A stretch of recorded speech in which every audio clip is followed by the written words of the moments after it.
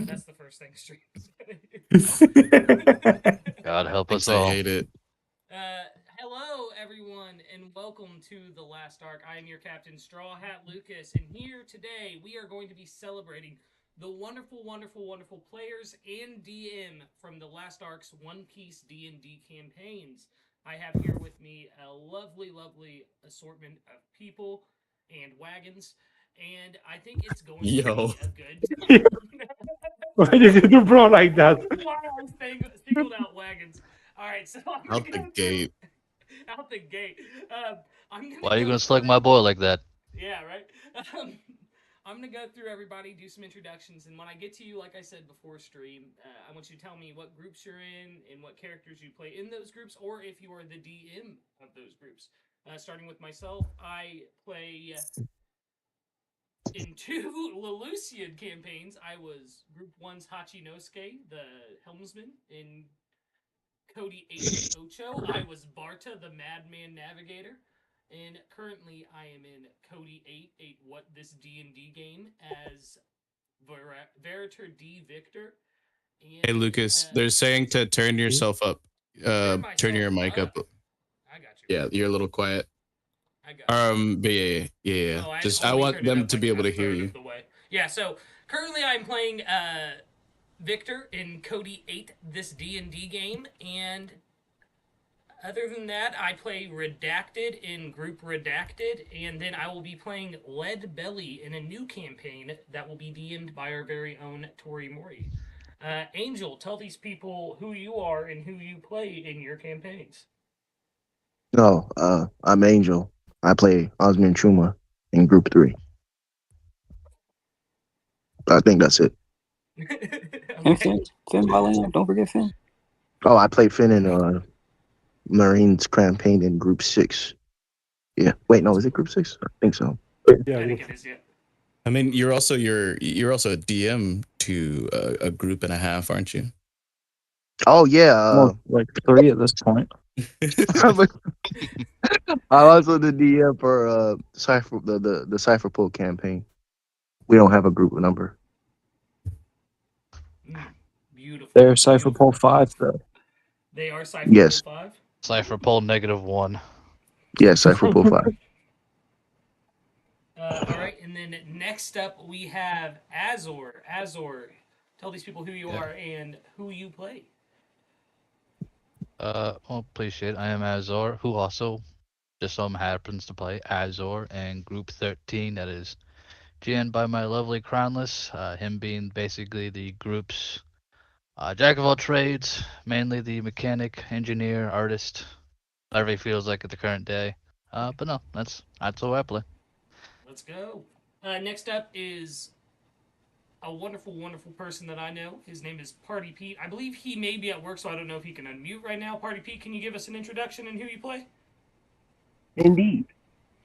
I'm Party Pete. I'm formerly known as Bangy Boom in Group 2. I'm also in the Cypher Pool 5, Pierre Lacroix. And yeah, those are the 2 that I'm in. Let's go. Pierre is... I need to listen in on the Cypher Poll group because I hear it's wild. Next up is one of the lovely, lovely DMs of our D&D in the Discord, and that is Mr. Blinkaz. How are we doing today? Yo, pleasure to be here. My name is Blinkaz. You guys can call me Kev. I don't really mind. I DM Group 3, Group 6, Cypher Pool. I'm doing a One Piece level 21 shot. I do an Avatar Legends campaign, and then I got a Pokemon campaign coming up. And I don't really get to play. Yeah, I don't get to play much. Every campaign I'm in gets. I was about to cuss. Not that every campaign I'm in gets canceled or put on hiatus, or it finishes. But yeah, I mostly DM. It is your curse. It's your curse to bear, my friend. Next up, we have Crownless King. Crownless, same. Why don't you tell people who you are and what you do? Lucas, turn yourself up some more. Okay. You can go ahead, Crownless. I'm Crownless. I am the DM for Group 13. I think I also play in Angel's game. don't remember my character's name. Hey yo. This I one is just call for him his Ink Boy in my South head. campaign. He has ink powers. It's great. Other than that, I am shambling Group 13 across the Grand Line. Let's go. Wow, we love that description. Yeah. It's not an inaccurate one. Don't worry about it. This Oh this- my god. This next guest just joined us as we were doing introductions, but this is one of my closest friends, my brother, my homie, Ornata Dan. Why don't you tell the people who you play? Hey. What's up, everyone? Me, Dan Dastard. I played Gilly. I played Sam Wood. But right now... Rip. I don't know why you had your introduction. I just saw Dan Dastardly. It's Dastard Dastard. Dan. And Yeah, he's Dastard currently, Dan. I play Nine Eyes, captain of the Nine Eyes Pirates. Let's go. And next, another Nine Eyes pirate, Mr. Tree the Wolf. Also, the struggler of the last arc. Let's go. Oh, he's muted. DQ, if you can hear us. Oh no, I responded as if I was not muted. That's embarrassing. Nice. I said, "Hey, what's up, ladies and gentlemen? My name's Dylan, or you can call me DQ or Tree. I have played Avery in Cody 8 the Ocho, and here's to hoping that one day I'll get to play him again. And I currently play Lynn in Cody 8 the Eaton. The Eaton? Hey man, I gotta differentiate them this somehow. D&D campaign?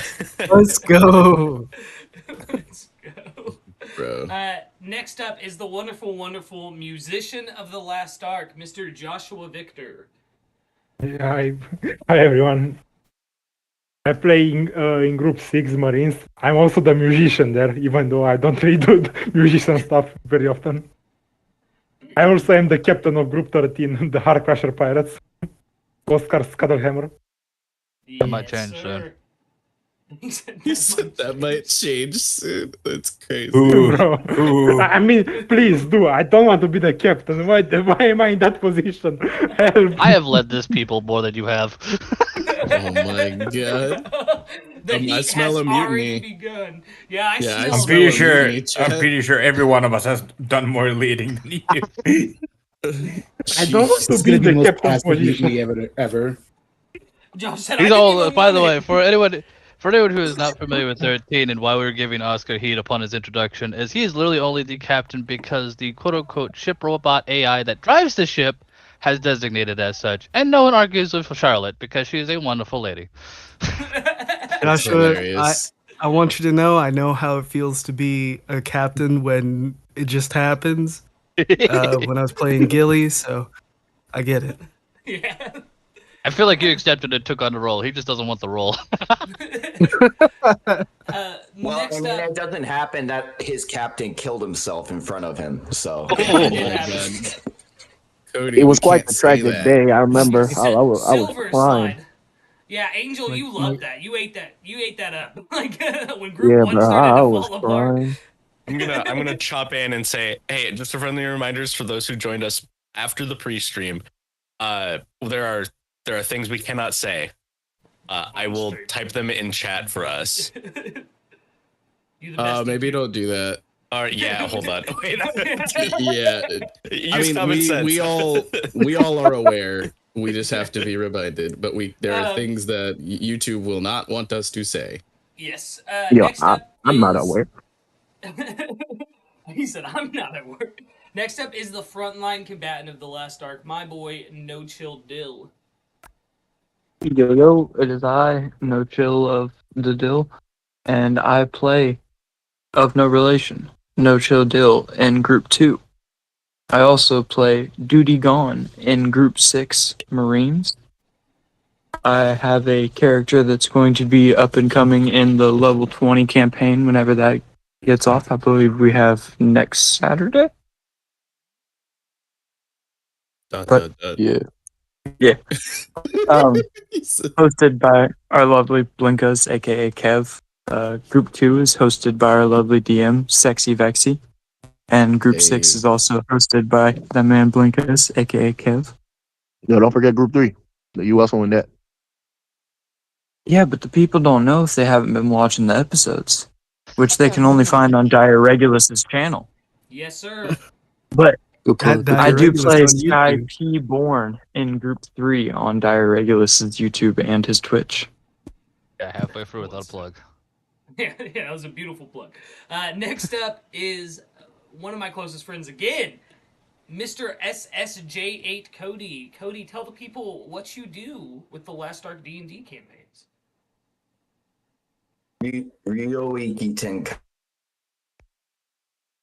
I'm live. Hello, everyone. It is I, SSJ Cody, Special Great Sorcerer of the Anime Manga YouTube Sphere, and I am here to let you know that I am the DM of Cody 8. Cody 8 what? Cody 8, this D&D campaign. I'm also going to be an upcoming player in the new Level 20 campaign hosted by Kev. Thank you for letting me be a player again for, like, you know, we don't talk about Group 1. We don't talk about that. We don't talk about Group 1. It was We might loose. today. We might a We little might bit today. Rule 1 of Group 1, you don't talk about Talk Group about 1. Group 1, yeah. TLA Oh Group 1, my it never existed. I'm here to have a good time. I'm not talking about Group 1, but Yeah, I'm hoping you're that right. we We all have a don't, great we don't stream talk today. about it. We choose to bite our tongues on that Yeah, match. Oh, come on Anyways, now. segue to the next person. Yeah, segue to the next person is the lovely, lovely Tori Mori. How are we doing today, Tori Mori? Doing great. Thanks again for having me on TLA. It's great to be here. I play Bao Davos in the wonderful Group 2. We just had an awesome bar fight session last night. And that's putting it simply. You'll have to check it out to see exactly what went down. Hint, there was a lot of 6 powers involved. It was really cool. Other than that, I play a Thry-Kreen grasshopper in my IRL campaign called 3sB Marks. And unfortunately, I don't play in anybody else's campaign here, but starting next month, I will be kicking off a new campaign. Most of my players for this campaign are actually here today. Angel, Cody, Lucas, and Josh. Shout out to Ragnar, who is not here but is also in the campaign. So thank you guys so much for being interested. Keep an eye out next month for when that will be dropping. And again, thanks for having all of us on today. Oh, it's our pleasure, brother. Our pleasure entirely. Next up is a man who needs no introduction, so I'm skipping him. No, I'm joking. It's vexyz. Hey, This sexy what's Vexy. good? It's your boy Vexyz, the Lurking Legend. Y'all can just call me Vex. I am the host of the DM and host of Group 2, Group 2 Solos, the Scarlet Pirates. Every Tuesday at 7 p.m. CST. We had a 5-hour session last night. It was pretty dope. Make sure you catch that over on my channel, link in the description. I am also a player in Cody 8. Cody 8 what? This D&D campaign. I play Renchi, who is a monkey mink / Okama, who is the cook of the crew and won't cook anything that has ever had fur or hair on it at any point in its life cycle. So no peaches, no kiwis, no. So it's pretty fun. It's a wild time. We love Cody's DMing, and I'm super excited for all of the wonderful people who have picked up DMing since over a year ago now that I hopped into the TLA community, and it's been what a wild year it's been. So thank you everybody for being here. You guys are absolutely goated. I felt like that action flick where, like, you know, I haven't DM'd in years. Cody, we play One Piece D&D. I don't do that anymore. I don't even go by that name anymore. But no, They laid me off the force. Before I go on to introduce our last two guests, I do want to celebrate 2 of our groups have hit a year. Group 2 has hit a year, and Group 3 have both hit a year. We're like we're hitting it. We're not quite there, but like at the end of this month, Group 2 will be at 1 year, which is crazy to think about. And at the beginning of May, Group 3 will be at a year. So it's very, very like wonderful that we've had 2 campaigns start up in the server that have gone on for over a year now almost. It's baffling to me. Wonderful. So next up is Wagons, why don't you tell the people who you play in your campaigns? Okay, yeah, sorry, I was having a kill the solitaire run. I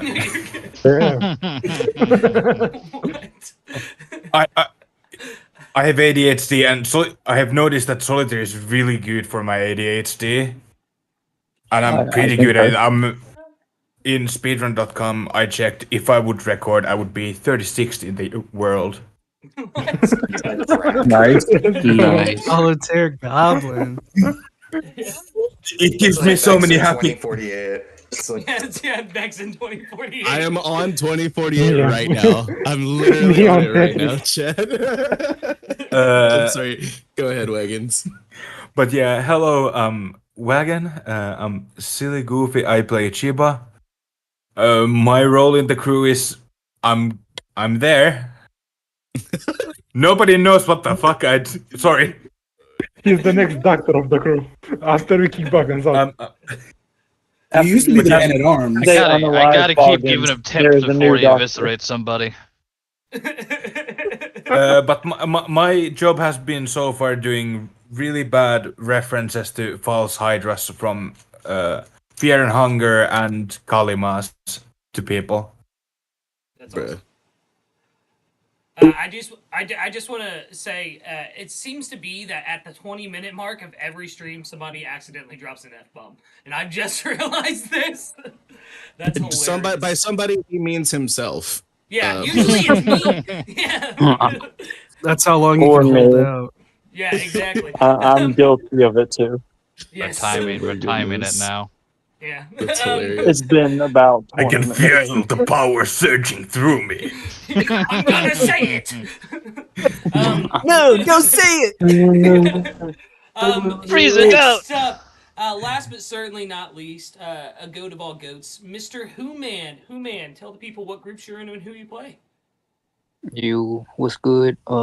I'm the one-eyed captain of the Blotto Pirates, Yujo. I'm also a Murray D. Sailor, Marine Ensign of Group 6, musician of Group 13, part of the Level 20 campaign, and Hubert Buble of Cypher Pole. Let's very long go. one. You got a resume. Roster. Yeah, he's got a stacked roster. That's a lot. Oh goodness. He's a pirate, Cypher Pole agent, a Marine. Nobody knows what this dude actually does. Yeah. a pirate captain as well. That's amazing.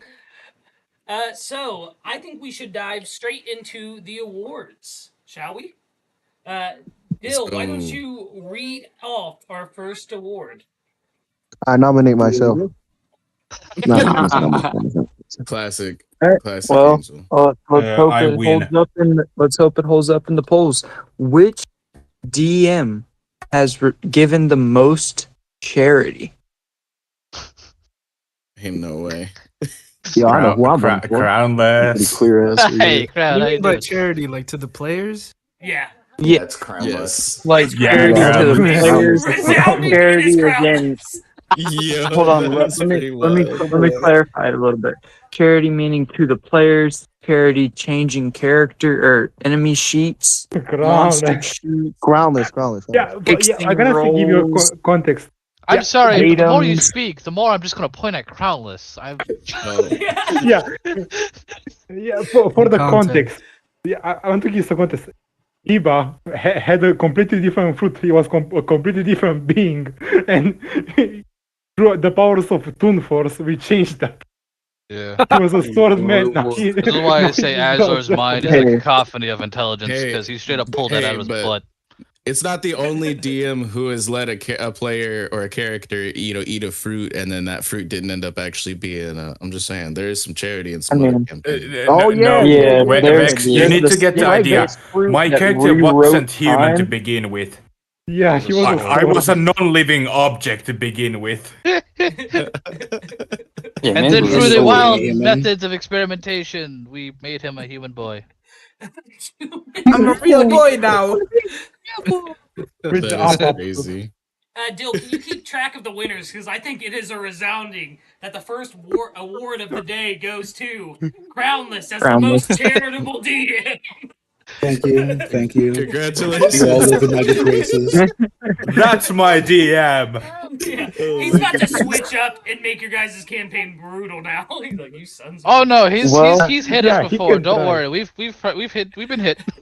Yeah, he can try. On that note, Lucas, we have the next question. Which group is given the least amount of DM charity?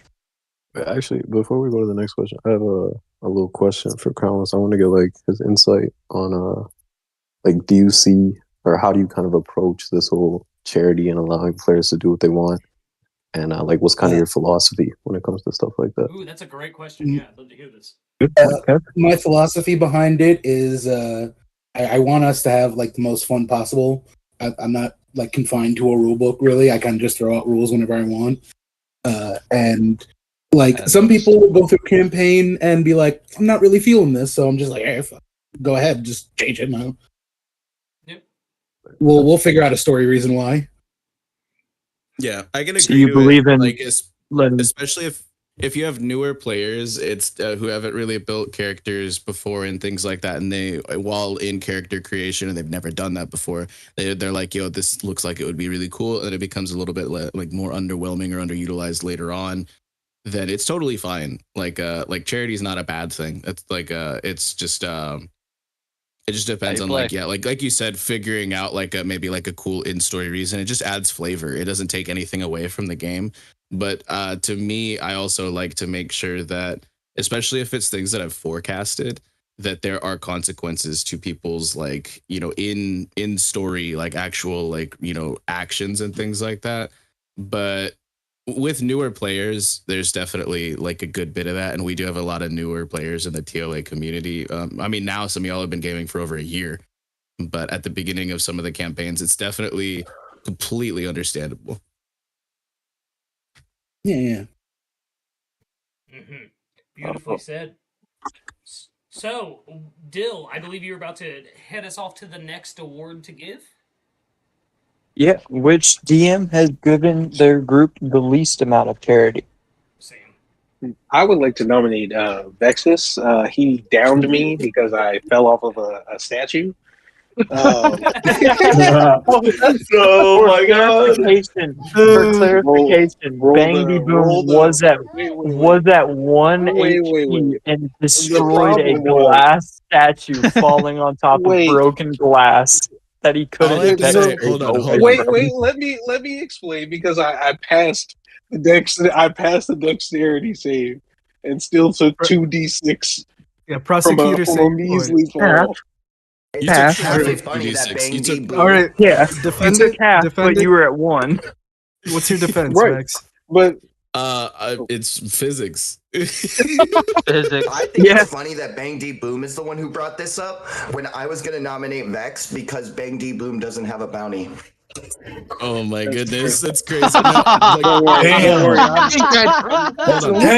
That's charity. I have to say one Next thing. question, rebuttal. That's a gift. All I have to say is, if people are nominating me, I totally get it. But y'all got the reasons twisted. The only word I have to say is Lord Azrael.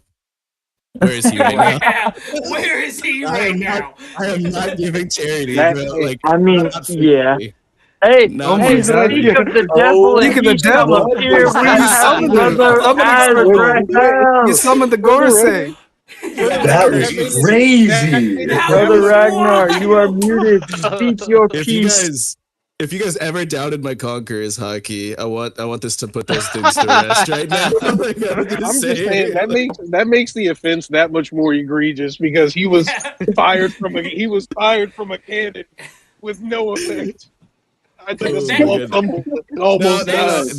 There was an effect to the cannon fire, like, but Next yeah, this was you're crazy. gonna fire yourself out of a cannon? Okay, I got you. No, see, but the Let's see thing how is let's see how the dice like that. Yeah. No, but That's Pete, how Vex I was said like, it. I was like, do I want him to just be like sent through a paper shredder because of this? No. What happened to physics? Hold on. This guy made his bed. He is a fish man. he's built for hitting the water like that. But like the thing is, I was like, if he's gonna shoot himself out of a cannon, we are going to play out all of the consequences. I didn't want it to just be like a quick snap and then like, all right, roll another character. You know, like no. There is a chance he can get out of this, but it's going to be a process. Hey, We're gonna focus. He should have been a fish-shaped firework in the sky, in my opinion. But you know, I mean, he did have bombs on him, and he got launched out of a cannon. We got to think about that one. I mean, it wasn't an ignition cannon; it was a pressure cannon. So physics. Yeah, that's more reason that the bomb should have exploded. No, it was in a vacuum, dog. Like, come on, physics. But yeah, Vex says I think Vex is guilty. Yeah, I mean, just I as don't the know. round It sounds was like a resounding it's win, it sounds going like on. Vex is gonna have a resounding win. I do have an alternate casting, and it's the Marine campaign DM Blinkas, aka Kev. Yeah, I would also agree to that. Damn. Yeah. Example? Yeah, personally, I would disagree with that one. I think Vex is a good number. Example, Kev, just as a DM, and more specifically in this campaign, anytime he sees a roll, he'll ask you, hey, you got anything you want to add to that? Even if the roll is very clearly beating anything that the DC would be. But he'll gaslight you, and then you're spending every resource you have. Gaslighting isn't a lack of charity, though. He's like, It's oh, completely you separate rolled a issue. 33. You rolled a 33 on this strength check to throw a character across a gorge. Okay. Did you want to add something to that? Oh, okay. You added devil fruit charge to it. Okay. Yeah, it's a +5 DC. Yeah, you would have made it without it though. Don't worry about it. DC 5, don't worry about it. It was like a DC 17. And he had a 38 at the end of it. No. But hold on, that's on you as a player. That's not on him. That's being a good DM, Hey, actually. No, I get it, but it's just the planting the seed of doubt in your mind. That's the least amount of charity. Blame yourself. That's 90% I'm of gonna have DMs to back it up. That's your own problem. If you don't have the confidence in your own abilities, that's up to you, my guy. Hey, did I ever state that it was my character that made the strength check? I didn't. Kev has this thing that makes you believe if you don't do this, you're going to die. I'd also argue that he gives different amounts of charities across different campaigns. I don't know why. I can't figure it out, but he does. Now that we have a moment, I want to introduce the two people who have jumped in now. Mr. Ragnar, will you please tell us what campaigns you play in and what characters you play? I'm in a lot of campaigns. It would be faster for me to tell you what campaigns I'm not in. Facts.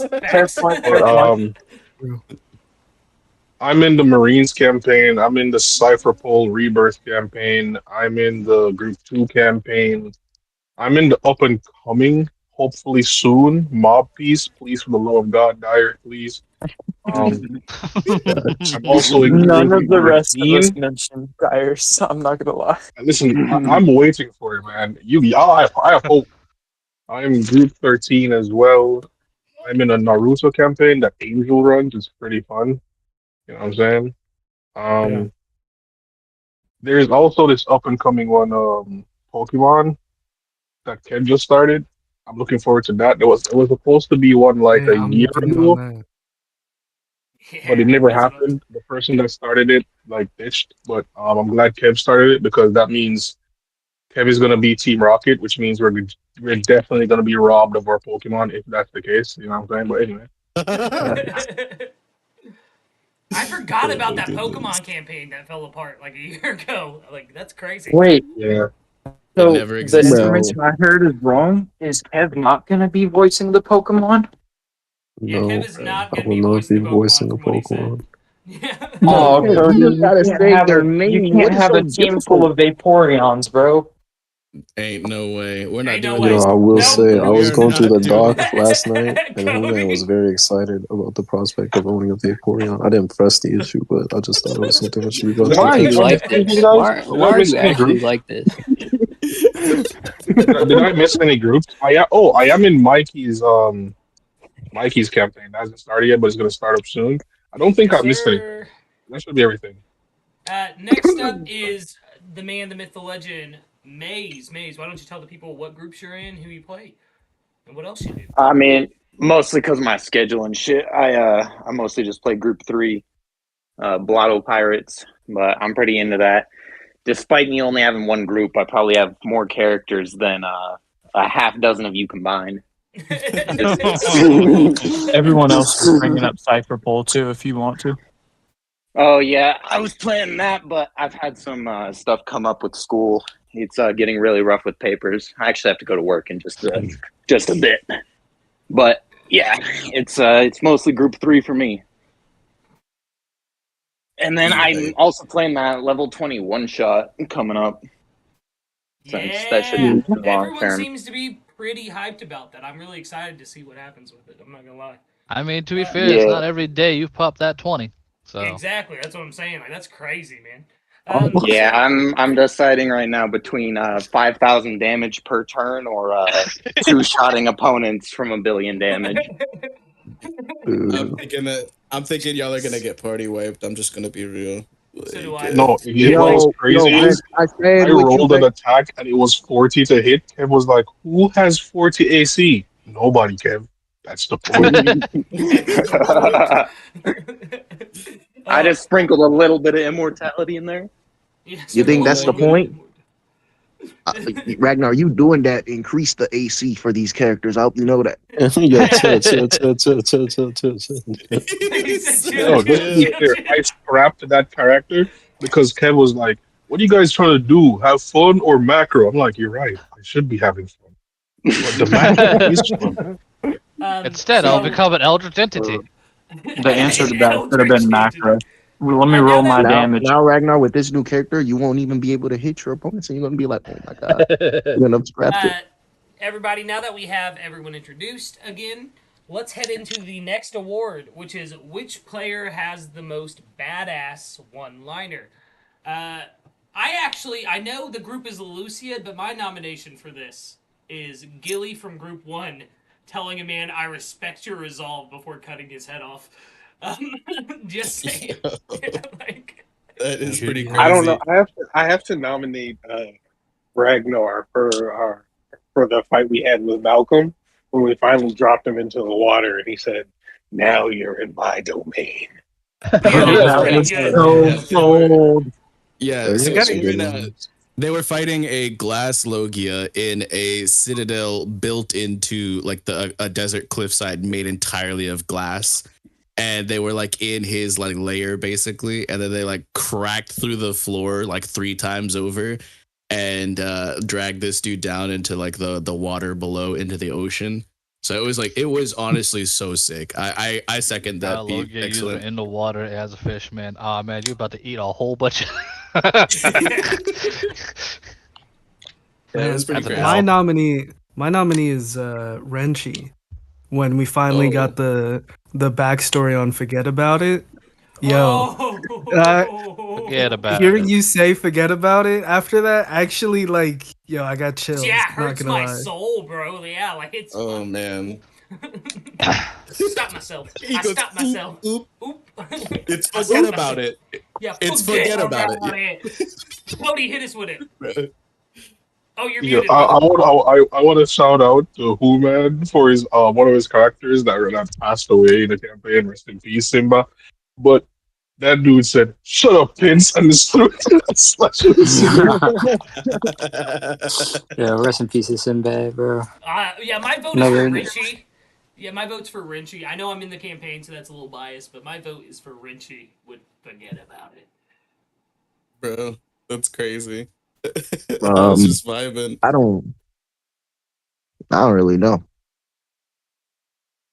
Are we down to our first chat poll? I will say there is one I would like to honorary mention from Marines as well. which is when Ragnelius was fighting Remus. He said to Remus, like, my entire life I never went all out, and then proceeded to roll like 6 crits in a row. Yeah, Oh, I do have His to honorable character had never mention. used Action Surge, so he just used Action Surge and just let the attacks fly. Yo, honorable mention. Step back. Real one though. Step off. Oh, Or Yeah, step step off. off. Yo. With 2023. Oh my god. Honorable mention. I do have Nine to I honorable said mention Kamehameha. Bang Yeah, D that is blast. true. It's time to have a blast. I agree. MVP in group 2. Yo, Yeah, that honorable was mention. Oh, the that back broke me. I have an honorable mention, and it's a Super Poco B Ghost Kamikaze attack. All right. The poll is This is live. an- I put the votes towards I respect your resolve. Forget about it. And you are in my domain now. Because that is such a cold fight. I will put an honorable mention to a player to Joss does 300 damage and goes, hey, by the way, can I make this non-lethal?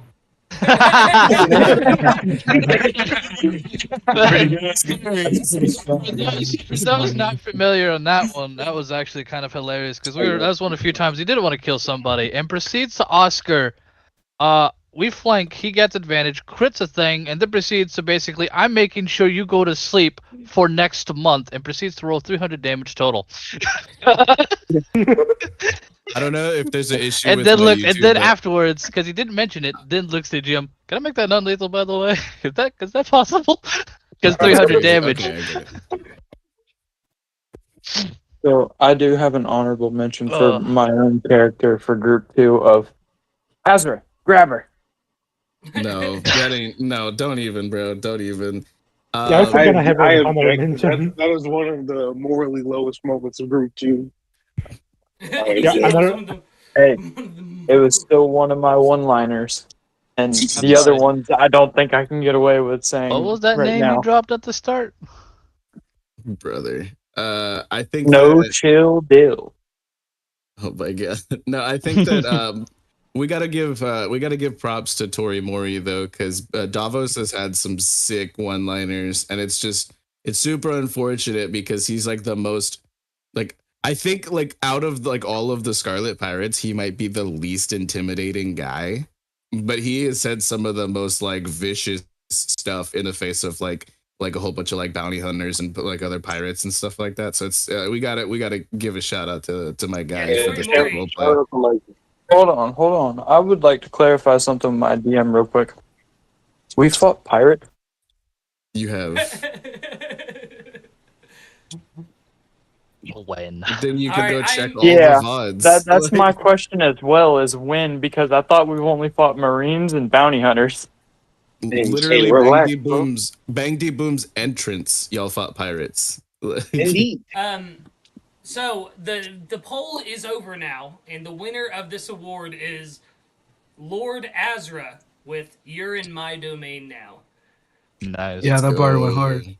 Yeah, For a fishman, that's a well-deserved. crazy line. It is. That's amazing, dude. Nah, Is the it first would have been funnier Logia- if both of them would have been devil fruit users. Oh my god. Very much. It was the first Logia they encountered, and if they had stayed where they were, they would have absolutely gotten like basically no diff. So like, It's crazy. Even if I wasn't able to use it, I would still do what I did. You really would. And confirm. So let's move right on to our next award, and that is which DM has provided the most suspenseful cliffhangers? I have a nomination, and it is for Vex having a cliffhanger be a giant Neptunian appearing behind Lord Azra as he is running away for his life and getting eaten. I'm nominating Cody, dude. Us walking in to Capital City in Bulma briefs, walking up to us and being like, "Hi, welcome to Capital City," was freaking insane, dude. West City. You're crazy. West City, my bad. Not Capital. Yeah, I said still you're think crazy. Vex Bruh, having the it's every Neptunian week. swallow It's Lord every Azra week, was though. just. Every week It's is like every that. week with Cody. Yeah. Every week with Cody, it is cliffhanger after cliffhanger. Literally, I agree. It Cody has does have some provided sick the most cliffhangers. suspenseful. It's not I has the most in total. I'm referring to like the most, like the peak. Which one was the most bro, suspenseful? we cliffhangered off on Akira appearing. Like That's true. We did do We that. cliffhangered off on That's like, pretty crazy. Garp. Like we Garp. Yeah. We've cliffhangered with Garp showing up in another part of the world. Have y'all I think our cliffhangered second to with birds last. being fake? Oh my god. Not I yet, did but do I'm that. sure it's I coming. did. I Actually, did do that. Actually, I actually have a nomination myself, which is funny enough. It kind I was of gonna is a say, nomination in two sports. Sorry. No, you're good. Go. But no, I'm actually gonna give mine to Crownless because your game is very, very relaxing. However, there's one particular instance. It's when you decided to have the audacity of having Charlotte be kidnapped, and you didn't think we were about to f around and find out. Oh, yeah, And you ended the session on literally our ship flying up towards what is basically Cypher Pole's like get Robin tower. And we literally chucked our boat at their tower because we were making sure we were going to get her back, and that's where it ended. I mean, if I could speak really quickly, like I don't know if mine are the most suspenseful because I just kind of try just because like I stream my stuff and it's just kind of like good for the platform. If I like leave almost literally every single session, I leave off on a cliffhanger. So I don't know if mine are the most like suspenseful because I like some of them. It's like I think it's a little bit forced sometimes, but I mean, what are you gonna do? You know, that's like kind of the meta. But there was a couple like when a cliff fell on top of the entire party and we didn't know what the damage roll was or who had passed the DC. So these guys could have literally been walking into the party, like into the next session with completely new character sheets and they didn't know. Yo, I to be got fair, he another just nomination. collapsed a building on top of us, and Isn't that a cliff falling, not a cliff hanging? Yeah, I gotta- well, that's like a that's Yeah, happened I think- twice. It's happened I wanna twice nominate in one my from campaign. Cody. I think in I'm specific. seeing a pattern here because he dropped a building on us yesterday. So Yeah. This is the third time actually that His I've ability, done that. his favorite abilities is Rocks Fall. Everyone dies. Yo, I'd hate to see I what would Vex broke the does boat with the by Sims. throwing it. Yo, Sims is crazy. Yo, I'm gonna have a nominate Kev, the Marines campaign when the entire I was party gonna say was the same thing. yeah, the entire party was wiped out. I was the only one who could escape. Yeah, I was that gonna say the shit, exact same thing, actually. that shit was insane. That But was I was gonna scary. go. Because everybody main was deal is- passed out or like kidnapped. It was bad. Yeah, I was gonna I nominate was the Kev only for one who different escaped in the reasons. Yeah, I was gonna first nominate or something the else. first as well. person I could see was Akainu. Yeah, that End of was session. madness, true God. madness. I've started a Yeah, poll to see who has the best. I would nominate Kev for Group 3. It was a moment where we were on, I think it was Bollywood, and Chuma had this pet bull, and he was left him on the ship, I think, with one of our NPC crewmates, Kent.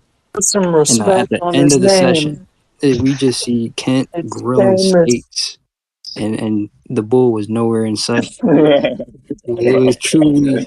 I need to nominate one other person. And Gut Pete, you suspense. can vouch for me with this.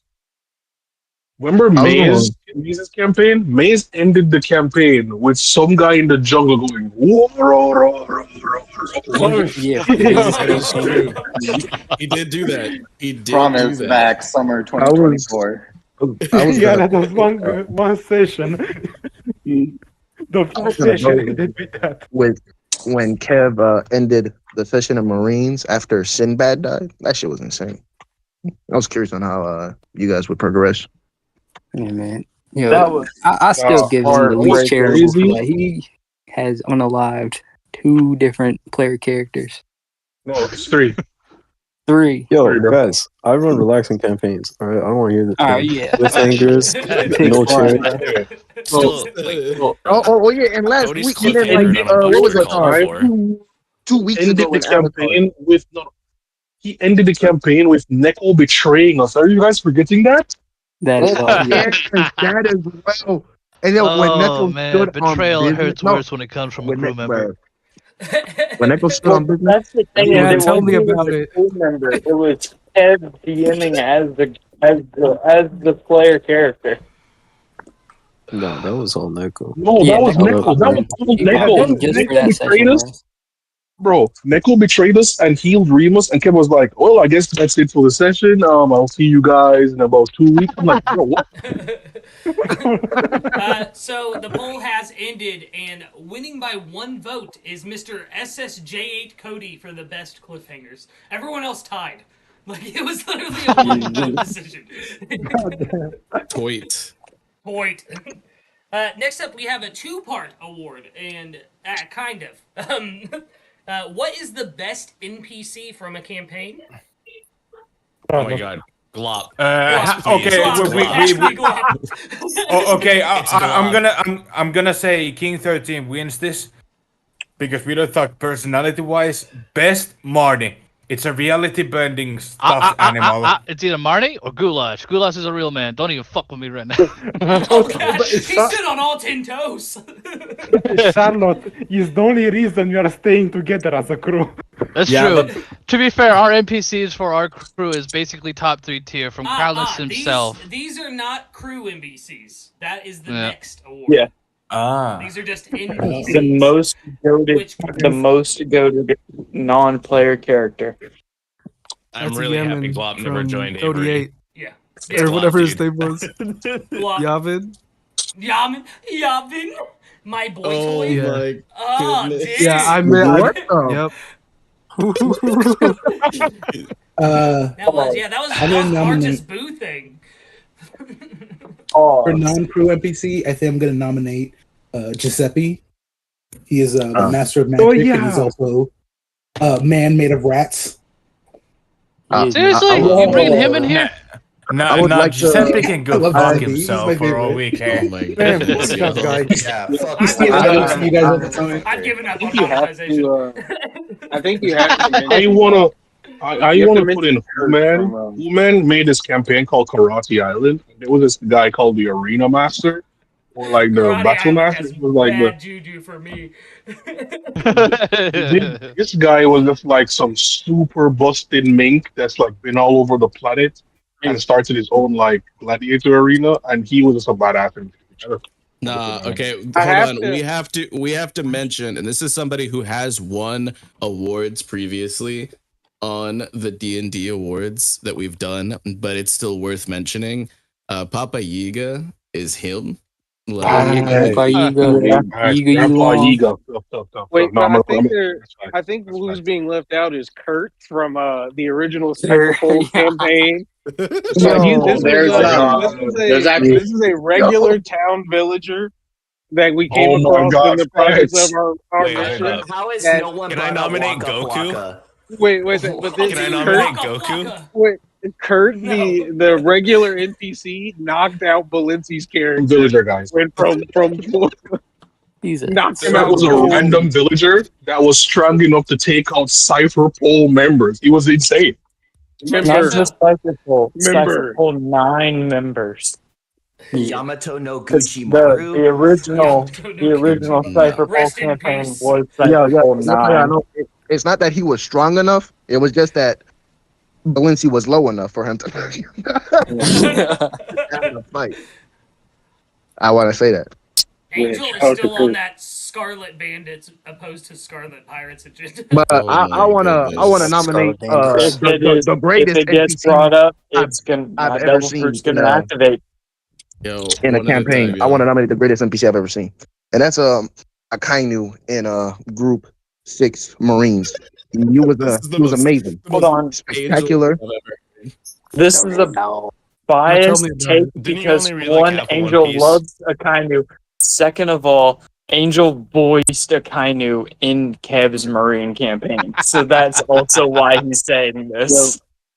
Jerry has to take the nomination. He is but a humble shipwright that has fought off waves of Marines. Okay, so He just fixed Davos' finger like it was nothing. He did do that. that. Yeah, last night. I can only have 4 nominations. I have Giuseppe down because someone was going hard for Giuseppe. I believe it was Crownless. Glop's been in 2 campaigns. Nah, Giuseppe can suck it. Although I might agree with my players. fuck it, Bobbins' Danzo. waves. No, we have to nominate Danzo. He's a chicken. Oh yeah, Donzo. Bro sacrificing Yeah, himself to a Donzo is tiger kind of for a goat. Who-Man's character. Yeah, he's sacrificed for So Human. I have Glop, Papa Yaga, No. and Gonzo. Yo, Grandpa, you got going in again? Ain't no way. Jerry. The goat.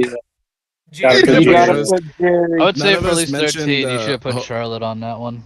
You Hold missed on, out. none of us non-crew mentioned- NPC. None of us mentioned Cube, the one that Cube voiced, Ranks. Ranks. Yo, rest in peace to Ranks. Oh, my man's died at sea. Ranks, Hold on. should Ranks be the 4th contender then? Oh So you what are Ain't Yeah, no Ranks. way. I'm gonna start Oh the my poll God. now. That's crazy. So since Grandpa Yiga's on it, I got no choice. I'd but like to put vote. up an honorable mention of Seamus the cow. That thing is a whole plot point. We are going to war over that cow, and the funniest moment in the entire campaign is when Chuma pet Seamus, and Kev went, "Seamus pets you back."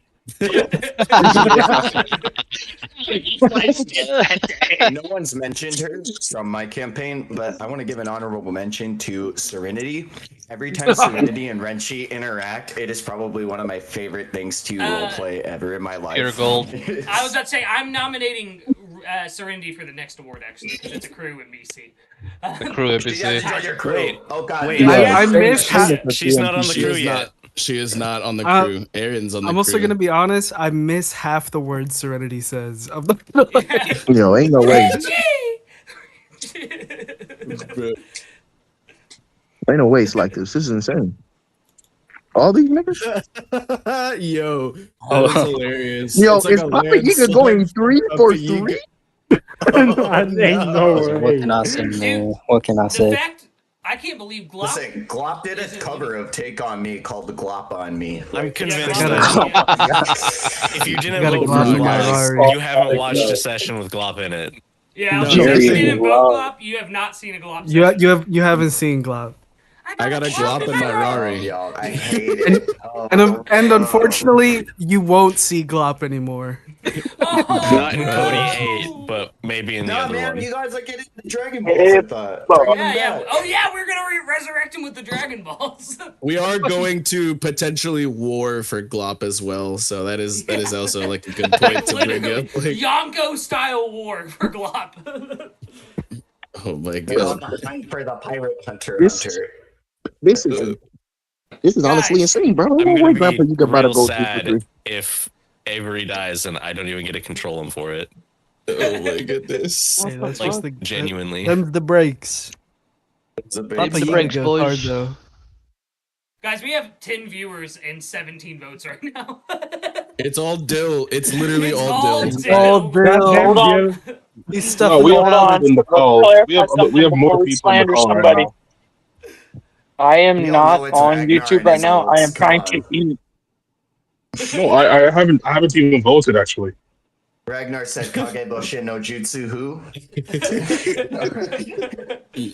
Alright, I'm gonna end the Yeah, poll at this is 18 honestly votes. A landslide win for Papa Yiga. This is insane.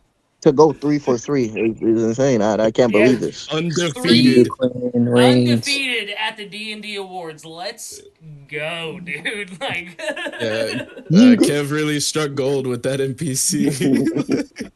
Hey man, I gave him that. No, Myself and no one else. I made him. Oh my no, but like literally watching that session, I've watched that session again. Like I watched it live. I have gone back onto Dyer's channel and rewatched that session because some of the one-liners were so hilarious. It was actually funny when he's just like, "Yeah, after I just Papa, you go. decimated you, your character, and everything you could ever stand for." Like you know, No, it's when he looks at Yiga and says, so hard. "Yiga, you worthless piece of shit. What's wrong with you?" dude, it is solid gold. I love that character so much. Next I'm actually up curious. is Real quick, Oh, before go we ahead, jump Kev. into Yeah. the next character, I had a question for everyone. I guess, like, what part of NPCs or player characters, or just like D&D characters in general, make them appealing to you guys? I know this is kind of like a broad question. I thought it would be good to bring up with the whole for NPC me, thing. it's the voices because like Cody is like the main man who's been DMing for me for a year. It's the voices he does, man. Like when he first came in as Glop and was like. And if I eat my Shit out of mic, his that's mic, the appeal. yes. Yeah, I was gonna say that's the appeal. No. Like, it's I think so for good. me specifically, there is something to be said about characters that have like an ephemeral screen time. Like they are not like ride along and like you know affect you across multiple arcs and things like that. Like there's like your Laws and your Kinemons who ride with the Straw Hats across multiple different islands, and then there's people who are on one island or in one town and somehow still affect like the brand of comedy or like the style of the entire campaign in such a small impact, like such a small amount of time, making such a big impact. That's the appeal, I think, to like a really well crafted NPC. I knew a well-crafted NPC when I first heard Akainu's voice in your Marines campaign. Oh my god! Yeah. It was The spectacular. An actual introduction for myself. I like it whenever you get to the DM drops hints about a character's backstory just through kind of interactions Conversation, with players. Yeah. And you'll find out something that you never would have known just by looking at the person. Like The Jerry. same thing for me personally. When it comes to like NPC, I like when it feels like before they were introduced to us, there was a life that was going on. Like if they hadn't met us, like there's a history to that character's existence. Like for me, one of the best things that happened was I can't forget this one. It's on my memory. We had a Davy backfight in the first episode, and it was like pick who you win because we won the fight. And at this point, I said, "The vice captain, give me the vice captain." And the vice captain walks over towards the bridge between our boats, and he says, "Goodbye, Dad." And we lost our shit. We lost our minds. We were like, That was "Wait, true. the captain is his dad, bro." It's like it just makes the whole situation just way more impactful and shows you how important Davy backfights. It just makes the whole scene better. So That might be the NPCs hardest can have mic drop. a drastic impact. Yeah, that might be the hardest mic drop I've ever had as a DM. Like when I literally did that moment, that was crazy because I kind of improv that. I'm not gonna lie. No, we all loved it. We all lost our shit. Absolutely. It's those little things that breathe life into like the NPCs that breathe life into the campaign itself. Absolutely. Yeah, I was The gonna. best part of an NPC is like I like when players put into them and they tend to grow out and become their own entities in a way. Like Glop was just meant to be a haha, I'm a one-worded goblin, and now he's become an international superstar. Yeah. I kind of like That when they did take a happen. life on their own. Yeah, Crownless, you were about to say something. What was it, boss? Yeah. I was gonna say in the aspect of creating voices, and I'm pointing at all of Group 13 right now. Anytime I make up a One Piece laugh, these wild jackals laugh at me and cackle at me. This was something I was going to plan to do later. I would love to hear some characters' laughs. Like, I will say for like if I may, from Crownless, while he's on top of that, I will say for most part, because I'm only part of Group 13, but I say almost any NPC that Crownless comes across that actually has like a force of personality, definitely backs up a lot of like I like somebody who can actually acts like themselves while they're being with you, instead of somebody who feels like they revolve around you and your choices. Yeah. I like somebody who gives me input, and especially when Crownless does, like, yeah, his NPCs are all they're all very forceful. They either like you or they hate you. Yeah. I was gonna like. Sometimes it kind of does feel like the NPCs, just like friendly critic, are kind of the one note. You know, there was this whale fishman who I roomed his hand off, and we basically beat him to death, and said, "Hey, dude, we're just gonna let you live," because and Fishman Party he is crazy. couldn't take the hint. They You turn them they into are cubes. forceful personalities. So I would say, Crownless, you do a wonderful job at basically making sure that your boys are either do it or die by it. Yeah, I was gonna say, I think this is like especially true in One Piece D&D, but being able, like, as a DM to do these canon character cameos, it really, I think it has a like what Vex was saying with presence, and what Ragnar was saying with like having a story built up outside of the campaign or outside of the crew, and it allows for levels of world building and character development that you wouldn't normally see, and at the same time, yeah, at the same time, it fleshes out a lot of characters too. Like, you can get so much out of just having a character. Like in my Marines campaign, there's a couple characters that are obsessed with Garp, and that's probably because their player characters are obsessed with Garp. But then you have those moments of like when Garp actually shows up and you get to interact with him, and it just adds like a level of, I think, like, You're meeting that realism legendary and, hero for the first time. Like, oh god. yeah, genuineness. I mean, let's to the- face it, to the Garp is campaign. hot. Because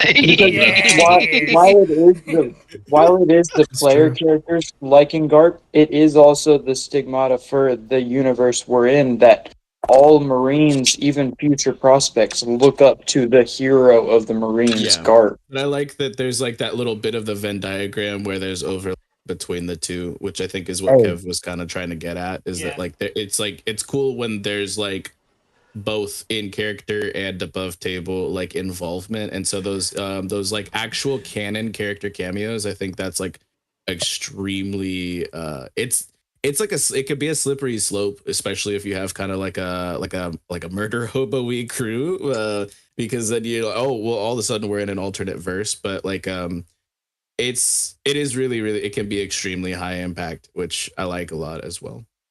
Speaking of alternate verses, I think you should give us another thing with Vegapunk. Okay. I'm sorry. Vegapunk should bring it back. So we're gonna move on to our next award now. It is the Yeah. best crew, the goat of all goats, crew NPCs. I'm gonna say this real quick. Goulash. All right, hang on.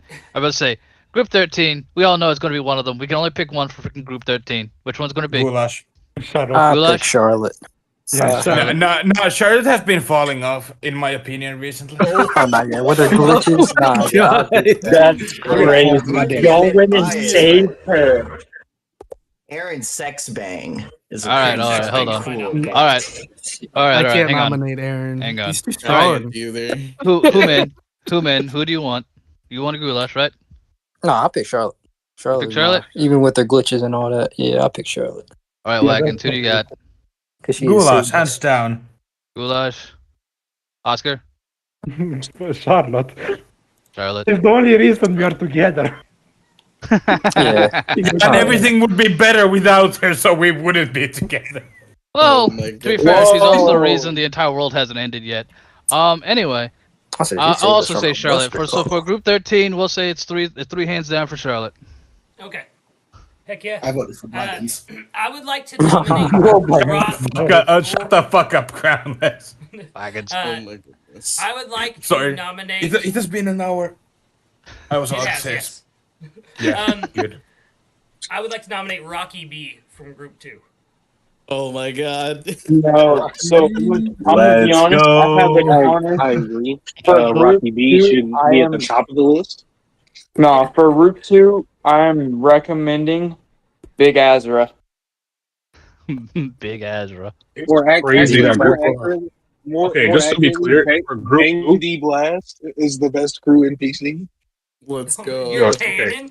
for group Canon two, of it it. has, for me, it has to be Ragnar. Then. I don't, Oh, yeah. you're right. Always has to be Ragnar. No, You're no, right. no. No, I take back my I have vote to for Big Ass. disagree. You know, Ragnar Den has been riding on the glories of the past for a long time now. We ain't seen or heard from Ragnar Den in a minute. Nah, Step Ragnar aside, had old one of the man. most goaded moments. Ragnar had one of the most goaded moments with "He's fine, he's fine." Like, That's what I was Yeah, gonna that was ask pretty Ragnar. recent. One of the Above table, does Whoa. Ragnar respect Ragnarden's decision during that moment? absolutely, he does. Like that was like the Wait, most Ragnar. That was the decision to most do what? Azrael coded. So that's what I'm saying is, does Ragnar accept it and acknowledge it as, yeah, it's Ragnarden? Because I Yeah, understand when the whole Ragnar then aspect. said, "I'm fine, I'm fine." Yeah, he's fine. He's fine. Yeah, because that's exactly what I would expect from Ragnar. Then the same thing I would expect from like NoChillDill. Be like to be assuming that I'm fine. So far, the nominations are Charlotte, Ragnarden, Aaron Sexbang, and I need one more. I would nominate Vasily from Group 3. Probably the best bard of all time. How do you spell that? Goodness. Look out for the Vasily. It's spelled like Vasily. Yeah, Vasily. That's Yeah, basically. But yeah, look out for the Blotto mixtape coming out later this year. Man, I was thinking of Vasily too, but I actually would have gone with Kent. Like just Kent. the whaler who like eventually became. Kent fell off last session. Too. Hey, bro, I know I don't blame Kent for that one, bro. I don't. No, I don't either. I blame two people for that one. The joke with the stakes and shit like that, like Kent has given me some of the best laughs, but he also like has great motivations against like our other former crewmate. Like I don't know, Kent's actually really compelling to me. Yeah.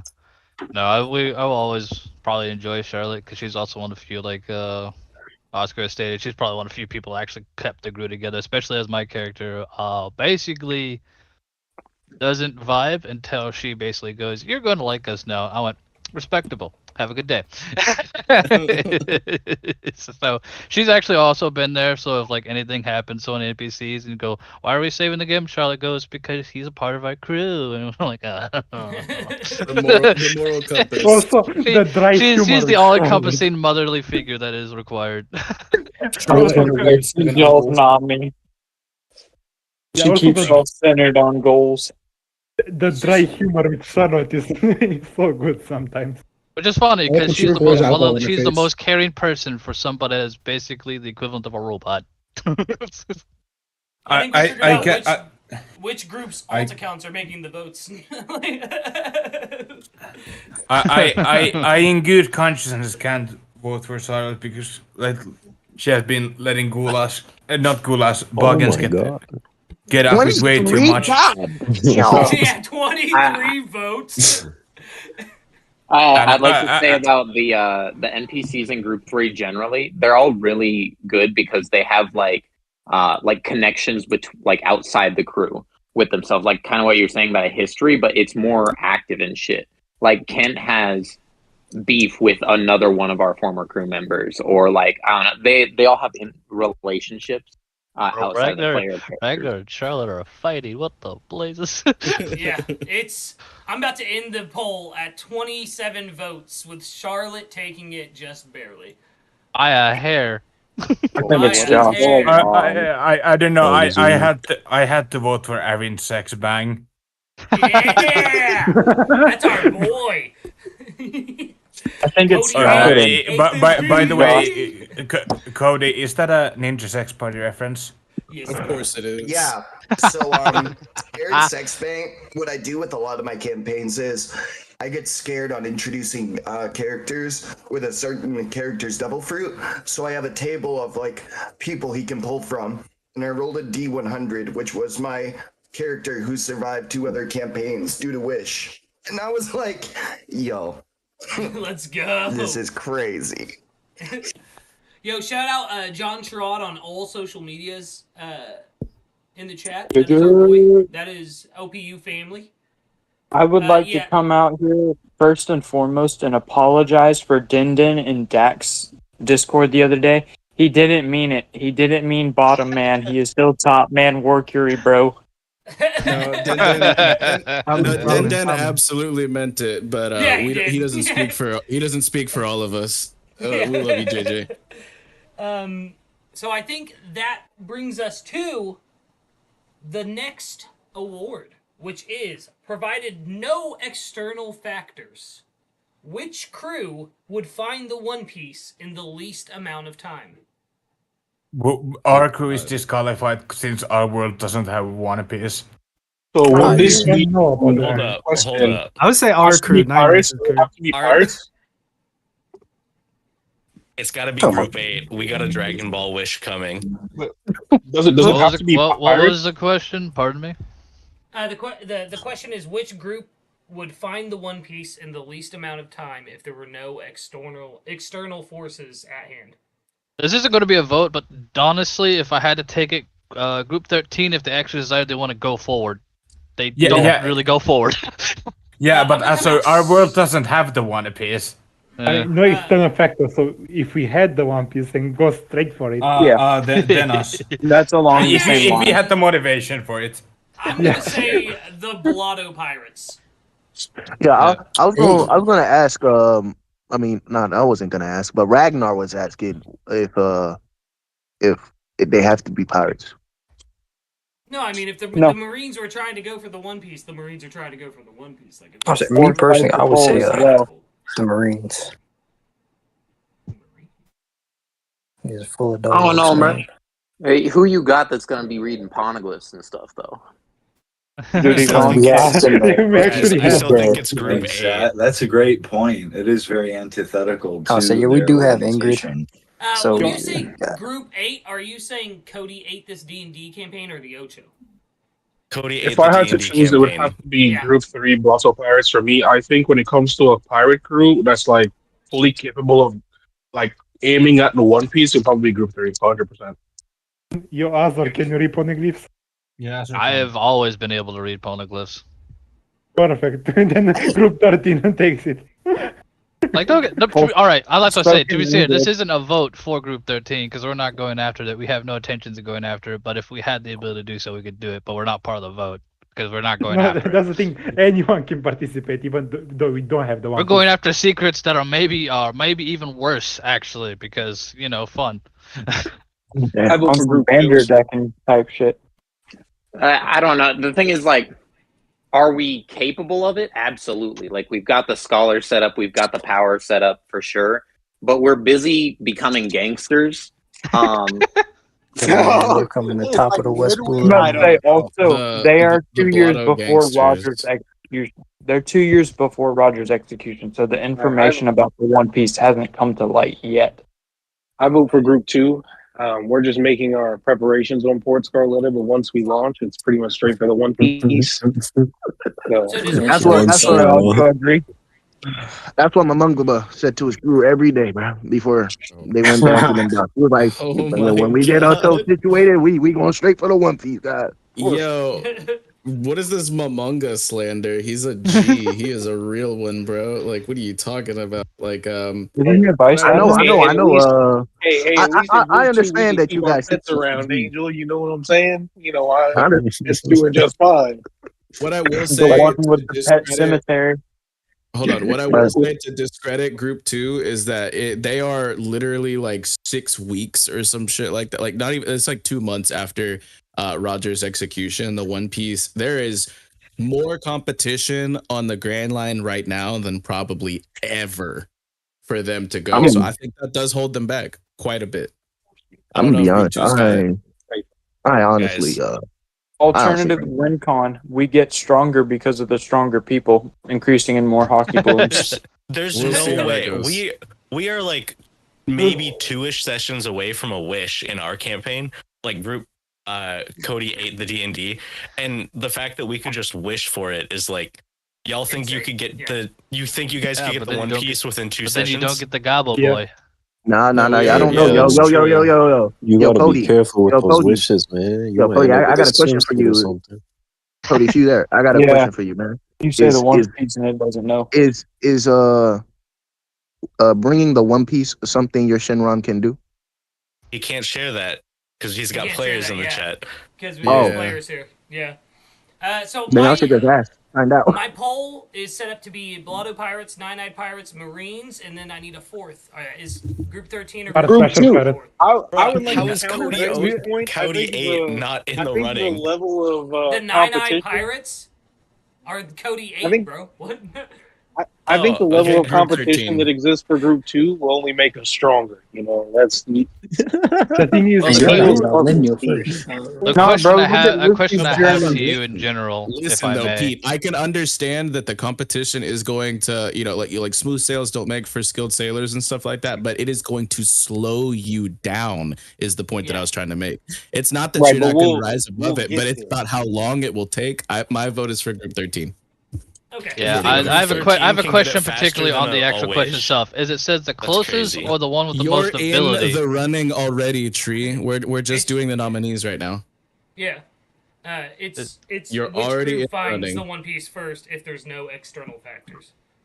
I'm saying I Meaning didn't even no know there needs to be a Marines, poll. I think basically. it's So I mean, so pretty even if we obvious. don't have it, it means It's a crew that can do there's a it. poll for it because we're doing an award show, Tree. I think It's for 13 engagement. 13 would be in the running in that Yeah, question. Then. 13 would absolutely be in the running. It got me tripping because we weren't But polling for no. the first All year. right, I'm gonna say now though, no alt accounts. Because it wasn't. Because that's crazy. It's because it wasn't highly disputed. Yeah, it was everyone going crownless. and then Yeah. I'll some stopping.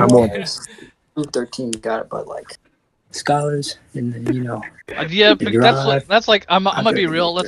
I'm gonna do one thing in general. Group 13. Group 13 is actually an investment of half their squad is actually intelligent individuals who actually know the lay of the lands, know the lay of the seas. Actually, we have multiple poneglyph readers, as well as I'm pretty sure Charlotte's basically an IOU to it anyway. So. And then the other half is player crazy. characters. No, it's more sort of fact of Oh my god. Our crew is literally too lazy to care, but if they actually wanted it to be a goal that they wanted to achieve, because the One Piece is probably not an interest to them, because no one knows what it is. Yeah. So Group 13 isn't interested because they don't know what it is. Now, if it's like promised, like this is going to be an absolute treasure, like worth like a bunch of berries, maybe. But unless we know exactly what it is, Group 13 doesn't really go after too much of anything. So. Yeah. That's the same argument for Group 3, though. They're 2 years before Roger's execution. Yours is the knowledge of. Even if we knew that it Man, this existed, voting is scuffed. we'd This probably voting's still not scuffed. go after it. Y'all think you're faster than a magical wish? That's crazy. Yeah. Yo, I didn't vote for your magical wish. I'm sorry, a because that magical wish. You're not even may sure that be works. possible. I was about to say, Hey, does your hey, one just tell me you're hate D&D voting. character, Like, come on. does your, You gotta does use your better One Piece metrics. D&D character understand the powers of the Dragon Ball universe? Yeah. You've got to use better metrics. explained I it. think I think that Nine-Eyed Pirates could do it because the crew is strong and actually focused on getting the One Piece. I would say I'd probably I still vote for 13 because hey, it's my homie squads. But no, I'd say for the point like anyone else probably has a better chance because you can actually go after it. We don't Homie care. just said I voted 13 because they're my homies, not because He's you in believe 13, they could. bro. That's I mean, but crazy. if we go with I am well aware of the potential of 13 and it's both of creation and destructive abilities. I am well aware of what they could do. Because they have Josh. Hold on. We should not be scrutinizing anybody's vote right now. That's the reason there's a poll. So I think that we should just be fine but with whatever the results are. Also, Which if we go with the is- wish argument, couldn't we just say that wish group wins all of them because they could wish they had the most captain person ever? I gotta be honest with y'all. I have an intelligence of 6, so this wish is about to get real stupid. Hold on. There's not even a guarantee we get the wish. Like, Yeah. True. there's Yeah. multiple other people competing for wishes. So I don't think Even that's a great that as metric well, either. I'm pretty sure last session we decided as a crew that we would not wish for the One Piece because it makes for a boring adventure. We did agree on that. You're like Luffy just destroying a log post. Screw that. Yeah, it's like Exactly. it's like if The Luffy question asked was- Rayleigh what the One Piece was. There's a reason but why he without didn't. outside factors, I think that might exclude the wish as well, because that's an outside factor. That said, though, we do have multiple people with hockey on our crew. We do have some very strong fighters on our crew. I do think that. Dog, I got a Dragon Ball locator. What do you mean? Like, that is not an outside factor. It is. For now, Rob, I mean, there's like probably saying a question. ship is an outside factor. You don't what get to use crew your has the ship highest on the One potential? Piece. We know where Tree voted, but what does the rest of the poll dictate?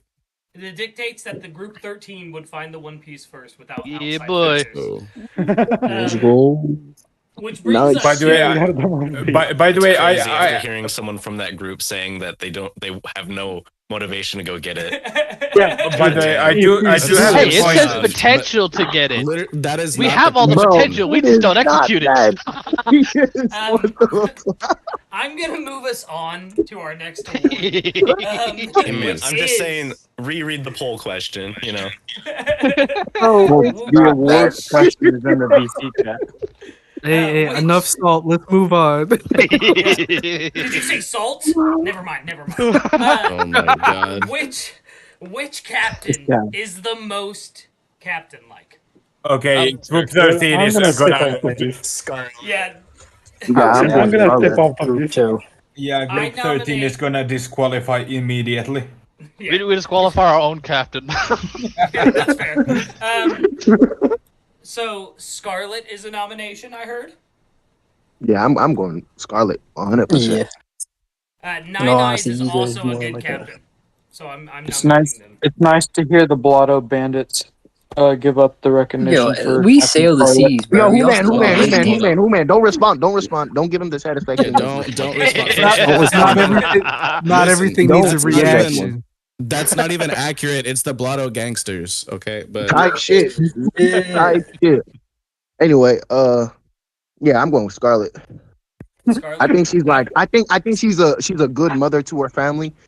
She treats her children well. The Scarlet family is even into it, Angel. Bro. Oh my god. No, Josh, Scarlet does not win no contest because I also nominate Nine Eyes because Nine Eyes is a phenomenal captain. No, Scarlet's. Nine Eyes did lie to us as a crew, telling us where we're going on our our first trip in the Grand Line. We did get I didn't lie. to. I said where I wanted to go. That is true. Like, yeah. I would also never like to tell me the nominate odds. Before Angel and I started co-DMing Cypherpole, Angel would DM the original Cypherpole campaign. The players were me, Human, Balenci, Pete, and Ragnar. And I was playing the captain of the squad, the steely-eyed, gunslinging secret agent by the name of Berlin. And I would like to say that she was the best captain I've ever seen in any campaign. I would like to nominate her. It sounds like some personal bias. There's no personal bias. Yo, I'll tell y'all right now.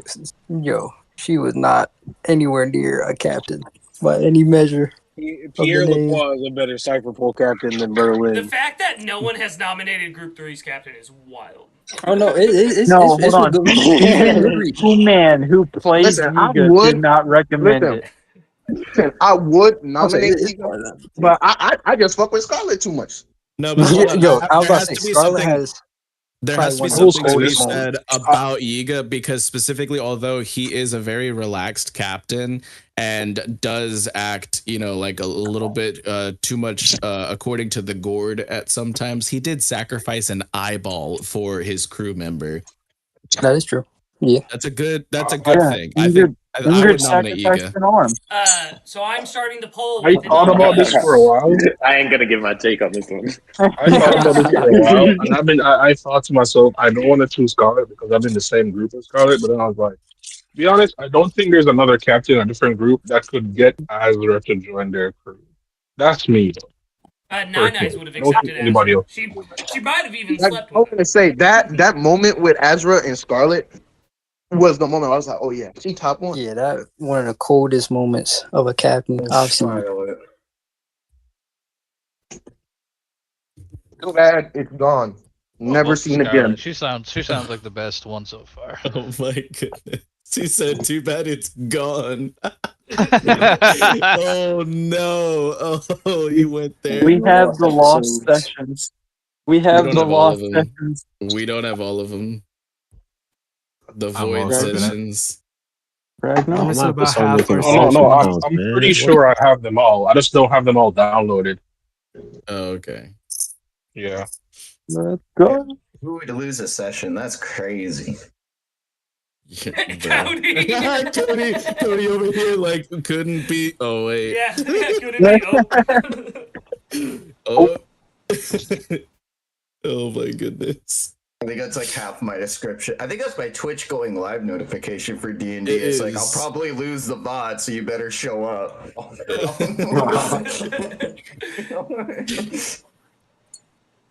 Oh Yeah. my goodness. I'm gonna Scarlet end the is poll right now with a Bro, what? 69%. Nice. Scarlet. Nice. Nice. No. Wait. Why did you put in Berlin Berlin? didn't get any. Don't kid Dude, yourself. I Kev. had a chance, man. You should have kept it off. Yo, Berlin's I would You'd have to make 10 more alt. Berlin pretty much personified incompetence. I don't. Yo, think one more word, and all your characters are dying like campaign. Look at you. Man, and y'all wonder why I said he gives the lead charity. Yo, Terry, can we give an award for the person who demands $50 for the most petty stuff? Oh yeah. Oh yeah. Kev, this is also you. Oh, you want some information? Pay me $50. Yeah, I straight ripped that from him. I literally ripped that from him. I started doing that whenever my players, aka Dill, start asking for charity. This explains why I've yet to hear it from Vex. Yo, Dill. Hey, don't put things like that into Krampus' head. We're gonna go broke. Dill is basically the Santa that stands outside for Salvation Army ringing the bell when it comes to asking for Let's also clarify on this tape. I'm the one ringing the bell for advantage rolls, and I thank you. Okay, but let's not put things like that into Krampus' mind. We are all gonna be homeless by the next. Alright, I'll be real with you. Crown can't do that because looking at his homework, I can tell you he doesn't reread his own work, much less I'm going to pay him for it. God. So next award. I love you, is Crown. going- I really do. Yeah, we love you, Crown. I Is don't going to proofread. be which first mate is most first mate like? And I'd I would like like to to- nominate Renchi from Cody 8 this D&D. Wait, am I the I first want to mate? nominate Barta. Thought Victor was the first mate. Is Victor the first mate? I don't think we've ever stated it. Hold on. Let's I'm the ask cook, dog. Nine Eyes. Nine Eyes, who is your first mate? I'd like to nominate Azar. That's a hard question. I don't want to answer anything. Excuse the fuck out of me. Right now. Listen. I got a joke. Probably Renchi, because No, I Renchi got a is like joke. the most ride or die. Nine Eyes' first mate is absolutely Waka. That's what I was gonna say. He's a side piece. He's not even on the crew. Yo, I gotta. It's in like. Never mind. I think there's a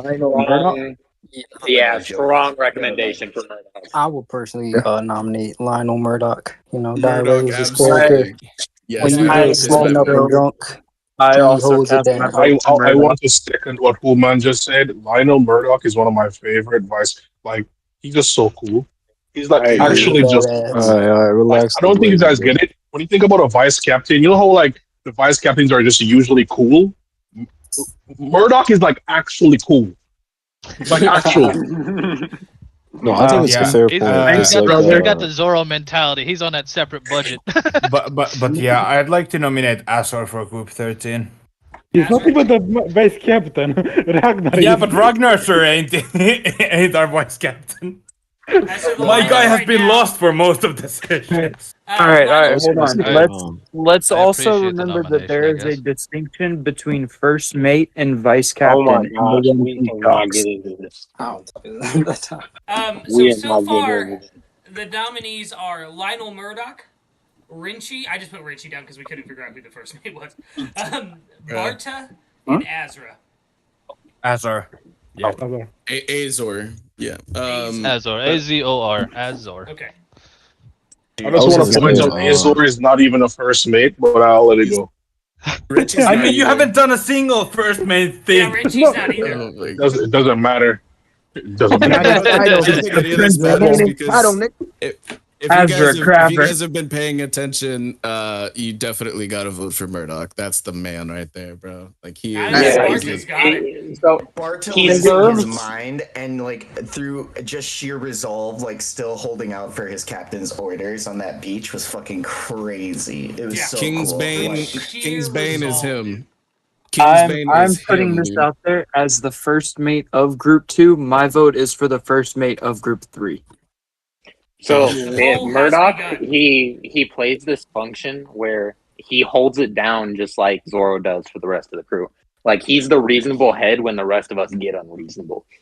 Yeah. Which is always whenever your captain is a drunk. Yeah. See, Dill is fun, but Scarlet is also fun, so they don't really like contrast each other. It's just like most reckless situations get more reckless. But That's otherwise, true. Dill is a great first mate. No, I think that the dynamic between the two of them is that Lord Azrael is more chaotic with Dill and more more lawful, I guess, like typically, or like with Scarlet. So this first mate actually makes the crew more chaotic and less grounded, oftentimes. Right. Yes.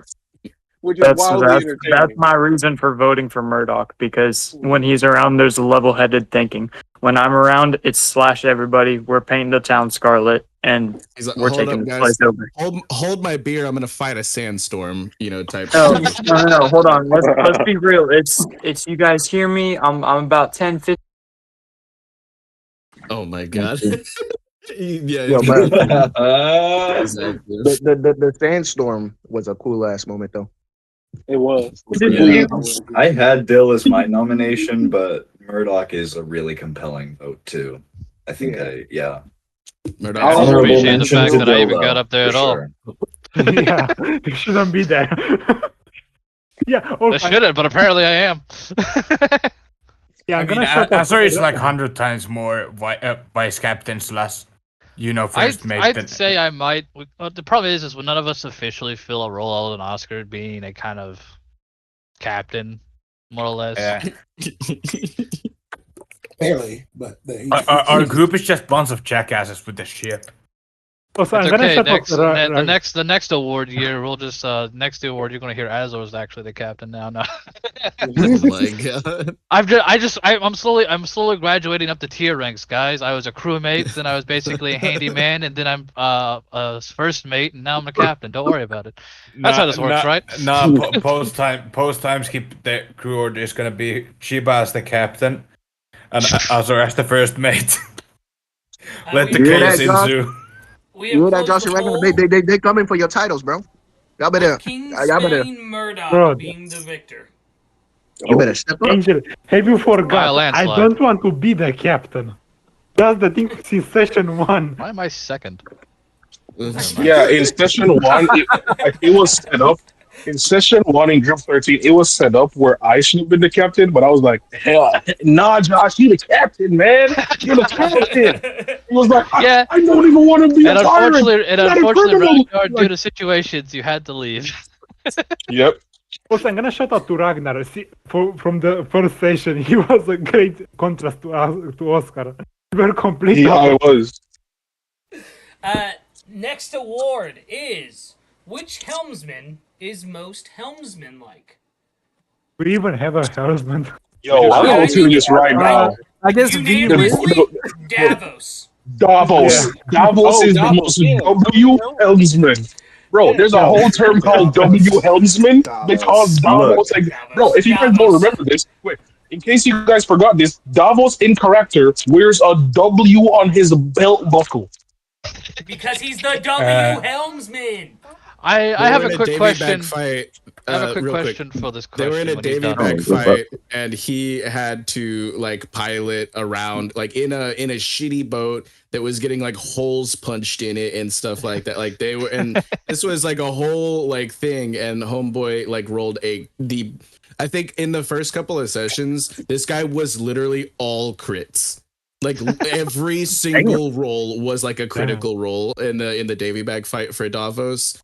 And yes, there is the argument that they have been in a desert for a very long time and have not done any sailing recently. But he is still the moral compass of the crew whenever things get a little bit chaotic. And so he does steer them in the right direction, even though they are currently kind of landlocked. Davos is I love that spin on it. Yeah.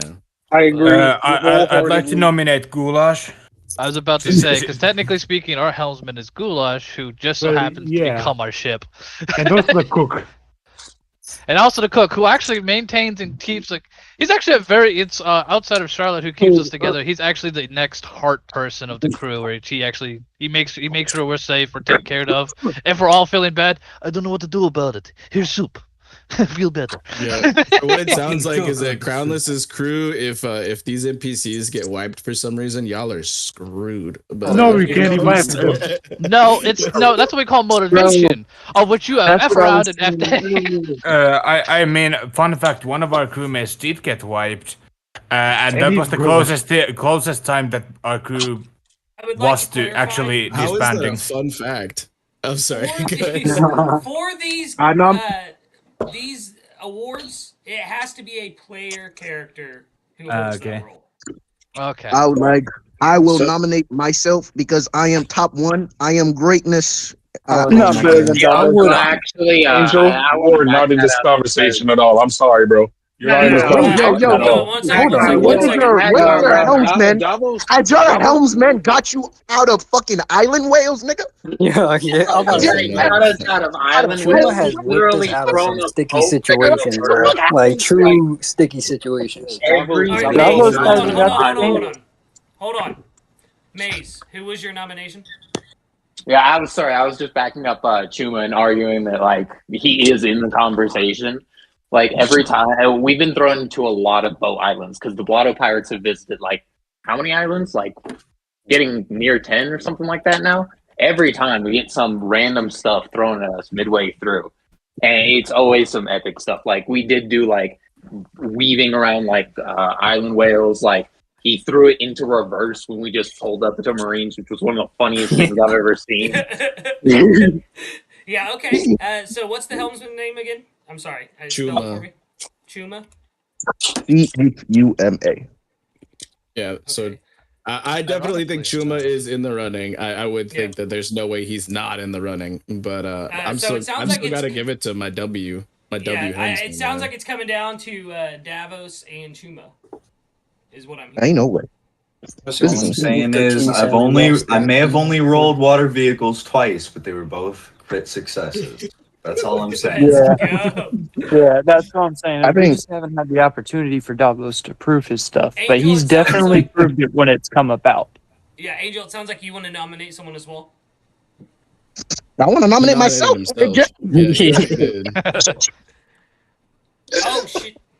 Ignore the poll. I'm gonna end it immediately because I gotta add Angel's nomination on there. No, he is Chuma. He is Chuma. He is Chuma. Okay, never mind then. There we go. I shouldn't have ended it. I'm gonna say Human for yours is from 13 I will is throw fun. Hachinosuke on there because Hachi was an amazing helmsman, actually. You know, Hachi was holding it down on the ship. W man. For real.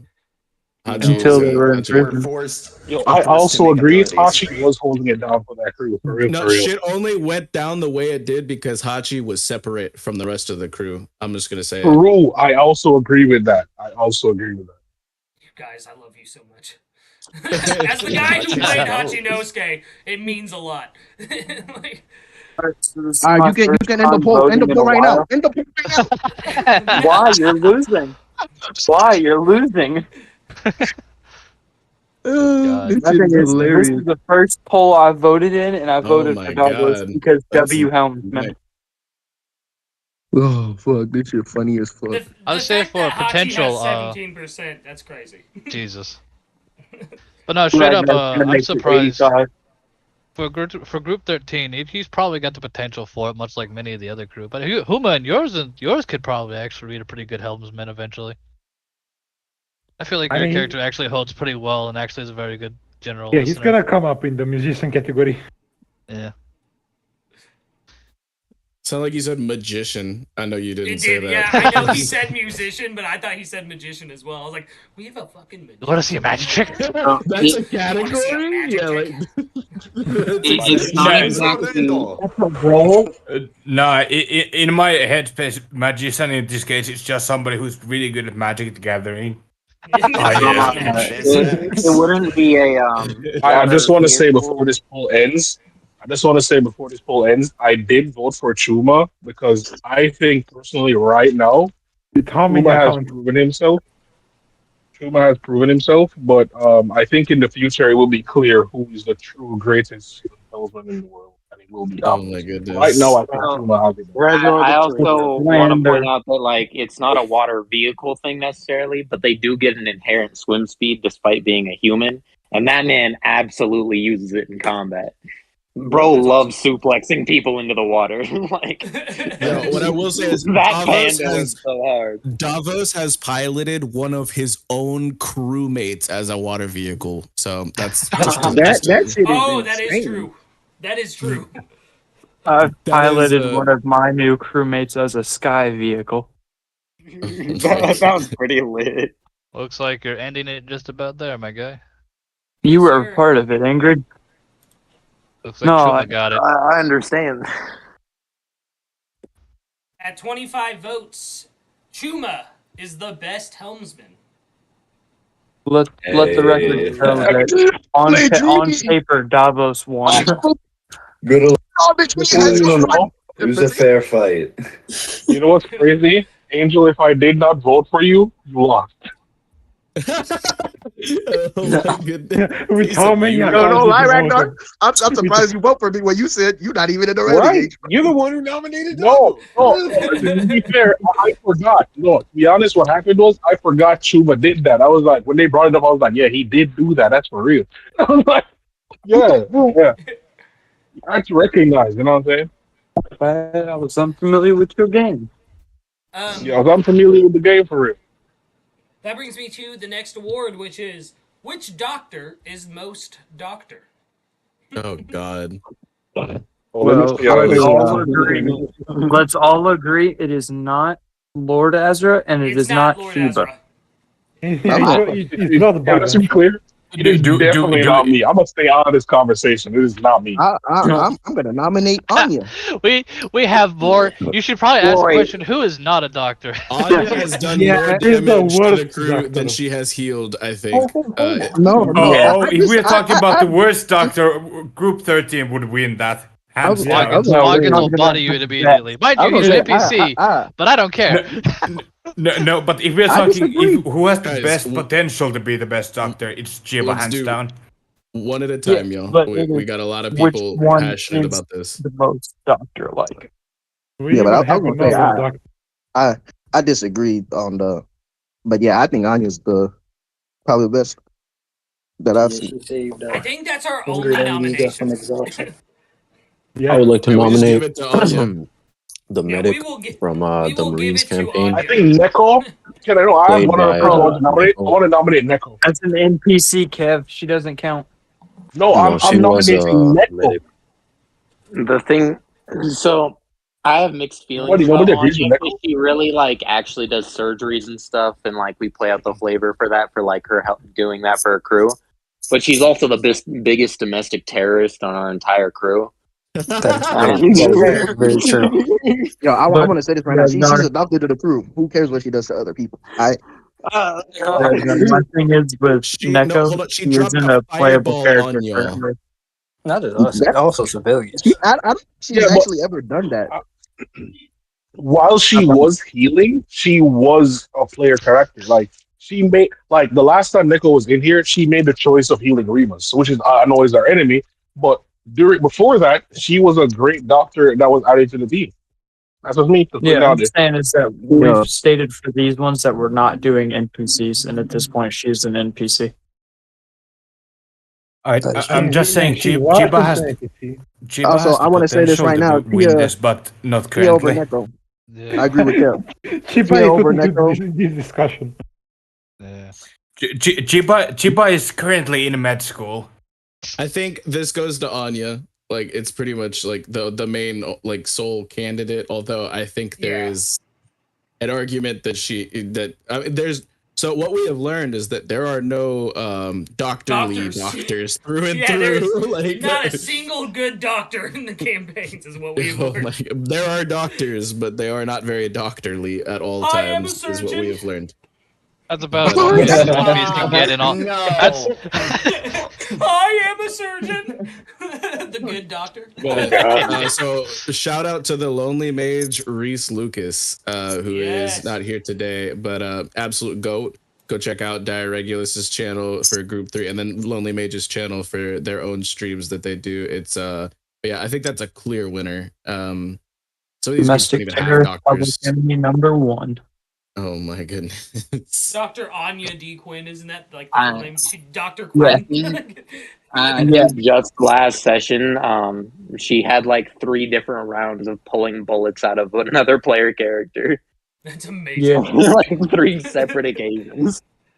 So award goes to the Lonely Mage as Dr. Anya. Then, next up, which shipwright is the most shipwright? I think this will come down to Bang D Boom or Victor, if I'm honest. I'm gonna go with Bang D Boom. Yeah. Didn't he make like a sand surfer Sand thing? ship. Sand ship. Oh, so first of all, they did a Frankenship out of 6 different ships that they all sunk before his introduction, and one that he cracked in half in his introduction. So they made a whole Frankenship out of salvaged parts from several other ships, and now they are retrofitting it to be amphibious and be able to sail on the desert. Heck yeah. Yeah, I think it's got to go to Bang D Boom. Yeah, as the other shipwright, I think so as well, because Victor has planned blueprints for building a ship, but that's about it. He has not had the opportunity to make his own ship. He helped with making the ship that they're currently on, but that's it. Hey, I kinda have to nominate- I'm trying to sail it, but people keep trying to fight us. You know. That's true. What were you saying, Carlos? Yeah, I'm gonna have to nominate Azor in this. He made a guy. God damn it. He made a person. And You made a person? yeah, he turned people from a sword into a man. All right, so Yeah. for most, what is a shipwright? Because if we're going with It's the ship shipwrights for the entirely or inventors, because if he's inventor, Azure probably wins this competition hands down. Yeah, as a shipwright, both Azor and Oscar are both the shipwrights right now. Yeah. At the same time. I mean, inventor is a different question.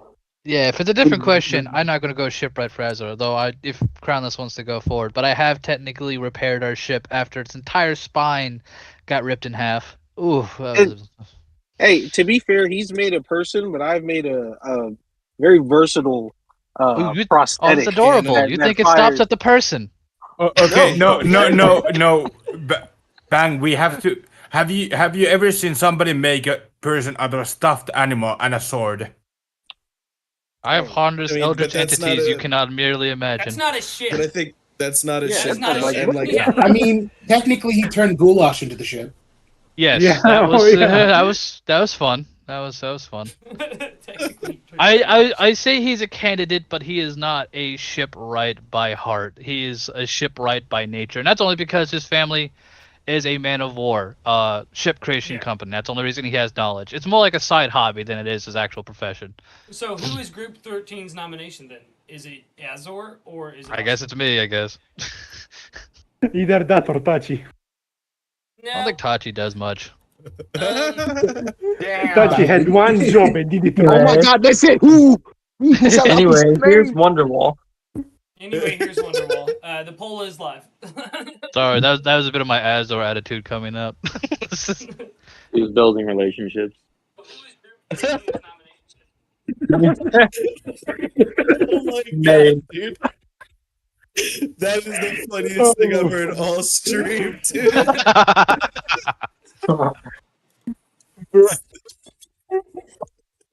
I'm sorry. I'm literally crying right now. was wild. No, y'all sleeping on Woda though.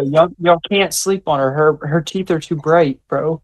Oh my goodness. We don't talk about Woda, but The Void episodes. why bro, building relationships is the funniest thing I've heard today, dude. Building Lord. relationships. I mean, I guess that's all a part of a shipwright's job. You build whatever needs to be built, right? It's a ship. It's a ship. It's a ship of some kind. Oh no. Part of the ship, part of the crew, part of the ship, part of the crew. Part of the crew. Yeah. Oh my god, dude. Part of the ship, part of the crew. What you gonna do?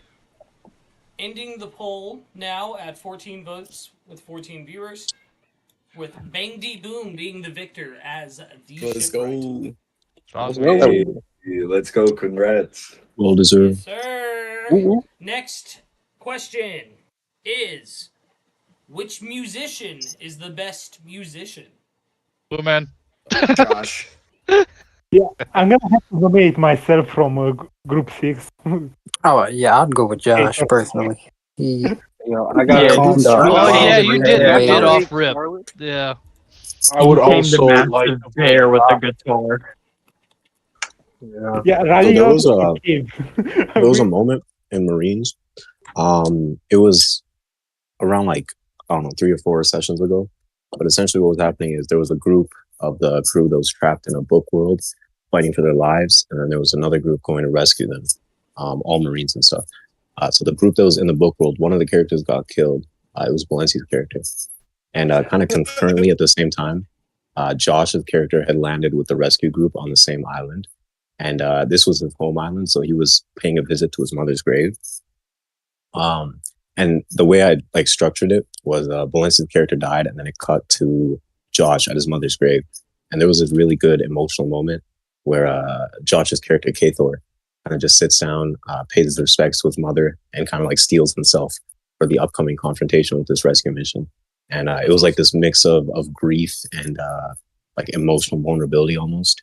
And Josh came up with the music for it too. I had just gotten the music bot at the time working, so we all kind of like had a little moment of silence, paying respect to that. That was probably one of my favorite moments in any campaign I've had so Josh, far. what is your character's name for Group 6? Wait. I would like to nominate someone too. Just give me 1 second. I'm throwing in Josh's nomination first. What's your character's name? Oh, sorry. It's like his name, like it's like Victor, but without the V and the Y, like Vykthor. Oh, Vykthor. Okay, and then what's your nomination, Angel? Osmium Chuma. He was singing a song a few weeks Get the ago. hell out of here. You ain't a musician.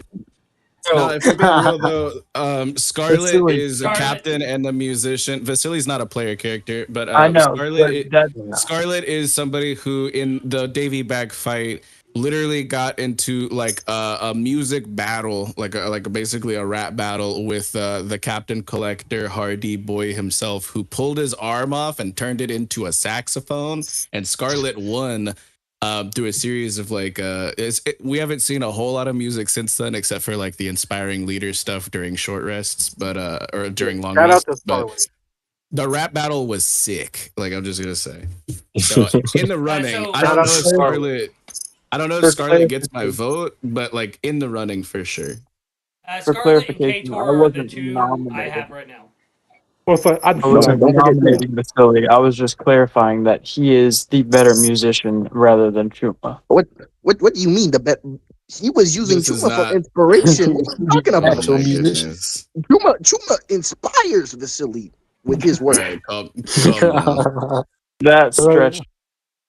I'm also What was happening? Why was Chuma singing? You're feeding the troll. Yeah, I freaking cannot neutral. respectfully put Chuma on the list because Chuma won Best Helmsman. Wow. There is also one more musician. Yeah, we need one more Slug. musician, or it's just going to be between Scarlet and Kator. Yeah, there is Slug from Group 13. I was like, Slug is pretty decent Sure, behind yeah, his Slug actual had his music. moments. Group 8 doesn't have a doctor, a musician. Yeah, no. Is Slug an NPC? No, he's No, PC. That's your main character he's in my player 13. character. Okay, For then Group I 13, will yeah. throw on Slug as well. He literally, Reggie has we one literally of those. picked him. I'll point out, we literally picked him up in a freaking little rowboat while he was just strumming away on his little lute, just do do do do do do. It's like he's just. I'm Yeah, they also, ran me over with a ship. I'm going to nominate Renchi because he plays Yeah, the bongo like, while our musician. He's the cook. Yeah. Well, okay. Yeah, but- So the thing is though, Renchi is a musician by hobby, but you didn't let us double up on crew roles, so he is not technically the musician of the ship. He still is a musician though. Yeah, and he plays the bongo while Waka Flocka uses bardic inspiration. So. True. What?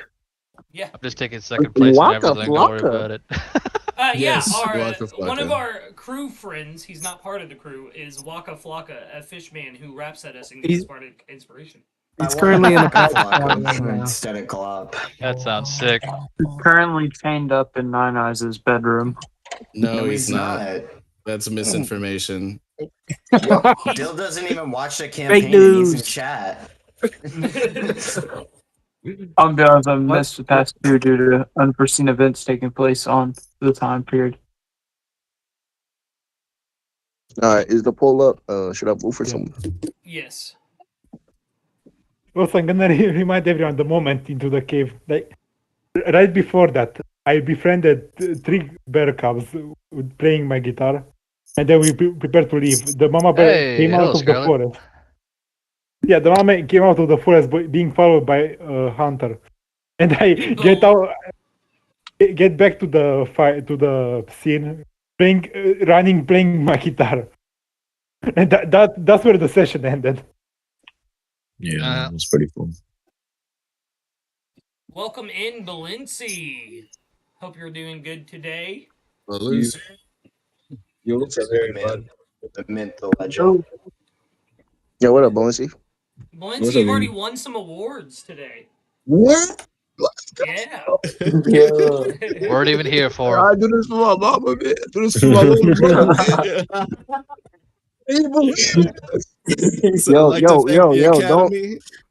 Yo, don't forget about Kube, Dylan, Moms. Don't forget about them.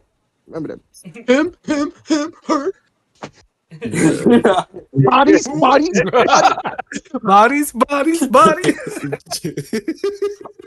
need 3 more votes before I can end the poll. They're all dead. They're all died. It looks like it's Kator. I don't does know look like if that could. Kator. Yeah, I don't know if that's a swing. Like, yeah, we're at. Oh, Nah, we got it. It's booked. I'm ending it. Yeah. It is booked. Kator is won as the best musician. No. Finally, I won something. He's not like First time. Damn, I'm so sad. Next Not a award musician. will be if every crew were to meet up, who wins? Group 13. Group 13. God. I would like to preface this question by stating that all these different groups have different DMs, different power systems, different balancing, different timelines, different abilities. Hold up, I'm not finished. So let's speak in relative strength as it is. Comparing, comparing like man to man or whatever the term would be, just like straight up strength is pretty. It's like apples to oranges in my opinion. I agree. I would be honest. I wrote the question. I stated it to put some violence in this chat. Which group wins all out death battle? Group 13. Group 13 wins.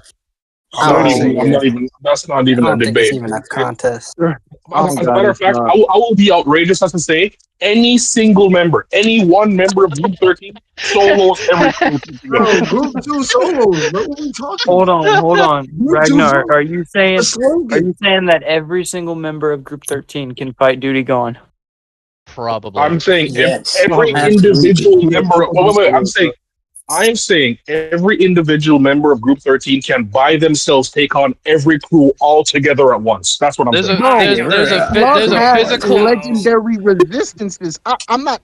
What's going on? Yeah, I got a mask that basically it raised my AC and gave me Doesn't matter. a legendary Doesn't resistance. matter. Okay, who made Doesn't it? matter. Does, Kind of person does that's a 34 still hit you, who made Yo, it? Ragnar, we talking about his Group 13 character.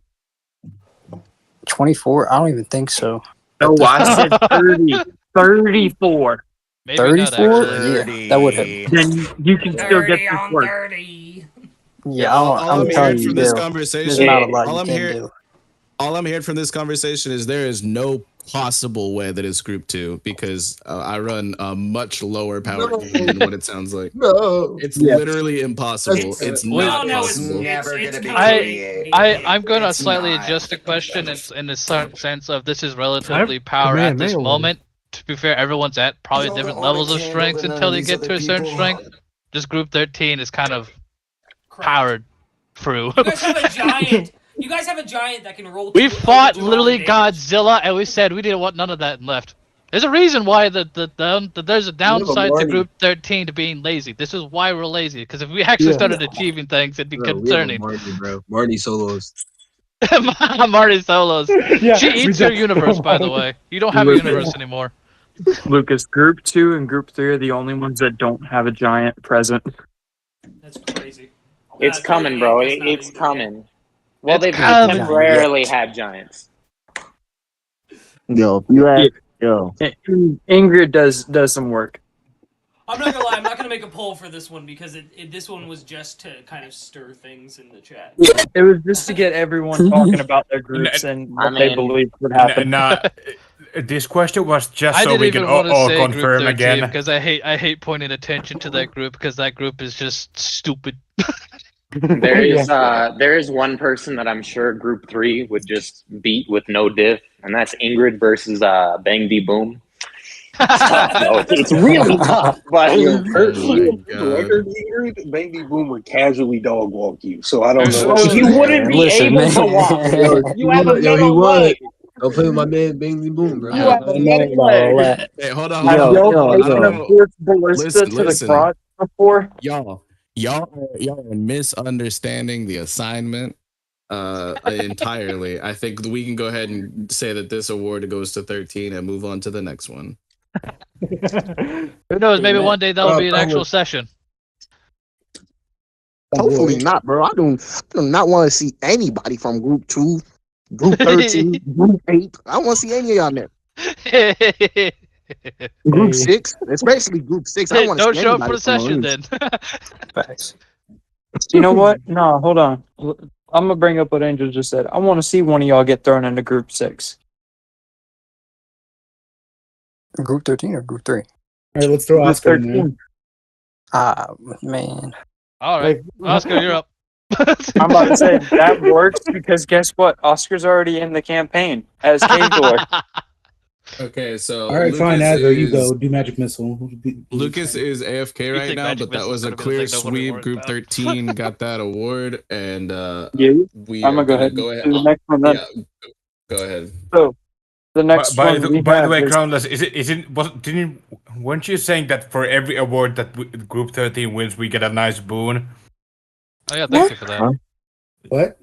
Yeah. I definitely remember you saying this. All right, so above table discussions for later. Which crew at this point is the biggest threat to the world government in specific?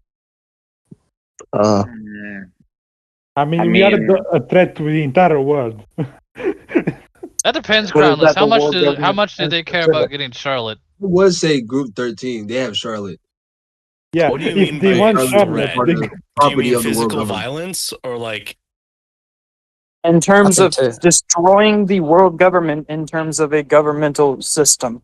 Oh, like That's what I mean. overthrowing or like being a threat to Overthrowing, completely Okay, Group 13's out. We don't abolishing, give a fuck. destroying. We don't give a fuck. I mean, one of the crew members of Group 3, Murdoch, he wants to go after the literal Gorsay. Yeah, we haven't and stopped yet. he has We got another Ingrid. crew member right behind him. I'll be honest. I don't know. Yeah, I don't think I have a candidate either. I can't really Great think of input. anybody that wants the target. Lynn in Group 8 has a public platform that is like. That's why I say think, Cody 8. Think News Coup. Like, yeah. Yeah, she literally. She will does have retweet access shit. to millions of people at like the click of a button. Like, Yeah, I think it's Cody 8 this D&D campaign just because. plus we literally are about to potentially get Dragon Balls, and we have a Dragon I was radar. also gonna say Cody 8. This said, Hockey man. I think if we were so inclined in like having the world government dismantled, it could probably. This is a different question than like the one that was posed earlier. I think we are absolutely in the running as Cody 8 for this one. I don't know. I mean, I just from know what I've heard about Group 13 is they're kind of a group of menaces, though. So I don't know between the two. Well, you have to realize again the detriment. We're lazy. The problem is the question is not to the threat to them. The question is to overtop them. We don't have the motivation to overthrow them or like see them as a threat to our take them existence out. a threat. That sounds to me no. clean sweep for Cody 8. Yeah, I was gonna say, the though, only in the- debate for us is if Crownless would ever make the world government come after us. I'll simply state this: if they ever take Charlotte, the world government will F around and find out. And they already tried it once, and it did not end well for that area. Yeah, I was about to say, didn't y'all already kind of like get away from and partially dunk on Godzilla? We've actually fought them fleet twice, admiral? but we never actually tried to like actually overthrow them. We've actually just tried rescuing people and left. That's all we did. Well, look, to be fair, it was also more so Donzo dunked on the people attached to Godzilla, and then they fled and left. Well, Well, not even that, both because he passed away due to saving Cuba's life. So Yeah, we almost beat 2 admirals. Well, yeah, Chiba and fucking Slug. If we had the potential to just focus Bro on decided the to fights, pull back up that'd in be front of sure. Slug and cut the radiation blast. That's my goal. It wasn't no radiation blast. It was the atomic blast. Remember that? Yeah, bro, the best interaction out of every campaign I had is Ragnar asking what type of damage it is, and Khan said it's atomic. It's atomic. It is. Why the fuck do I get the picture of the I am atomic scene from what's that anime? I mean, considering the fact that he's doing the equivalent of what is a kaiju blast, no, it's about the same energy. Just one can do it far more often. Yeah. But you guys did say that y'all are like lazy and not really. Yeah. So does No, that? we are count y'all- fundamentally lazy. Does that count y'all out of the race then? Is what Yes. I'll ask. Yeah. Okay. So So it then sounds it's like 48. Cody 8 is the group. Yep. Let's go. The only thing it would come down to is if y'all would actually go out of your way to destroy the world government. To be for fair, any our reason. group is also through a time skip, so a lot of our stuff is going to start becoming more solid after our like roles and stuff becomes after Well, and out of that, and I'll probably be more To involved. be fair, Dill, if you're asking about a group that would go out of their way to destroy the government, it would be the Blood of Pirates, because I mean that's like the Scarlet that's like their Pirates will goal. probably end up doing it as well once we get more into some backstory stuff. But we're Well, the not Blotto quite there Pirates yet. are a bunch of. I agree, but no. They ain't doing shit. Vex, I was gonna bring that up as well, but we haven't gotten to there, so I don't even think that's like. Yo, hey man, You know what I'm saying? this is why we need to kill Kent, because this nigga be talking crazy, bro. Bro. Leave it to our old DM. Talk That's about his just old can't group, be man. Yo, these My guys are bad, better on a can't slice be of life in. campaign than a D&D campaign, man. Oh my god. Bro, so you that wouldn't sounds allow like us to have a slice of life might be campaign. ran better. Yeah, even if we wanted to. All That right, would be y'all. no thing. We're stirring the pot a little too much here.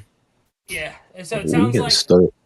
We can. Cody 8, No, this D&D campaign would be the one to topple the world government, or is the biggest threat to them at the moment. Next up is which crew at this point is the biggest threat to the Marines? For Marines, here I would say actually Group 13. Yeah, that's Oh, been you my have choice to- as well, actually. I am on the fence Bro. on that because as much as we've also been a pain, we've also worked with them before Yeah. on separate occasions. Ooh. So we've we turned into Princess. I will turned into actively Princess say to I them. don't think it's Group 13 because the first fight we ever had with the Marines, I speared their captain. So it's like we will fight the Marines if they attack us, but we're not actively going after them like that kind of thing. You know? Yeah, I'm Is gonna this not nominate a Group very 6. similar question? Because like, if the people who Oh, fuck we up are or who Marines frick in up the that, world Josh. government, Yeah, we are the like, biggest mess it threat up, to then the ourselves. Marines are out of a job, and I'd argue that's a threat. I would like I to think it's nominate. more like more who sense like who wants to more or less who is a bigger threat in the Marines' eyes, which I think would be more of a. I would like to nominate Group 6 Marines. I would like to second that nomination. I am With the placing recruitment of the Kushi, question I agree. as you're a pirate crew. Which group is your pirate crew going after directly? Is it the world government in specific, or is it Marines that are trying to stop you from being a pirate? There is a difference, but I think it's subtle. Like, it is a very similar question. Yeah, I would like to propose a different angle. The Group 6 Marines is comprised of psychotic and egomaniacal maniacs. And if Okay, they are that to aside, achieve... that's Hold up, why I wasn't there's finished. another I wasn't question. finished. I wasn't finished. If they were to achieve a higher position within the Marines and any I semblance of power, answered your question. the entire organization would come crumbling down. So for that reason, Wow. I think the Marines are the I mean, obvious he's pick. not wrong. I mean, I the only time I You're definitely not started, wrong. you can come worse He's than the pretty accurate only on that. point in time where I started to believe this was when the possibility of Keishan B, Balenzi's character, getting recruited became a thing. No, he shouldn't be. He will be a I Marine think one that day. is the most compelling argument we're going to hear. So I think that's just a clear win. I mean, Group 3, we have multiple Marine bodies, like active Marine bodies. There's like two bodies. No, it's not. Just not including the grunts. Why would we is a ever kind include who the also grunts? technically We gotta ruined the keep it 100, Marines. bro. We gotta keep it 100, bro. We try to avoid them niggas, bro. We Oh ain't yeah, going after I'm not gonna argue that. That's true. Cody 8 did off-screen 6 captains before the campaign even started. We took on a whole base, like in our backstories. Was it 69 420? Yeah, base 69 420. That branch of the government. But I think that I still like the Group 6 Marines argument better. But there are some interesting conversations to be had. Yeah, that is pretty wild. Goodness. And I think but don't worry. on. With Vice Admiral like I knew in the ranks, they will fail. Be packed up. With that, I think I would be fine saying either Group 13 or Group 2. the last Nah, award Group of 2 the ain't in the day, running. which is which crew at this point in time is the biggest threat to themselves? This is where I was gonna vote for Group 6. Marines. Let me tell y'all. Wait, hold on. It's I want to throw in like Marines. an honorable mention for those who are not aware. We have a group called Cypher Pole, the most dysfunctional group ever. Oh my fucking god! Yeah, there's like a curse with Cypherpool or something. Those 'cause people right each there group has are been- they are the demons of their own objective, bro. They never get that shit done because they can't work together ever. I'm throwing shots. Bro, hold on, Balenci. You were a Cypherpole member that gave your special weapon away to the first blacksmith you met to try and upgrade it, and then went on a mission without your special weapon. I think I would vote for Cypherpole.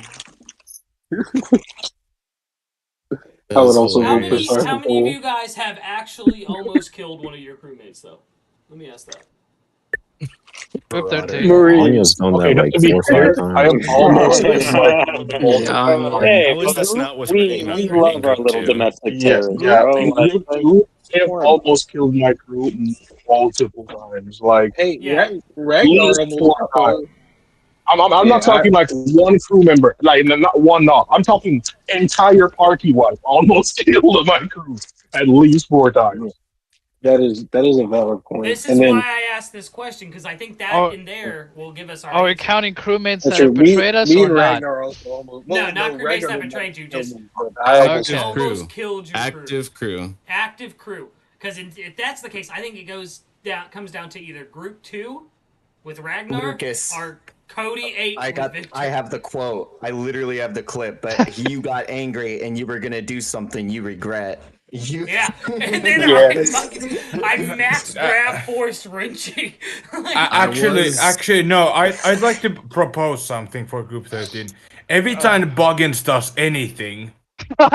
Oh no. Yeah, everyone's immediate reaction is shut up, Boggins, or don't do anything, Boggins, or don't do anything stupid, Boggins. And if it isn't 2 hours later, Boggins is either being captured, drunken, or probably taken away by something. And we go, why is he around again? I hate Boggins so much, bro. I hate that man so much.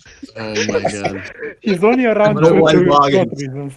Which is crazy. I was like, Boggins is literally my favorite NPC. There's no way. The only reason Only reason Chiba is becoming a doctor so we can fucking kill Boggins in good consciousness. So, listen though, to speak on Group 2, I don't think that they are a threat to themselves. I think that with Lord Azrael's character, he heals the enemy. But that is like a different story because that would be making the enemy a bigger threat to the crew. But as far as like he has not friendly fired anybody. There's Big Azra who does unintentional like backslap damage every time he wants to pep somebody up, but it's 1 damage. Group 2 is not at all a threat to themselves at this point. I don't know because it does seem like that he'll actively make some decisions to detriment the crew. So. That or my devil fruit was a very big hindrance for the crew for a long time because of verbal components for spells. Was, but it is no longer. So I do have to say something about like Group 3. Up until 2 weeks ago, it was probably lowest on this list somewhere. But last week, bro, we nearly had multiple bodies drop between each other from an open lethal fight. Like, yeah, like, we just tried to kill multiple crewmates. We have a serial killer on our crew, and I'm not sure what to do about it. A serial killer? What? I mean, Dill, to be fair, between Ragnar and between Dill's almost blown us up. Dill's activated his devil fruit when our captain needed to speak to use abilities to save our lives. It's.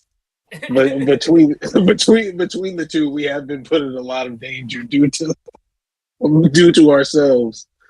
It's not even just the bombs, guys. If you guys are thinking just the bombs, it's not even just the bombs. The first bomb that we had with Shivers, when I went Monster Point, I could have rolled really bad, and that would have been it. Yeah, he would have just. Imagine he would have been Chopper in his lobby. Raged out. Like I could have actually ended. It could have ended. It was bad. Like it was we had to talk him out of healing Malcolm. It's like, hey man, what are you doing? Because all of this is in the past that we do not have a winner for this one. Because I don't think Vykthor has actively accidentally hurt his crew members in a long time. Like 3 sessions. You definitely did get Renchi to 2 HP. You got me to 1 HP. But the thing is that whenever he got, you almost that tree almost hit Lin as well, and Renchi pushed Lin out of the way because like that's his prerogative. And so like as far as you being a threat to the whole crew incidentally, I don't think that would be the case because Renchi's always gonna have Lin's back. You are a menace to Renchi though. Yeah. They're working on it, though. That's why I bring back to Group 6, because we're all just a hindrance for each other. The only time we've worked together was last session where we got off 2 combo attacks at the same time between 2 different groups. It sounds like there needs to be a poll, then. For Group 2. I feel like this is a 3-way tie. I think we're all pretty dysfunctional. It's a 3-way tie between who? Between Group 3, Group 2, Group 6, bro. and Cody 8. No, Group 3 ain't in the conversation. We chilling, bro. Don't worry about it. Group 3 is in the conversation. Damn, that was just one unfortunate event, bro. We all right now. Right now. Right now. Last I checked, Chumaku with everybody. Chuma got Denozo slat and decided to pull out a sword. Yo, what you mean, bro? We squashed the beef, right? What happened. What do you mean? What do you mean? We squashed the beef. I get biggest that it's threat right squashed. now. Did you squash it with Kent? That's my That's thing. who Is the like beef it started with. with Ken and Chuma. I want to say Has this that right now. beef been settled? I was a No. bystander. I pushed y'all apart and gave y'all both a Denozo slap. see? You pulled out a sword, see? rolled a crit fail on initiative, fucked up your sword draw, and still got fucked up. I want to say this right now, bro. If Kent, he gonna need to come to me the way I came to what's your character's name? Sky. Apologize. Ain't gonna have to come apologize to me. I'm not saying shit to that nigga. It was y'all's But we chill. interaction that prompted it. Why would he need to apologize to me? Oh, I apologize to you because I just tried to shake his hand with some electric damage. That was all. I was trying to do a fucking joy buzzer situation. Nah, bro. You chose violence and you're trying to play it off. That's what it sounded like to me. Listen. I apologize to you because That's what I'm saying, bro. My character attacking you was irrational. Yeah, just to be clear, I voted Cody 8. But yeah, bro. I don't think It literally in the conversation. Murdoch, at this Ingrid, moment, and Giga are just trying to hold it down while three of them have a bloodbath with each other. No. At this very moment, the crew is chilling at this very moment. I'm glad this is the last award. This is the most No one- contentious. It feels like. No, Nobody is threatening anybody. We all peaceful. Not even a good Everyone award to is in have. But yeah, I don't think Group 3 should be in the conversation. You need to know. You're not on the poll, so there's that. Yeah. That's great. Honestly, I was half debating on what Group 13 is on this poll, and I was like, no. It's ironic that the Group 13 is actually pulled together a lot more than I thought they are, even though we're basically a dysfunctional, bloody family. You are a threat to everything except us. You guys are Y'all are getting so many boons. Nah, we are threat to that one specific asshole because the last two sessions we have been threatening to drown our doctor. Bro. Except our doctor. I got stronger after 2 years. By what? Getting old? I'm gonna drown him so good when we get back. Yo, we totally abandoned them kids. I forgot about that. Wait, we ain't Wait. We did not abandon any children. Them children chose to leave. Yeah, they chose to leave because someone else knew more about spinning tops than Kuma. No, back when we were still talking about like the best NPCs, the non-crew NPCs, I was just like, yo, I want to feat from Group 3's campaign because that shit was hilarious. Yo, nominate who? Lafitte. I can't. Oh man, Poco B would have been a good non-crew NPC nomination. I'm ending the poll. And Group 6 has taken it by 1 vote. is in the crew. No, I'm talking about the fake Poco B that we saw at the tall one. Oh, yeah. So Group 6, y'all took it. Y'all got the last award of the night. Now we are on Nice honor. questions. I would like to thank myself for hosting the campaign and running the campaign and doing everything for the campaign. Shout out to me. Yeah. How are you effective in the players being a biggest threat to themselves? That ain't my fault, bro. That's that. Exactly. That's why I'm asking. Why are you trying to take credit for it? That's all us. So I would like to start out interested. the question round here, and it's a question for the DMs. DMs, I want to know what's something you had planned for your group that you no longer are able to do because of the actions of your group. Man's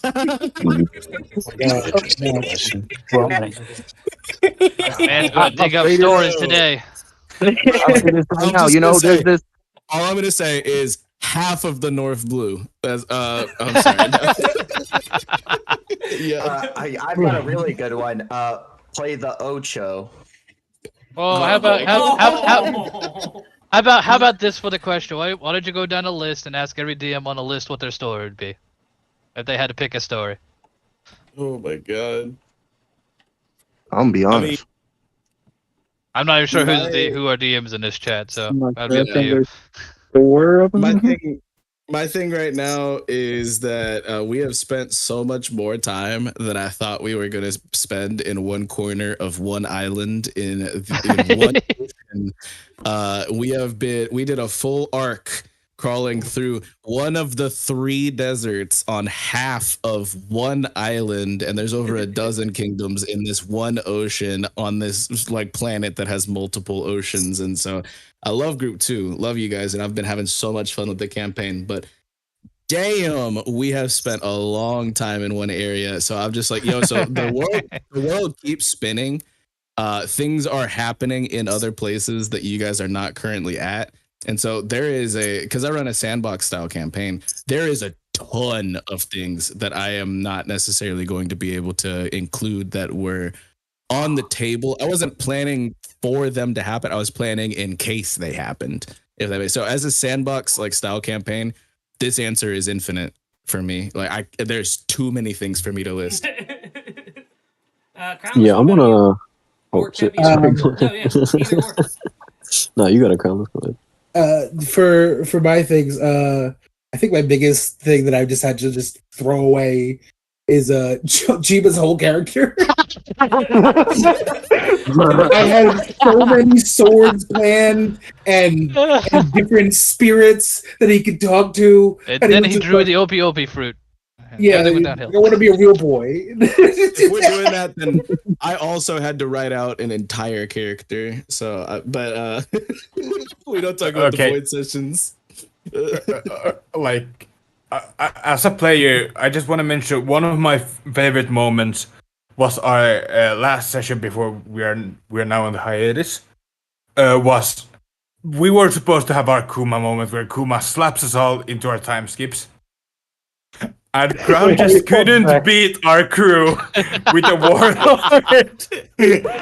So we beat the warlord and we were carrying them, and then it wasn't even that. You know, for if I may, to put in an actual thought, to like our Kuma skip was basically us supposed to be blowing up. And for the start of it, we were being blamed because we released what is the equivalent of Androids 17, 18, and 16. Kind of like One Piece equivalent version of the power level, right? We didn't fight them because, Group 13 doesn't fight people. So eventually that comes back to bite us as they now fight us to try and explode us to, Kuma us out of the area.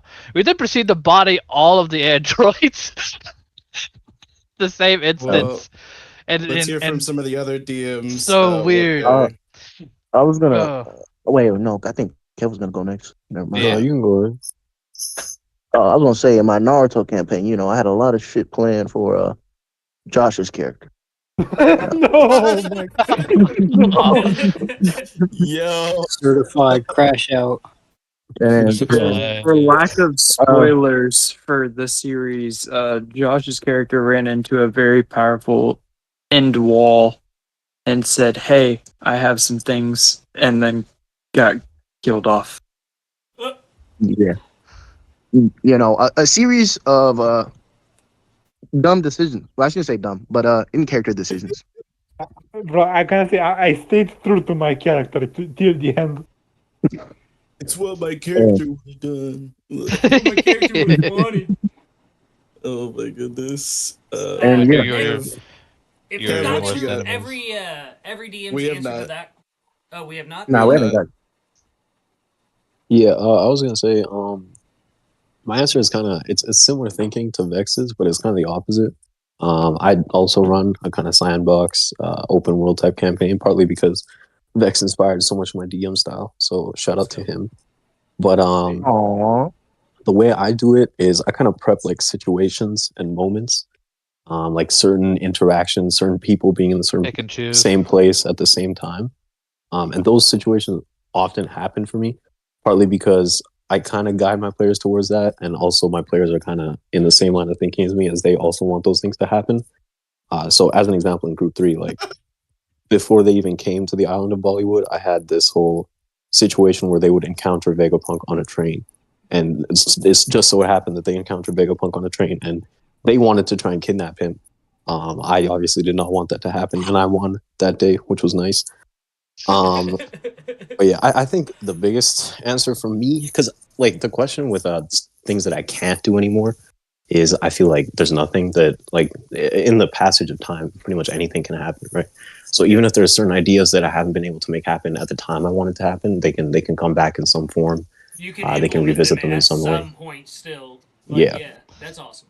But one thing was with Marines, real quick. With Marines, they started the campaign in Marine Fort Academy, which was, I think it's non-canon, but it's basically like a school for elite Marine recruits. And my whole trajectory for them was to kind of level up in this place where they would get the best teachers, best skills, and really become like powerhouses through kind of like a training arc. That kind of got derailed in the first couple sessions where there was like a murder mystery plot going on.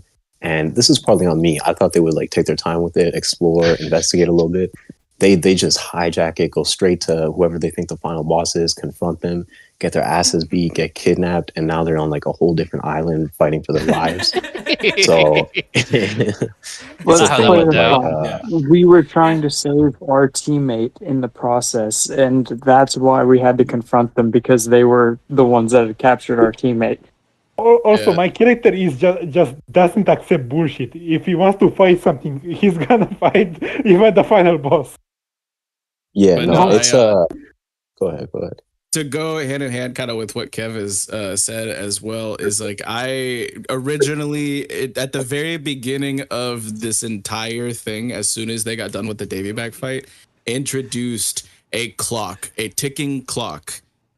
And I feel like almost all of them forgot about it. And so I am now no longer in the style of prepping those types of things because of the way that this campaign is unfolded. But that original ticking clock that I introduced is still counting down to this day. And I'm not going to like retcon that. But from now on, the things that I do plan, I tend to have it more up in the air and malleable. So like I don't have like wasted like effort as far as like, because the sandbox approach can be exhausting if it's nothing but a bunch of ticking clocks. 100%. So I completely moved away from that. So I love that you brought that up, because oh my God, have so many. If I would have kept on that timing, my notes would be infinitely larger. So I've kind of noticed with like Kev will give us some direction with like countdown timers to events or whatever, but time seems to dilate a little bit if we want to do something along the way. Like I don't know, like stretch. You'll have like a 15-minute anime fight, and it takes like 30 episodes. Yeah, like just to put something into perspective. Like that.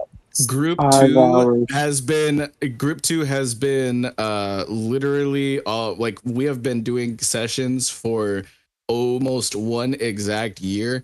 A week and a half has passed. Yeah. Like I trust me, I get time dilation. Trust me. It's the next crazy. question that I have, and then I'm going to hand it over to Dill to ask his assortment of questions, is for both character players and DMs. It is which character that isn't yours has the best backstory? I want to start with Cody. I'll put him on the spot. It is going to have to be Sam 1. You all don't know anything about Sam 1 from Cody 8 the Ocho, but I really like the backstory that Dan had provided to me then, and his writing got even more significantly like overwhelming almost in a sense when I got Nine Eyes' backstory. It's some of the most like tragic shit I've ever read in my life, and I think it's like some of the most compelling. So shout out Dan. Yeah, Daster. The goat. Mine would have to be, so far, what I have seen, another Cody 8 character. It's Renchi. Just like Dan said earlier. Guy. Forget about it. Like, the significance of that man is just insane. Next up is Blinkez. Valenci. Who is your favorite character that isn't yours, like backstory-wise? Backstory was the one when I hear backstory character, man, the one that pops up first is Ragnar. When I first heard where he came from and how he got here, it just stays in the back of my mind every time I hear somebody's backstory. It can't top it. I need somebody to go from the the peaks So of Lord Azrael. Yeah, Lord Ezra. Talk about he came from a sky island. He fell. He didn't jump. He didn't just ride down. He fell, survived, and now he's a pirate. Part of the greatest pirate crew ever. Group 2 solos. Group 2 solos. Angel, what about you, brother? Mine's gonna be from my South Blue campaign. Actually, both these characters either gonna be Gizmo B, tragic backstory. I'll never wish what he went through on anybody. And if it ain't Gizmo B, it's gonna be Ben Benson. Oh my But they Shout haven't out done Ben shit with him yet. Ben Oh, Ben Benson. Yeah. Shout out to Pete for that name. Next up is Azor. Who's your favorite non-you character backstory you've heard so far? NPCs or PCs? Player character. Let's go I think. PCs, yeah. Yeah. PCs. That's a rough take for Group 13 in general because it's the only people I have experience with. We haven't exactly dug into our stories for our background stories, so nothing's really popped up. However, I will say I will give this to our lovely swordsman turned into a real boy, as his is the most recent one that we've come to a climax with his mentor and father figure sadly passing away at the hands of a gigantic lizard. That's tragic. So Chiba is by far one of my more interesting and probably enjoyable backstories that actually has an impact in our game. Yeah, Chiba's backstory is kinda. He doesn't really have one. He has like a few points, and you're kind of living his backstory basically. Yeah. We haven't delved too much into our stories just yet as our emotional characters, but we'll probably start hitting those post time skip. Beautiful. Blink as. The DMs are who I'm most interested in hearing this about. I'm not gonna lie, because I want to know who of your players has the best backstory. Do you want me to do like my own campaigns or something else? You can do any I feel like it's campaign, kind of brother, yeah. biased. Any of them. For, Any of them. yeah, I feel like I'm kind of biased for my own campaigns because I wrote them, so obviously they clear everything else. Oh my god! Out of the other groups, I think one of the most compelling ones to me was probably Dill's from Group 2. Obviously, all the details haven't been revealed in session, so I won't say much. But I think the premise of his conception and all that stuff is very compelling and interesting. I want to see it play out. Wait, how much do you know? You don't have to say like any specific. How much do you know about that? How am I supposed to tell you how much I know without saying what I know? I told him. Okay, so you know the whole deal. Okay, Yeah. wild. You know the whole deal? Wild. I know a similar amount, and it's pretty cool. I've told people that aren't in Group 2. Yeah. Next up is Crownless King. I think I'm gonna have to give it. Francisco Polo, thank you. It's a tie for me. It's either Azor, because his family is just so intertwined with everything, and his dad is Big Dad instead of Big Mom. He has like 88 siblings, and they're all spread across the world. And I love like having their little like backstories and how they're messed up, pop up. But for what it's becoming, I'm gonna have to give it to Poco B. It's really interesting. Yeah, because we started digging into his just soon. Yeah, and he's not really a human or a thing or anything, and he's finding out his backstory and learning about Lunarians. It's getting great. That's awesome. Next up, Dastardly Dan. Who is yours besides one of your characters' favorite backstory so far? I mean, it's hard to say because Barta was intertwined with one of my characters, so it feels like cheating to say I like his backstory. But honestly, I have to say Renchi because the layer I know how you feel. The layers, like, dude. Yeah, like the layers because of Renchi's unreliable memory, the things we find out are so earth-shattering because it's like you don't know what you don't know what happened in character, but like what we find out, like just the nuggets being dropped along the way has been like just a joy to When watch. Vykthor found out that Renchi was from Zoe, like through Serenity, like holy, like it shook him to the core. Like Yeah. it was just insane. So I mean, special mentions to Lynn, because what Dylan has done with his character is just an aspect I never thought I would see, and it's been so fun in our sessions. It's so fun having like an in-character influencer. Like the random things that occur, like just constantly, like in him filming updating our his battles blog. and doing like selfies at our dead enemies and being like, we beat them. Yeah. Like, I also got a honorable mention to one of the funniest character connections through a backstory is Lynn's like producer or agent or whatever, Seafoam Green. That is hilarious. When we found out about Seafoam Green, we don't trust that guy.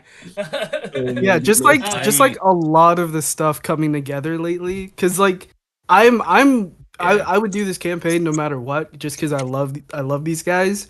But like, just last session, how many things converged at the same time was just oh yeah, it was so insane. I'm excited to start delving into Lynn's backstory with y'all, but that we'll see. Back when she was on OnlyFins. Even before that.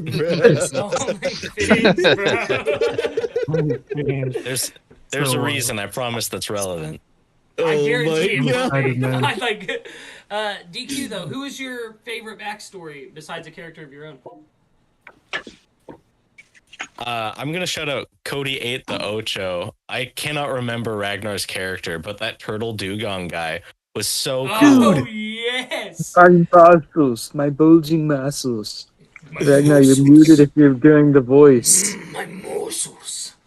And him thinking that Thank you very much. Barta. I love my muff. It's been 84 years since I've heard the lovely muscles, dude. Oh my god. It's time to revive the Ocho. Cody said no. We gotta find Mallow. That's the only missing. He said that campaign never existed, yo. I don't know what I do not know to Yeah, which y'all are referring now to. that we've gotten side content and Glop and finding out about the crew and ours, I'm happy with that ending, not gonna lie. I'm happy that we still get to see them in our world. I'm not. I had a lot of fun playing that character. Yeah, of course. I mean, I miss Sam 1, but that they could have just been left dead. But Cody's still, even Yeah, if he's it's like keeping 'em cover alive. stories and all this stuff, that's real cool. It is. That's why he's a You know, goated DM. your argument's valid, but have you considered? Josh, who is your favorite character backstory that is not a character of your own? Yeah, good that you tell that because I would nominate one of my characters specifically. But yeah, I think it has to be the Group 13 boys, like getting to know that practically Boggins is Pocobee's father. Also, other. That's why I said NPCs or PCs, because earlier with my question, because I said that, because Bargain's backstory is literally so tied that it is our story. Yeah, also getting to know one of Azor's brothers every island. I have 88 siblings, for those who do not know. So, yeah. you can Also throw a getting- stone. Azor has literally stated to the crew, you could probably throw a stone and hit one of us. I'm not even gonna lie. It's gonna be Lucas's Brood IRL one of these days. I mean, what? Yeah, it is. Yeah, also, pretty much we know all of Tiba's backstory, like how he got to be. I don't know about that. Time skip, bro. Oh my god. Next up is Ragnar, my beautiful, beautiful Ragnar boy. Who's your favorite character's backstory besides one of your own? So this includes NPC? No. No NPCs. No, okay. So here's the thing. I've been thinking about this for a while, and I'm not gonna lie. This is hard. It's a hard question, bro. This is a hard question. Well, if I had to pick, it'd probably be vegan, because the whole when you start off the Group 3 campaign, the whole history behind Yiga's family is like one of the most interesting things. Like Yiga's grandfather talking about his dad, talking about the scrolls, you meet his mom. It's like really cool. So Yeah, I want to shout out Human as well. He puts in so much work into developing like Yiga's family history and timeline and characters. It really takes it opens up a lot of possibilities for me as the DM across all my campaigns. And I just think it's really like I respect the work that he put into making all that. And built different. It was good to hear that from because these guys talk the most shit to each other outside of campaign. Oh yeah, I hated guts. Like, I mean, I wrote the best parts, but you know, he did. I guess some oh of it. my goodness! What if- 1 second of sweetness. Oh my goodness! Yeah, Maze, you're next. Maze. Ragnar here. His answer is Osmium Chuma. There you go. Yeah, here. What's up? No, Ragnar already answered. He said Yiga. So Yeah, I said Yiga. brings us to Maze.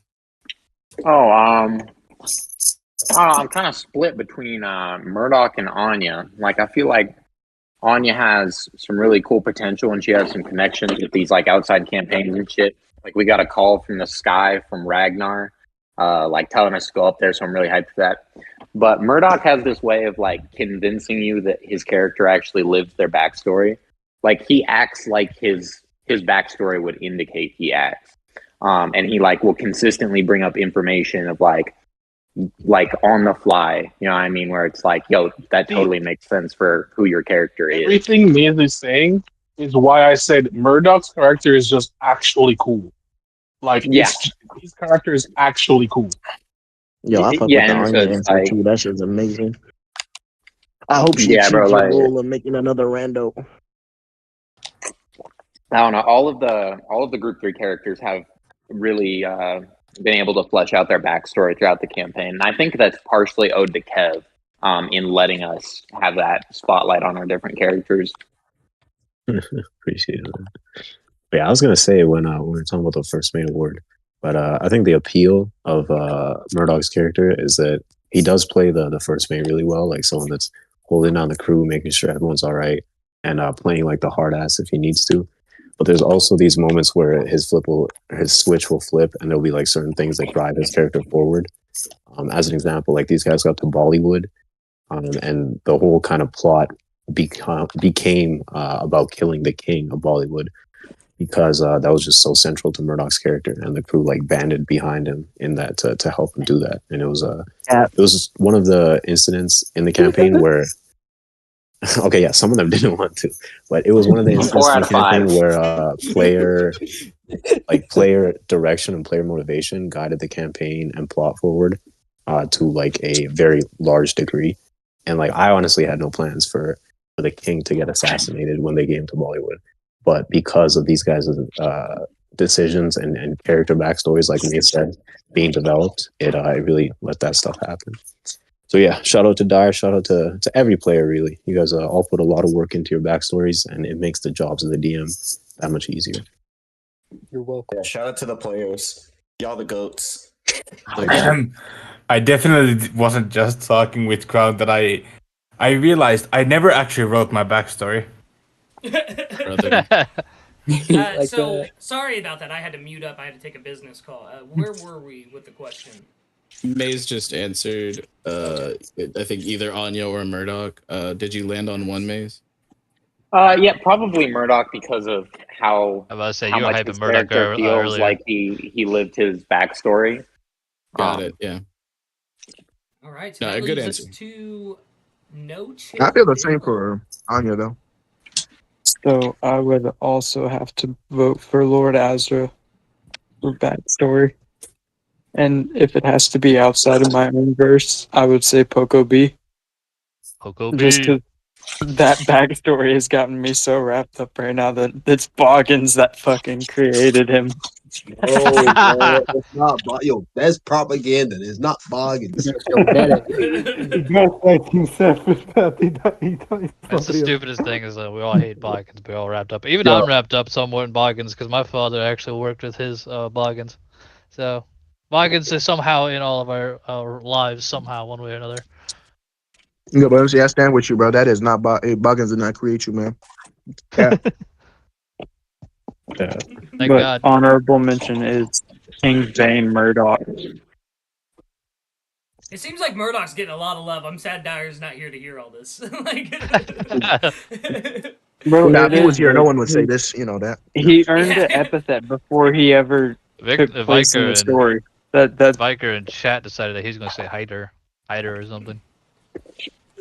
that has weight to it. So before you join a pirate crew, you already have an epithet.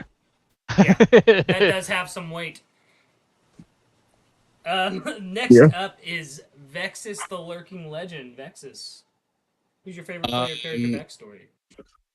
So I am going to specifically mention because I know all of Group 3's backstories, and they really did cook. And Group 2, obviously, I'm a little bit biased because that's my group, and I helped cook a lot with them. And what I will say is that my answer is technically not for Group 2, but I will give an honorable mention to Scarlet. Because Scarlet, although not much has been in story revealed, me knowing the potential, and some of the players and some of the fans and things like that, and the people who watch some of the void sessions and things like that, knowing like exactly how wide open that could burst, like that is one of the coolest backstories, and it is absolutely tragic as well, and we will expand upon it, but there's not much to expand in the current setting, but like out there in the world there is so much development that could take place. So if we're doing, I'm doing an honorable mention to Scarlet. I will say that I also have an honorable mention to Redacted by Lucas, in campaign Redacted. But again, I'm a little bit biased on that one. But if I had to pick one, though, out of the backstories that I am familiar with, I would probably go with this is gonna be a wild answer, but one of my absolute favorite characters throughout all of the campaigns has been Nui. And I just really like that it was just a gullible little tontata who, got bamboozled, and their whole drive was like, I want to get my ship, like a little folding boat. And so like Maze really cooked with that one, and it was sad to see Nui go. Type shit. Much love to Nui was Nui was like that was a really good, that was honestly, like I love the, like it was extremely believable, and Maze pulled it off pretty well within character, and it also did kind of drive the campaign a little bit for certain decision making moments and things like that. I really liked that whole shebang, so I would answer Nui as what I gotta say. Maze said he got kicked out of stream. Ain't no way. Ain't no way. You're You're still in here. You're still in here. Like, you're just muted. You're muted. Yeah. But that would be my answer. I want to say in response to that, me and Kev got plans, bringing her back soon. She's been having a whole story cooking in the background, been fighting like American cryptids and shit. That's amazing. That is amazing. No, like, but honestly, goated. Can't wait to see it. I would have to say if I had to choose a character, my favorite backstory is also Redacted. Nice. But it's other than your own. Yeah. Next, He said if I had to. If I had to. Next up is Wagons. Wagons. Besides your own characters, whose is your favorite character backstory? That is a hard one.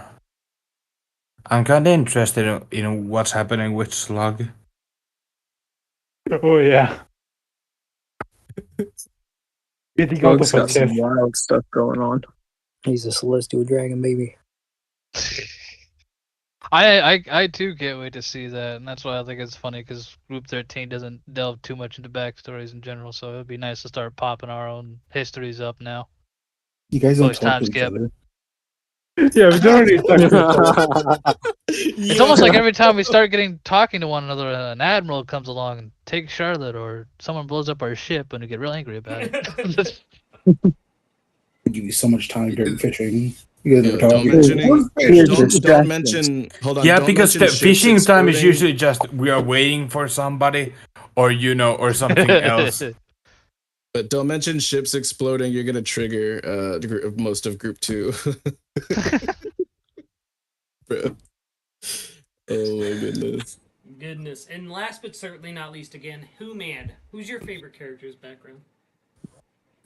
I've been thinking about it. I'm really torn. It's either Anya or Lord Azra, simply because they feel very One Piece. Yeah. Ragnar is like explained to me like all the people he's like connected with. Like he's even connected to Yiga's backstory a little bit. Like it feels like a cover story almost. Like as he was explaining it, like I could see it. And yeah, Randall Island with Anya, it's just very cool to me. But if I had to choose, I'd probably pick Lord Azra. So I will be handing off questions now to NoChillDill. I have to split for a little bit because I, just like Azor's father in his campaign, am Big Dad. I have way too many fucking kids. So Dill, I'm gonna hand this over to you. DM me if you need to end the stream at all while I'm gone. And yeah, Yeah. you boys cook. Yeah. I appreciate Let's you. start off with SSJ at Cody. What made you get into D&D, whether it be base edition or OP D&D specifically?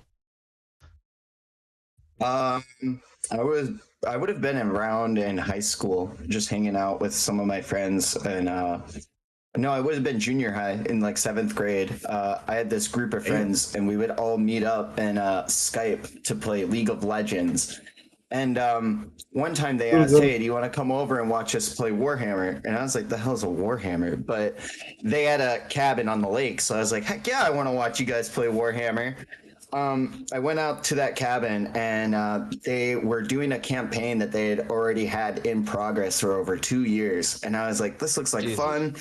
I had a friend who wanted to be a voice actor who was DMing, and he was like one of the coolest DMs of my life. And I was so enthralled by watching all these figures move about this huge board. He had this like huge table with a huge indent into it that I was like, I want to play D&D. So I got into that through playing with my friends from League of Legends. And after the first campaign ended, I was like, hey, I got something I want to try from like an anime I saw. And I've been DMing ever since, because after that campaign, they were like, this is nuts. You're crazy. And I was like, yeah.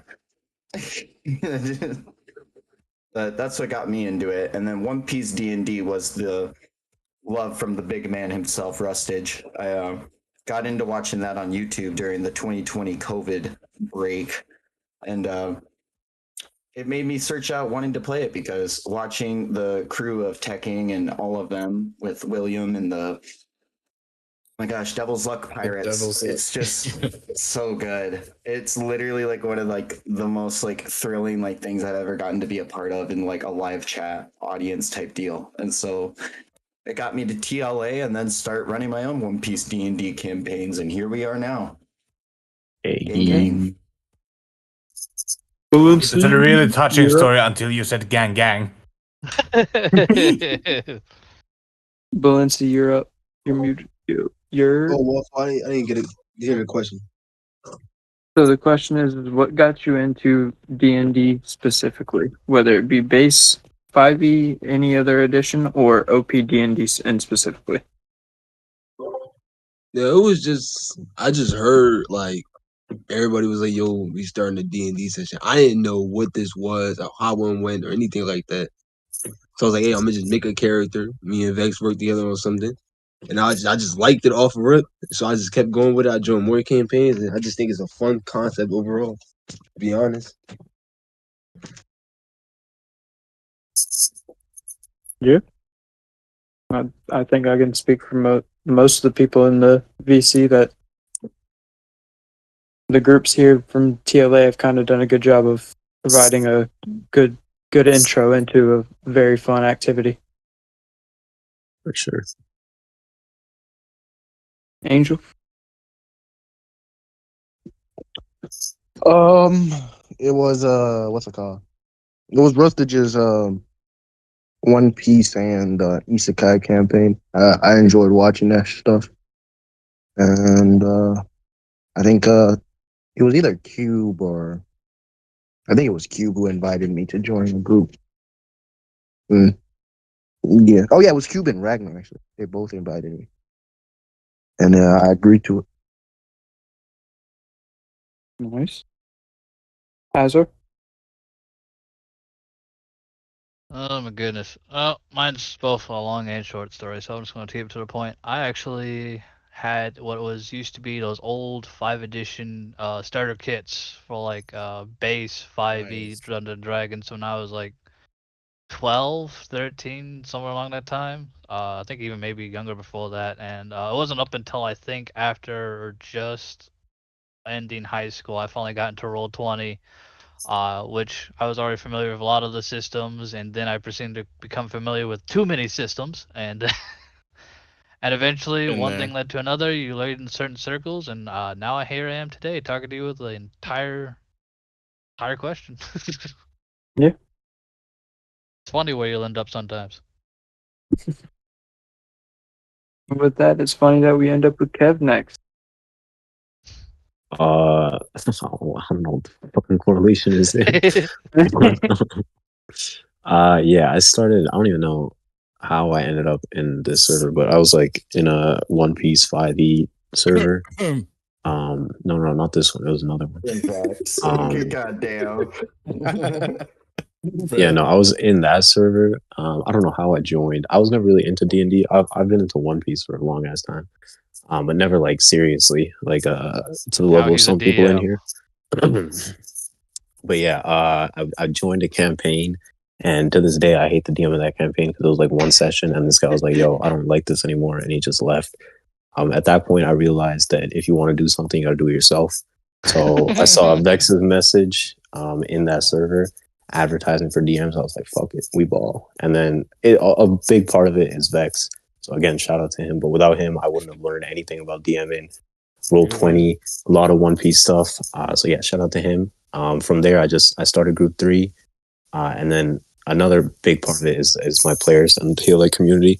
You guys are also engaged and active in the community. We talk D&D, we talk shop like all day, every day, and I wouldn't trade it for anything else.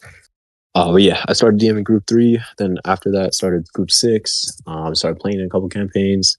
Started a whole bunch of other campaigns, and yeah, it's just been nonstop for like the past year. Good shit. Beautiful. Beautiful. We love to hear it. Welcome. We got Crownless. Yeah, so I've been playing like D&D and tabletop games for like off and on for like 16 years now. I started with like a system called like GURPS, which is like General Universal Role Playing System or something. Shout out to And- GURPS. Yeah. And I started because I started playing because like I would just hang around this weird youth center, and there was this like 60-year-old dude, and he would just play GURPS with us. And then I moved on to like Call of Cthulhu and a whole bunch of other stuff, and then I was in OPU. Shout out to OPU. And I heard about like the TLA, and I started watching their stuff, and then I just said I'll start a game here, and I got a whole bunch of people, and they joined. There you go. It's funny because you dragged me up from a Pokemon server. Yeah. That's how I ended up here. Bro, yeah. Shout out to OPU though, the cousins of the TLA channel. We got mad love for OPU. Well, speaking of Pokemon, did you know that Kev is going to be voicing Pokemon in the next Pokemon Yo, relax, D&D relax. Also, before we move on, Cube just DM'd me telling me not to cry on stream. Fuck you, Cube. Don't ever DM me again. I am going to activate my Devil Fruit over top of you. Dastardly Dan, you're up next. Yo. I'd say my journey of D&D has been like a lot of many tries until now, I want to say. Cuz I played Pathfinder with some friends in about 2014. Campaign didn't go anywhere, flop. And then I want to say around 2020, COVID was going on, and I watched the entirety of Critical Role season campaign 2. It was a bad I was in a bad place, and it carried me through there. Nice. And then I got into Dimension 20, and I was like, wait, D&D can be really fun. Oh my goodness, dude. Fantasy High was life-changing for me, bro. Brendan Lee Mulligan is an insane dungeon master, insane person. He's one of my favorite human beings of all time. National treasure. Yeah. And then I got into I loved One Piece, and then I loved Tekking, and I was like, oh, Tekking's doing a D&D One Piece campaign? That's sort of crazy. And I've watched it every week. Every single It's week. crazy that we didn't know each other, but we were all in the live chats. Dude, can we talk about like the episode 30 when freaking like old Louis LeClock came out? And I literally jumped around my fucking room. Yeah, that was so amazing. good. It was so amazing. And then I just got, the story of me even entering like TLA at all was pretty crazy, because I was just in I was watching a Parvision stream, and he was talking about like doing like D&D and stuff. So I joined the server, and then they're like, maybe we'll do D&D one day. And I put in, he had like a whole like channel called like D&D, and I was like, I'd be interested if there's a D&D campaign going on. Yeah, it's still there. It's still there. Is it active? No, People use it. No. But yeah, I put it in there, and then one day, like many months later, I get a DM from Den Kushi, and he's like, "Yo, we're gonna be doing a D&D campaign," and I joined TLA almost a year ago to this day, probably about like a week ago. So I've been here for a year, and it's just been amazing with all these people. It's the current campaign I'm in right now is the longest D&D campaign I've ever had, which is like means a lot to me. It's awesome. R.I.P. Sam One and Cody Diocho. Yeah, a lot of painful deaths, but we got here. Bro, over here getting blood from stone, like type vibes. Yeah, a lot of sacrifices to make this Philosopher's Stone, but it's kicking right now. Speaking of Cody Diocho, we have Tree the Wolf. What what got me into D&D, huh? Well, I played it in high school, and then 5th edition came out, and before it actually came out, it's like I dabbled here and there, but it wasn't until that like playtest material came out, and it was like we had 8 different DMs with a bunch of groups of like 4 or 5, and it was one massive dungeon, and we all tackled it together, and that was the coolest thing that had ever happened in D&D for me at that point, and I spiraled into 5th edition as it's been coming out since. But when did 5th edition come out? Like 06 or something? No, it's like 2015. Was I thought it was way earlier than that. No, 5th edition. I was in high school when 5th edition came out. It came out on July 3rd, 2014. There we go. Wow, that's crazy. Yeah, but rocking 3.5 until 5th edition came out, because no one plays 4th, Yeah. Yeah, you're right. But You're right. But the shade, but you're right. Hey, D&D 2e needs to get more love. That's some awesome shit going on in D&D 2e. I should say that character that I played in the playtest, I took to level 17 and played for like 6 years. That's insane. That's that's it was a lot wild. of fun. Wild. Josh? Yeah, so my D&D experience started with just watching a lot of One Piece YouTubers and then hearing talking about One Piece D&D and on Rusty's channel and starting watching that. And then one day just randomly I decided to join Parvision server, and like that I go to the One Piece D&D section, and it was completely empty except they giving an invite to the last arc, searching for D&D players, and that's how I joined TLA. I wouldn't be here without D&D. Yo, shout out to 3-Day as well. What a goat. Yeah. What a- Also, ever since I was a child, I imagined what if I made a character inside a cartoon or an anime or whatever, and D&D makes that a reality. What if? Yeah, for sure. I definitely couldn't agree more with you, brother. Brother Ragnar? You are muted. Ragnar. So let me know. We got you. All right. So I got into D&D when I was in high school. I was really active on Discord back in the day and in the One Piece community. Back when it was still not even called the One Piece community, it was just the anime community. And I met this guy, this Indian dude. And he was like really super hyped about playing this homebrew D&D game. And I was like, I don't know what D&D is. And he sent me the link to this DM called Brett. Really cool dude. Did a lot of fun campaigns. Why does it sound like you're making up the story on this call? It's just what happened. This was my first. I knew this was his first time ever. My DM, he DMs for the first time he played D&D.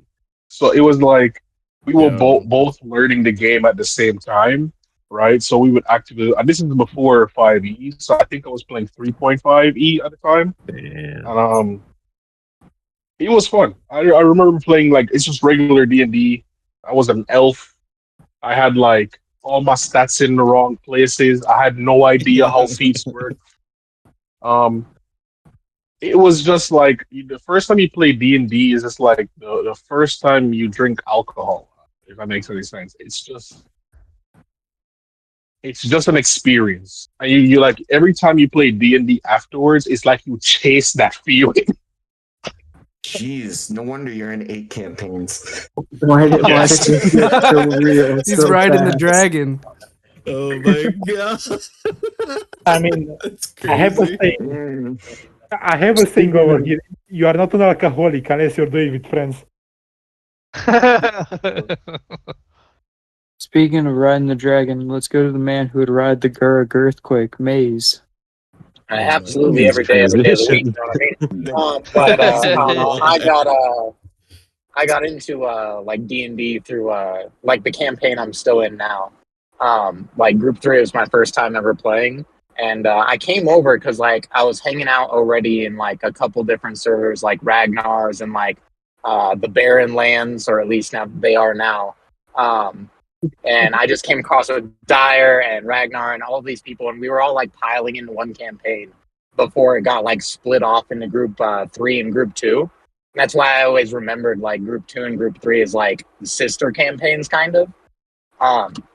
Because I don't know, we just all got up and we knew each other so well. But like I didn't know Lucas or Angel or who man that well, really. And mostly I was playing Pokemon over in those other servers. But I came over here and it's like I got into D&D mostly just hang out with the people who are also playing D&D. Like I didn't have a huge amount of interest in the game myself. But when I found the mechanics and like once I started building like my second character was where it started like real bad. That's why I come back every single week because the mechanics of this game, I love them so much. Dude got the bug hard after building like 2 characters. Now he's like 100 characters deep or something. I really am. I have a whole like game for myself just called the Character Vault. Just lists of characters that are all statted out. Wild.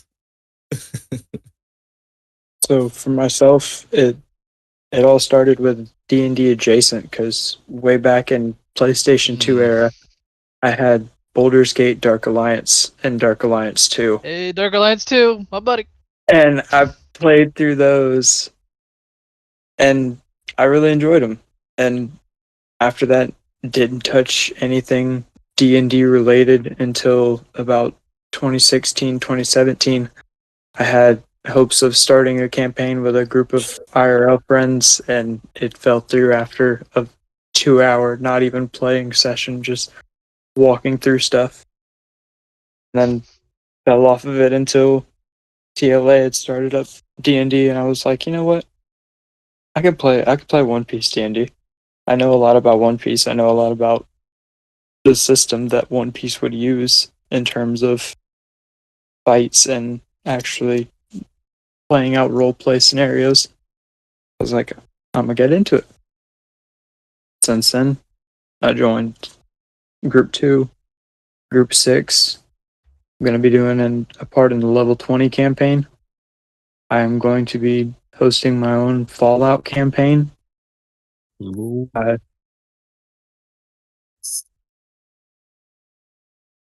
You know, it's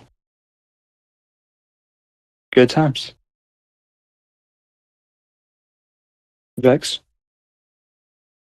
Yeah, so I knew what D&D was for like a really long time before I ever like got like into it proper.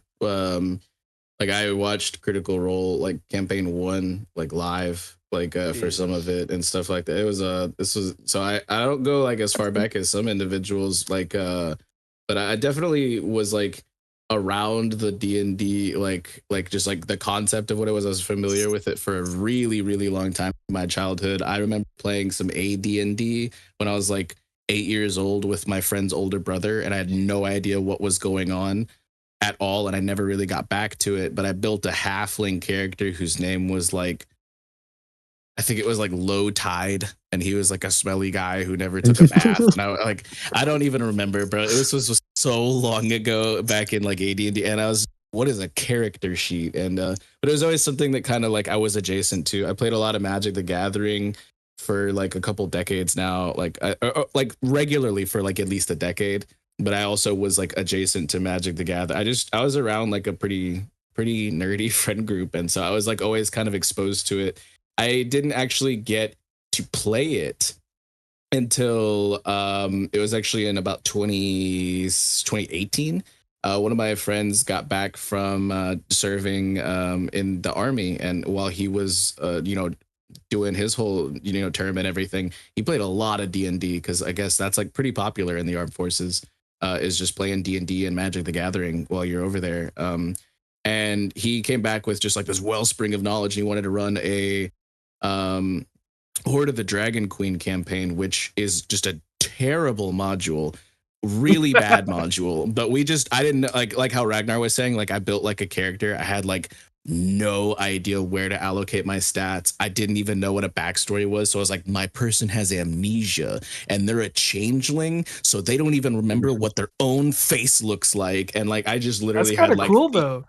It was, but at the same time, it put a lot of work on my DMs at the time. So shout out to those guys. And like I had I had a friend who was a forever DM and another guy who just wanted to try it out. And so I was like, sure, I'll start playing D&D. I have no idea what I'm doing, but I'll just hang out with the homies and kind of learn it as I go. And then I got the bug.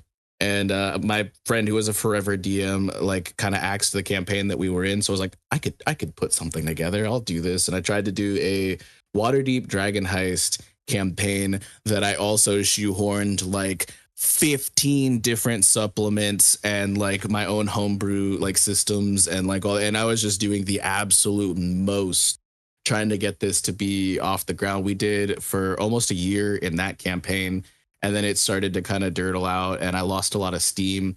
Then COVID hit and we were all stuck inside. And I was like, okay, well, I live with a guy who knows a lot about D&D. So like, what if I do like some one-on-one D&D?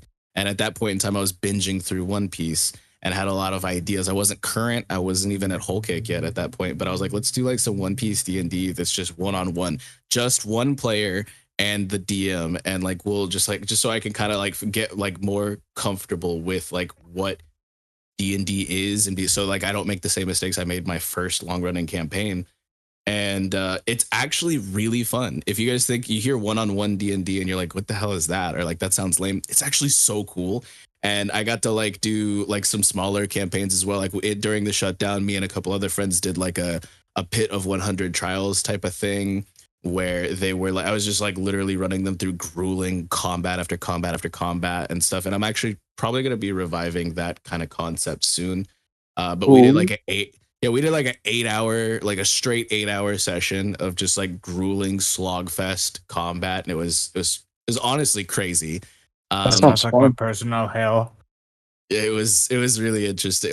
But yeah, I don't know. More on that maybe later if you follow my channel. But it's it just like, it was something that I like didn't know that I could really take seriously until I did one-on-one D&D. And then I resurrected my Waterdeep campaign, and I had like started to bring in new crew members into the One Piece thing that I was, so it was no longer one-on-one. And I got a full crew, the Dreadnought Pirates. Shout out to that crew. And we have been on and off, but going on for like over 2 years now. And then through that, I remember because we were running it through Discord and Roll20 and things like that. So I was familiar with the Avray bot. And then I was just joining in I joined Dax server, I joined Par's server, and I was just getting into the One Piece community because I had caught up at that point. And I joined TLA server, and I had watched a lot of TLA content, and they brought me on for a game show or two. And then I remember seeing that they had invited the Avray bot, which is a dice rolling bot. And I was like, hey, yo, who's playing D&D? Like, and like immediately, I think it was Den was just like, yo, dog, shush. Like, don't drum up too much hype. It's keep it on the DL. And I was like, nah, I want in.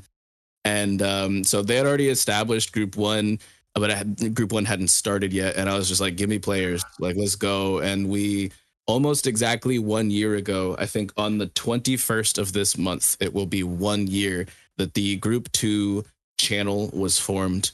And I had my players roughly assigned to me, and we planned for a session 0. And it all a year later has evolved into this. But yeah, it was just a series of crazy events. You know, I've always been D&D adjacent, and then getting into the TLA community, there was a lot of newer players, and then bringing in Blinkas, you know, from the OP5E server that we were both in where I posted that we were looking for more to host group 3, because I just had too many players. I was like, I can't run like 8 people in one campaign. So we're super happy that you ended up coming over and like teaching. Like I never thought I was the guy to teach how to be a DM, but so many of you guys have picked up the mantle and like asked me questions along the way and stuff like that. Some of you have more experience than me, but the amount of people that have picked up DMing in the TLA community, even if they're just running their own little side thing here or there, or a one shot or whatever, like it just makes me so ridiculously happy. Because like I also get to be a player in some of these. So shout out to you, Cody, for letting me be a player, because I was also cursed to be a forever DM for years there. Can I just point out as well? I completely agree with Vex on the one-on-one DMing. My first campaign was a one-on-one as well, and that's why I keep. If you guys ever wonder why, I think I said it to Kev at one point too, that when it comes to me and D&D, I just always, for me, a duo is the big number. One is the best. It's definitely different. It's not like you know, like what you can expect from like a full group or full party composition or something like that. But it's really interesting, and it taught me a lot about what could go wrong, and just like, I don't know, it was definitely what I think that I needed at that point in time, because I guess like more so like back in the day and before I was introduced to this community, and before I had really gotten into like looking into all of the YouTube like scene as far as like making DMing more accessible and less intimidating, it was a monumental feat to try to run your own thing. And it was just like, it wasn't something that, especially before like I started, consuming all of this material, it wasn't something that was easy. But now I feel like, especially within this community, it's like I love that so many new people have gotten into it, and we've all been very forgiving with some of the newer DMs, and it's just been so cool. Like major props to the TLA community at large, and just in general, and all of the crazy times that have been had with like D&D in general, and everybody who was previously into it kind of sharing their knowledge, and those of you who got into it through this, like, shout out to all of y'all. Type shit. And moving on from that, we got Wagons. What about you? Oh yeah, sorry, I was again zoned out in my solitaire. You're good. It is, what made you get into D&D, whether it be base editions or OP D&D specifically? Well, I also got into like D&D, like my first, or TTRPG specifically, like when I was like 11.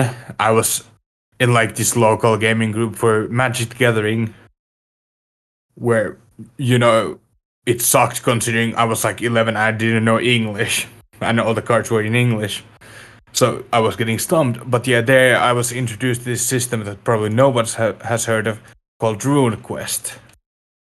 A super complicated system, but one thing I remember from those sessions was, in the end, I ended up screwing over our whole party for riches. Bro. Like, we were climbing a cliff. I was first one up. I dropped the rope. Everyone was on the rope, and I cut the rope midway. That sounds like Ragnar's character from the redacted Cypherpole group. Yeah, I was evil little shit. But yeah, from there, time passed and I grew older and more cynical. And then at some point somebody went, "Hey, wanna play D&D?" I was like, "Huh? D&D, a nerd dice game?" I was like, "Yippee!" Yippee! Math with dice. Yeah, that's how I got into D&D. It was like bit before the whole COVID happened, so like 6 years ago. Oh god, I feel old. Yeah. But yeah, how I ended up in TL was I was in at the same Pokemon server that Azor was in, and I heard Crownless mention, "Hey, yeah, I'm doing this D&D," and I was like, may I? Please? Yeah, I was basically that kid, like, when you like open the bag of candy and your friend would look at the candy like bag, like, "Hey, you're not offering to me, huh? You're gonna eat all that?" Yeah. You're having all of this delicious D&D right in front of my eyes and not offering me to join. Ooh. And now I am here, menace to you all. Yo, Wagons, was it you and Josh who were in group 4? No. Nah, You said it. I'm sorry. The first campaign that I joined is, and the only that I'm currently in here is King's 13. Once you're already part of the strongest crew, why would you want to join weaker ones? Oh my goodness. Because I remember there was someone else in group 4 with Josh. Yeah, there was a guy Selkir. Crew, that guy we have just the captain of group 3. No, bet. No, there's actually like 3 other guys in group 4 that all of them disappeared. That group never existed. It's fine. Yeah. We need to get all the maximum Glazers together and have them play together. Bro. What do you mean Glazers? So what? Stop. Okay. Let's go Hey, to one of them Who spoke Man. up. Raises his hand. And speaking of Glazer, let's go to Who Man. Oh What? my Hey, yo, what the fuck? Anyways, I was fuck you, though. Anyway, I was never into like tabletop RPGs until like last year. I was reading One Piece like on and off since like 2019. Then like COVID hit, and I was just like, all right, I'm a bunker down, and then I got absolutely obsessed with it. But one thing that was like I wanted was like a good One Piece game, and I couldn't really get that from like console games or nothing like that. The most I could get was like Pirate Warriors, and I was like, all right, well, whatever. But it's realistic for fodder, but it's you don't get exploration. Yeah, the exploration and just like the feeling like you're growing and stuff like that. That's what was missing for me. But then I joined TOPT, which is like a One Piece server, that One Piece talk. And yeah, I would participate in like DDTs and stuff like that. And then like Ragnar, I think he invited me to his server, and then he like put me on to TLA. And from there, well, I should preface. TOPT, they were supposed to have a D&D campaign themselves, but that never got off the ground. And that's where I made I had a chef for that. I remember. Barren I had the chef Wastelands. that ate dragons and shit like that. Yeah. Bro, I had an ancient giant for that campaign, but that's long gone. Crazy thing is, the character that I designed in TOPT is the current character that you see in Group 2. I was like, immediately after you use this. Yeah, bro, Bro, yeah. I'm gonna say like Vykthor, the concept of it is my character. I imagine being in the One Piece world. Like that's my character for One Piece. My concept for my ancient giant became Duty Gone, my Wotan Kung Fu Dugong creature. Yeah, only difference for Yiga for the TOPT stuff, he was supposed to be a fisherman. Like, yeah, he was supposed to be a fisherman. But yeah, Ragnar invited me to TLA, told me they were gonna start a D&D John, and I was like, fuck yeah. We hop in on it. I guess Finn is the original Chuma. You said what? Oh, I just said Finn is the original Chuma. That's all. Oh yeah, he fought with a quarter staff and shit like that. Yeah, I remember talked about that. But yeah, I'm very thankful for Ragnar inviting me and all the DMs I've encountered and all the lovely people with TLA. Nothing really like it. You're welcome.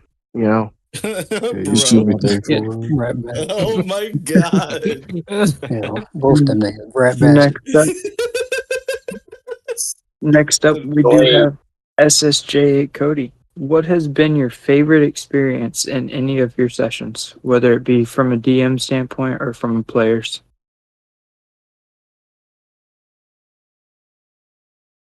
One singular moment. Yo, Cody is thrown on the spot every time. He's at the top of the list. If he didn't want to be, he could turn his camera off. Oh my god. Oh wow. Are you good? No, I'm just saying. My guy chose if you didn't want to be violence. first if you didn't want to be first in the list, if you're down, it would be in the alphabetical order. You just seem aggressive. I'm just asking if you're good. No, I'm good. All right. It didn't answer the question, Cody. No, that's Why just you still... down? I'd ask Lucas first, but he's not here right now. Okay. Yeah, I think probably the Goblin Rave back in Cody the Ocho. That was pretty dope. Bro. Crazy. That was the final stand of Glop. Why? It wasn't.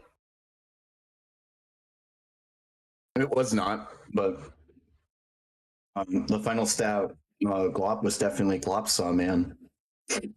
Glopsaw Man is the... Bro. When are we getting those cover stories? Tell me right now. When are we gonna play? Glopsaw Man, I need to see this. Yeah, man. It'll come out. It's all coming out. But yeah, definitely when you guys went to the Avery saying, nah, man, this is definitely the way we need to go, and just walking off in a random direction and getting you guys to break the sound system at the Goblin Rave, and then you guys having to like pick it back up and you spraying milk over everyone. It's a pretty dope time. You are the milkman. You were the milkman. I was. Oh, Lindsay? I was gonna say, speaking of which, I miss being in Cody's campaigns. They were so fun. Honestly. Yo, somebody Always a go. blast. Yeah. Yeah.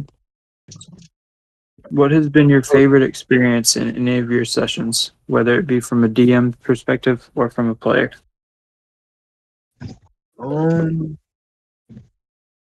I guess my favorite experience would be like my first zombie campaign. I really enjoyed that, especially seeing how everybody Yeah. else enjoyed it. I got that feeling like, yo, this is how the DM feels when they really did their job as a DM. I really Yo, didn't I die in that one? Hey, I bro. gotta, I Yes, gotta you say, did. It was Yes, if you only, did. This is That's zombie it. apocalypse. I did Hold my on, job. that thinks that. yeah, if only it didn't start at 3 in the morning for me, I would continue that campaign. Yo, I'm saying the funniest thing was seeing Ragnar's character, who's basically Uncle Roger. Like, Oh my Yeah. god, right, Brian. What you And no, mean? We just have to escape. I said, "Why you Right. so weak? So Oh, weak, bro." I take my arrow. I fill the bag with sand. I attach it to the arrow. I shoot it at the helicopter. I can track it now. Did you actually say that, bro? What are you Yes, on? he did. He did all of that. I did actually do that one time. They're like, they're leaving the helicopter. That was so good.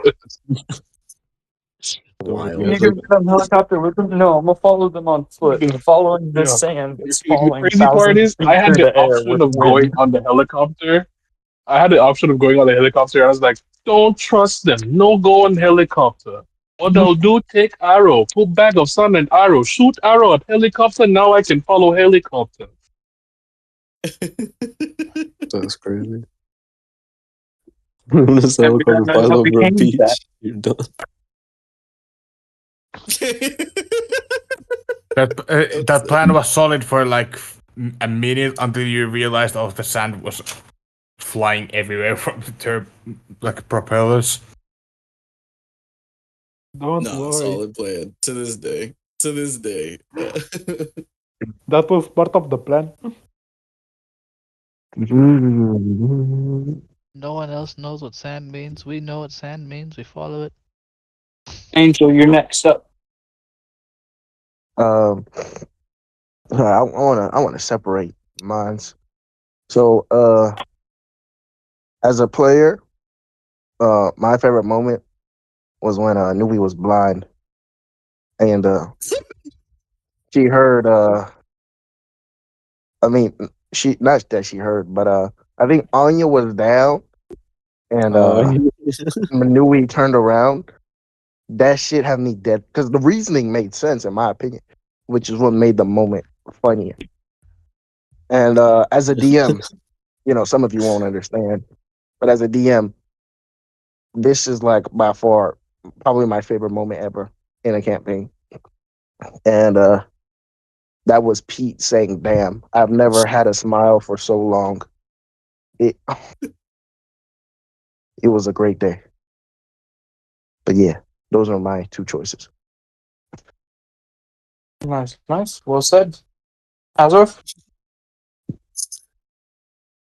Like I said, unfortunately, most of my experiences with Group 15 are stuck to that. So for the most part, I'm not particularly sure. There's a lot of interesting parts about it, but I think that's, in my opinion, as one of the familiar scenes is when all of us finally decided to stop fighting and bickering and go after Charlotte when she gets captured. That was a nice I gotta say. unification of just everyone decided they were just gonna go forward. It's like, nah, we're gonna get her back, or we're gonna fold this entire area. You can tell That's what a happened good afterwards. wholesome crew moment. That's my TLA moment for the experience I've had here. That's my top moment. Do you have one outside of?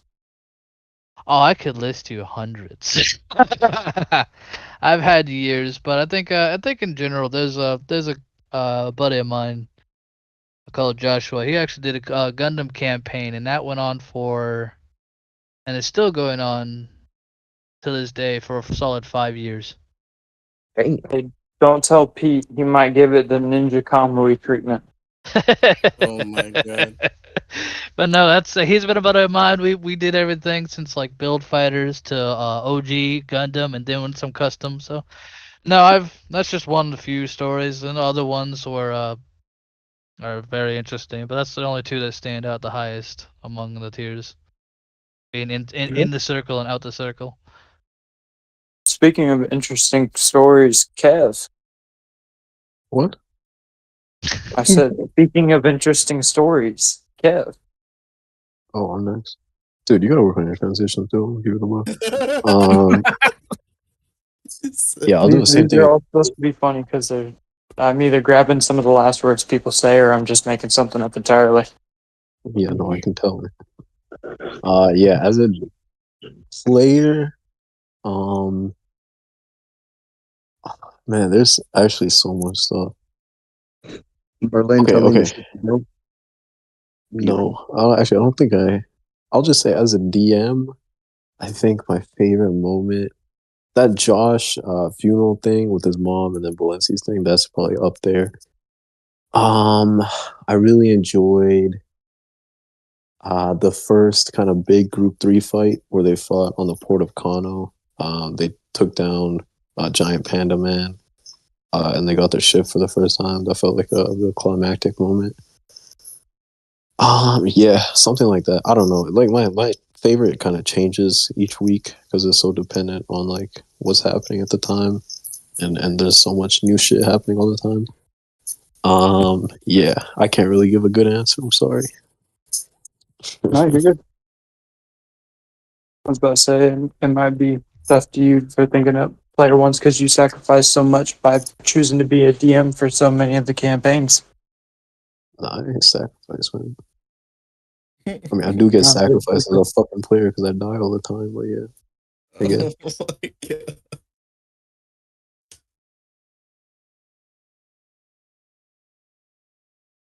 Groundless, you're up next. My favorite part is when Jinjo betrayed the crew. I was setting that up for weeks. I was just making him like semi-useful, but like also kind of a hindrance to them the whole time. And I thought they would suspect him earlier. Bro, But note I the hit. really- Where was the help? I got nothing but hindrance. The thing is, he wasn't even hindrance. Like Boggins is more of a hindrance. Yeah. Boggins is just a nuisance. Boggins is just dead. This is a Yeah. promise. Throw him in the water. He'll never get out of it. Why do you want to kill my favorite character? It's called cutting the disease out.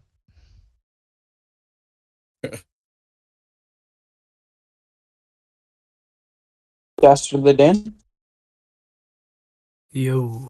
I think the most enjoyable moment was sort of like a whole session when we went to that goblin rave.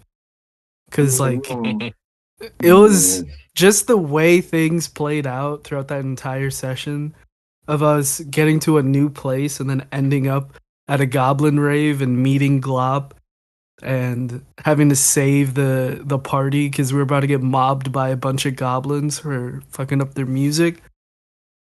It just like rolled off of each other. It was just so good. Cody over there shaking his head for some reason. He hates Glop.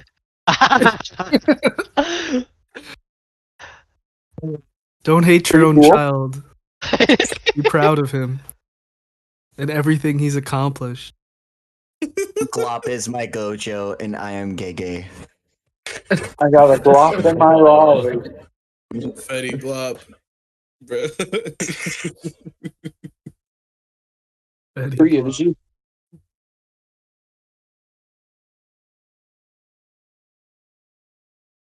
DQ died. Tree. What's up? This is your turn. You're up.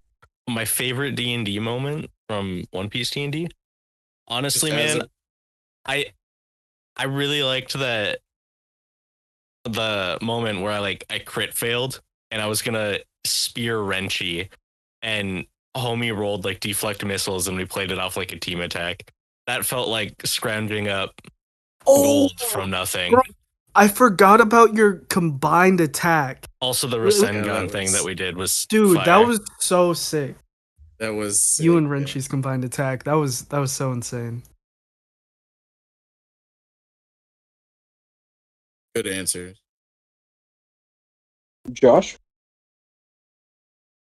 Yeah, for me, the two different groups in that I'm part of in TLA, I like them both for completely different reasons. Like, all the combat I have in group 13, every time I crit, I can add this and add that and add this. I also can do this, and in the end, I do crazy damage. That's, I think, my favorite part of group 13. But at the same time, group 6, I think has the best interaction for my character and the roleplay part of this. That, like the scene of the grave or the interaction with the fake virus. Yeah. Yeah, the interaction with the bears, the reunion with Ragnilius and Tudigon, all those things. Yeah. 100% agree. Like, I love both of those groups.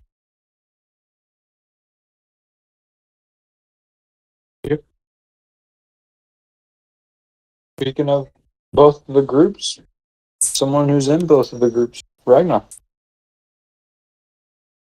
Oh, is it me now? Yeah. What's been your favorite? It's gonna be really hard. I've been in a lot of groups. There's a lot of hype moments in a lot of them. I like to shout out the original Cypher poll for one of them as an honorable mention. You know, when I jumped into an earthworm and I came out with like 5 levels of exhaustion or something like that. It was pretty fun. I would Sure say you're not I'm more on confusing a that with group 2 when you jumped into a Neptunian and got 5 levels of exhaustion. no. Oh, this is still Cypher poll, but it's very similar. I will say, I'm like in real life, I'm like an adrenaline junkie. So I enjoy situations more the closer my character is to death, which is why I'm enjoying Group 2 currently. As much as I say, oh, this is bad, oh, I hate this, I'm actually, when it's happening, I have like a bunch of different things rushing through my mind. Like, this is what I live for, right? So, but to answer the question, my favorite card is probably going to also be in Marines, and it's when the first time Ragnilius goes all out, and I rolled like 5 to 6 crits back to back to back to back, and it was like the most ridiculous display of full potential release that I've ever seen ever. It was just like so incredible. I gave this whole speech like all my life I've held back, not having fears, and it was just this weird one. As soon as I finished, I just start pressing attack. I just got crit, crit, crit, crit. It was insane. Yeah, it So was yeah. crazy. I just want to piggyback off that real quick. I really empathize with enjoying it more when you're close to death. But for me, it's like when other people are close to death, it's like really enjoyable for me. Dude, that is crazy. That's coming from you as a DM. Yeah, well, I mean, as a player too. Like, I'm like, oh no, don't do that. But really, in my head, I'm like, oh, I hope you fucking die. Oh no, don't do that. Oh no. Oh no, don't. Unalive yourself, don't you're put too the fork sexy. in the toaster. Okay, it's not like that. It's not like that. Alright, so I think I'd have to say it's probably from either the Lost sessions where we had Lord Azra rage out in his monster point form and then get convinced by Scarlet to regain himself. I think that one is one of my favorite D&D experiences. And a close second to that is the same thing Ragnar was saying, was right before his character unleashed it all on Remus. My character had gotten sent through the portal because of his cursed katana directly moving him away from the combat.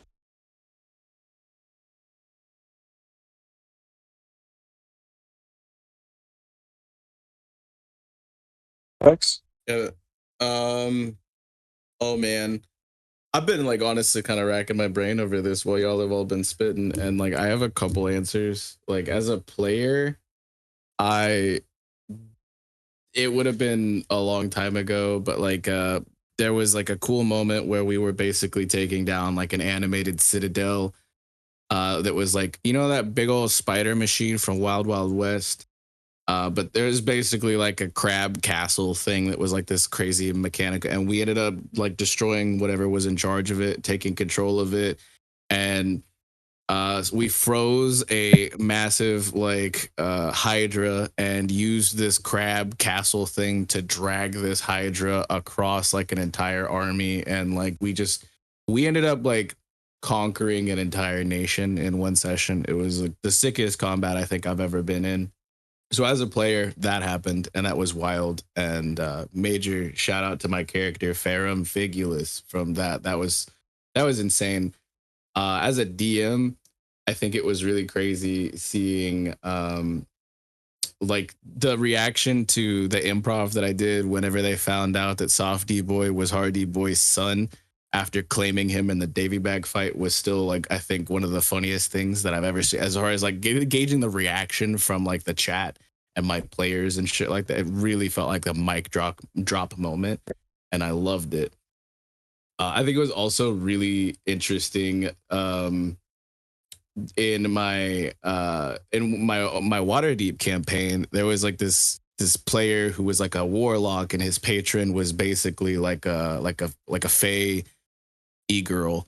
And it was wild because like she like had like this whole like weird, and like the fae have like a different way of like portraying their emotions, and like they have different definitions of like their moral compass and stuff isn't the same as like a human per se. And so there was it always seemed like she was mischievous and she was trying to get him into trouble and things like that. And after like almost a year-long campaign with that, and him like really he couldn't stand his patron, and then figuring out like her backstory later on, I actually like legitimately like pretty much made one of my players cry, which was like a really sick moment because like the emotional impact was like palpable in the room, and this was like actual at the table like D&D, not like over the internet. So it was like, dude, it was heavy. It was like insane. Like watching this person react to that like right in front of me was insane.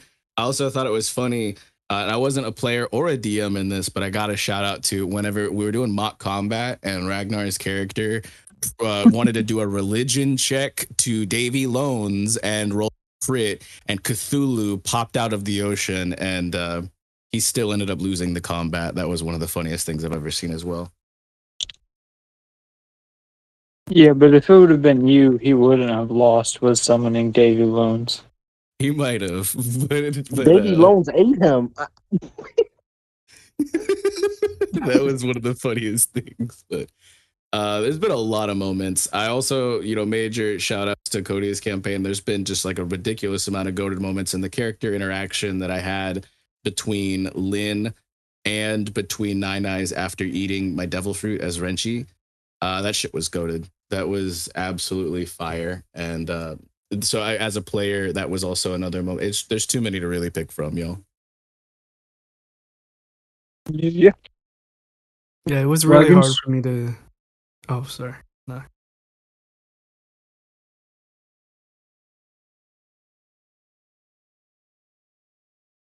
think Wagons is on a roll right now with his. No. So somebody wanted to say something, so I was quiet.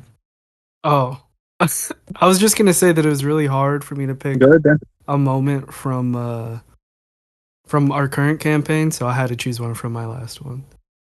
There's so much that's happened. Hey, from man. this one. I gotta wait like 20 more sessions. It's still the other one's still current. It's on hiatus, right? It's dead. No, it's dead. It's dead. Oh my goodness. But yeah, there's one moment in a campaign that I have so mixed feelings because it was a really cool character moment, but it was also a thing that ended the campaign. Is this when you cut the rope and let all those dudes fall? no, I still have like 1 hour of solo content with the DM.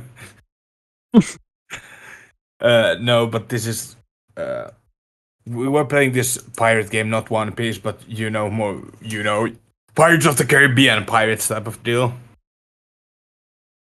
And in there was this moment where we Get it out. Yeah, no, sorry, I was laughing at the gift that Cody sent.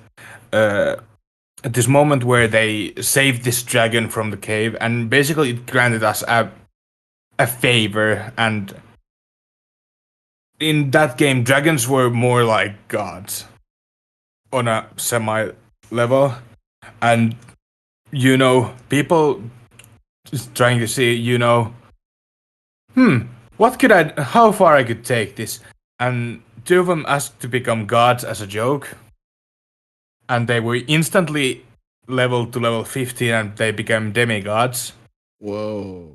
And I noticed the two people who did it as a joke thought, this wouldn't happen and realized, oh, this fucking sucks. So, as I saw, people didn't exactly like being leveled to level 15. My character asked, everything that I touch, I will turn into solid gold. And when my wish was granted, I went to slap the god in an attempt to kill the god. What a twist. Yeah, jokes on me, it didn't work and I got my shit kicked in, and shenanigans happened. Some people weren't happy about me trying to kill the god, like out of character, and then big screaming match and people ended up departing. Wild.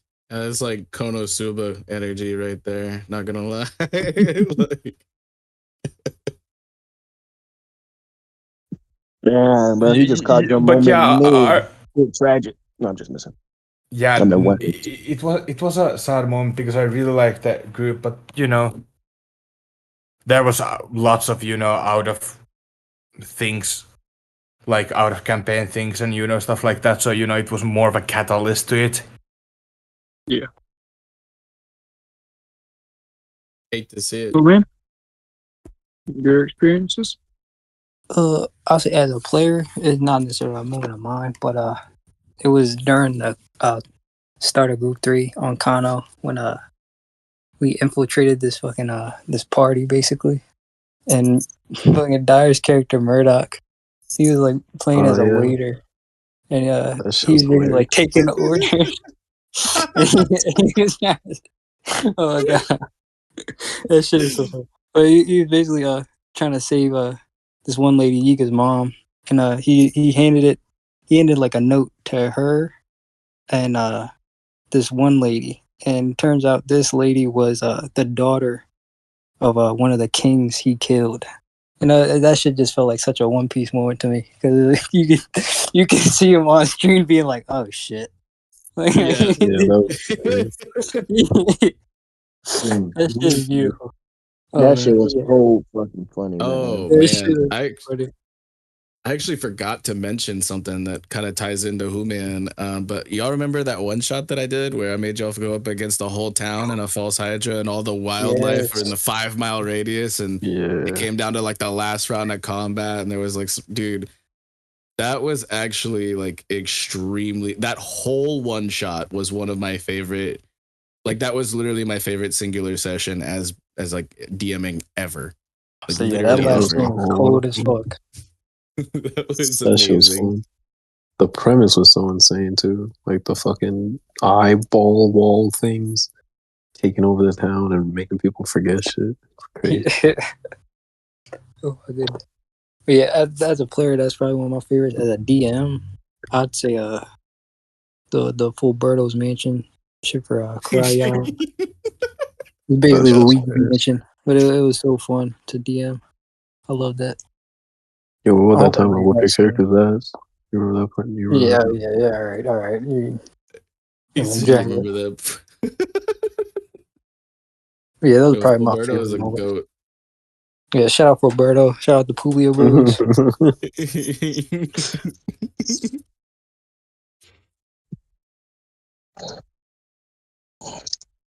For the next question, we got, why is your character the way they are? In parentheses, I have, obviously don't spoil things about your character if they haven't been revealed to the crews respectively yet. First up, we got Cody. Cody is not currently running a character.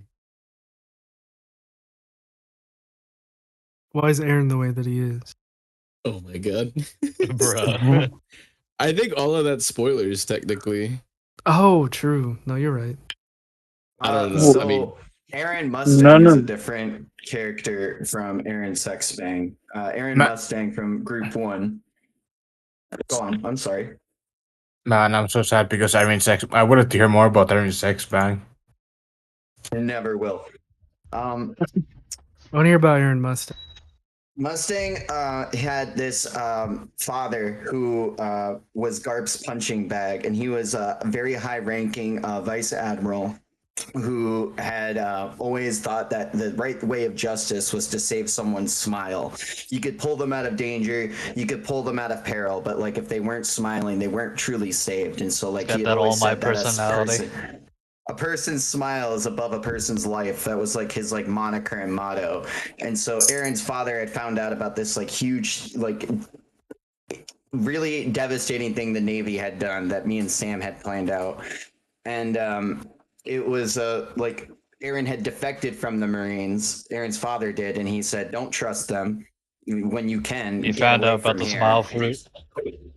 And like Aaron just wanted to go out and find out what the right way of justice was, and to like see like if like he could make his own way into the world. That's why he was the way he was. Sick. Respect. Valencia? Shit. I'm trying to think of what character I want to answer this for. You know, I'm gonna say Keishan B, man. Keishan B is the way he is because it's not really a character thing. It's me, bro. I just want to make a character to piss somebody off. I just wanted to make the bad guy, the villain. I ain't even gonna lie, bro. I was sick and tired of playing that. You know, that character you could be friends with. Nah, can't be friends with Keishan B. It's true. Once he plays a lot of the like innocent, kind of naive kid characters that are like struggling in the world that they're in. Kishin B is just like all about himself. Yeah, he's willing to do anything. It's really interesting, Donnelly. And I respect you He's on for that you know, Keishan stepping time. out your boundaries and shit. Yes, Keisha B is the final guy. Keeping to the character and not being like, oh, well, they don't want me to play this way, so I'm gonna kill off this character and make a new one. I respect him for keeping up with Keishan B. Angel?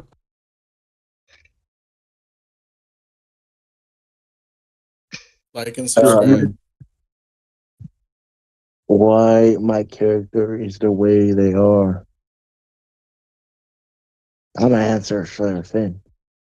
That's because Finn is the way he is because that's how I wanted Chuma to be. I think they still, I think they share a lot of similarities, but there's differences. Aside for the whole like Kainu thing, I did not want that for Chuma. I want that to be known. I did not want Chuma to be a Kainu glazer. Isn't it just a you thing? Why must you be the way you are? No, that wasn't a me thing at all. It's just, actually, I guess it is a me thing because at that point, I never made. I don't know when I started this whole Kainu shit. I just remember I did it to piss somebody. I think it was maybe or somebody. I was trying to piss someone off with a Kainu, and Cube. I bet it was Cube. It was probably Cube. Yeah, it was. It might have been probably me as Cube. well for Ace. Oh my god. No, this was over a year ago, bro, that he's been on kick. Like it's been a minute since I've seen him like but yeah, that whole stuff. But yeah, at that point, I wasn't doing that with Chuma. But yeah, Finn is the way he is because that's how I want Chuma to be. A Marine. Respectable. Azor? That's why he's gonna quit the Blotto Pirates. No, I'm messing. What was that? You're up. Apologies, I missed the question again. It's why is your character the way that they are? If it hasn't been revealed to the crew yet, then don't spoil them. Obviously. Yeah, I want to, but for the most part, it's probably up to his mentality. I'll keep a simple answer. A lot of it is basically Azor's characteristics are going to be.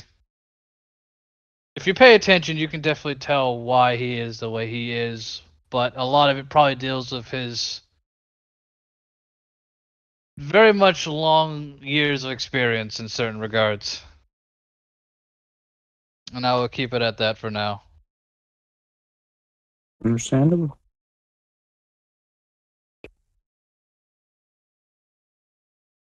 Where's the segue, dude? Give me a cool segue. All right. So, on a completely off-related topic, something that's not understandable. Kev. Okay. Thank you for that great introduction, man. Okay, so as a DM, the reason I make NPCs the way that I do, or like antagonists or allies the way that I do, is usually to challenge a player's way of thinking or present to them like the opposite side of whatever spectrum or take that they're on. Like for example, with the Marines, a lot of them have different ideas of how justice should be carried out. And some of them are on like the kind of closer to a Kainu side of vengeful justice, eradicating anything that could threaten the idea of peace. And so like the kind of conflict that they're in right now is taking that idea and pushing it to the extreme where you kind of call evil before it can even begin to form. So I think it's an interesting, for me personally as a DM, it's interesting to see players' characters' ways of thinking be challenged, because I think that it pushes development and it makes for a good story. And it's the same thing with like in Group 3 with Blotto, with the Blotto Pirates. A lot of their crewmates are people that will kind of represent different sides of the pirate life and push their way of thinking. I think the best example of this would be Kent, who when he first came on the crew was more of the traditional bloodthirsty, ruthless pirate. And it kind of challenged the crew's notions of what it actually means to sail the seas and do whatever you want. At least that was the intention. Yeah, so that's kind of my ideology, philosophy when it comes to making NPCs. When it comes to my characters, so like my most concurrent character would probably be Geneva from the South Blue Angels AU campaign. And she's like a mermaid. I think she's a savant or a paladin. And in Angel's world, for whatever reason, mermaids or fishermen and mermaids are like very heavily oppressed, and there's a lot of slavery and racism going on. So for me, it's interesting to explore that and push the boundaries of what can be done in the One Piece world. I think it makes like part of it for me is playing out these aspects of One Piece that we don't really, that I think are interesting, but I don't think are really explored that much in canon. And not to say that like mermaid and fisherman oppression hasn't been explored, but just from my personal perspective, it's something that I like to see more of. Oh, my bad, too. Bro. I didn't realize, my bad. Phrasing. That is hilarious. Oh man, my bad, bro. Oh god. So, segue to Crownless. Same question for you, brother. Why is Boggins the way he is? No. Now we're getting to the spicy stuff. Let's go. If you answer that question. Hold on. This is what I came here to see. Let the man speak. What is a man but progress? You progress in science. You progress your drink taste. You progress to a new wife. All the progress that Boggins has made will be for good. It's gonna make it all up. Don't worry. Let him cook. Yo, Crowd, are you? Do you have the list of Bagan's journal on hand? Oh, jeez. Yeah, go ahead. Wait, what was the command for bot? Roll. 100. Do 100. Yeah.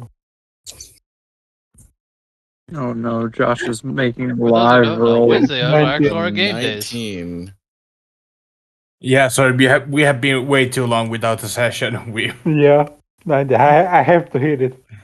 He's over here You like rolled a fiending, 19. like I gotta roll a dice. I gotta roll one. Yeah, I've been looking like a crack addict, Yeah. scratching my neck, like. A white lumpy rock. Goggins would inject children with foods from their local home through their veins to see if they would have dreams of their homeland. Whoa. Yeah, that answers the And you question. wonder why we have a problem. Yeah. Damn, boy, Yeah. see, that's And mind bad. you, that is a story out of 100 plus. So Yeah.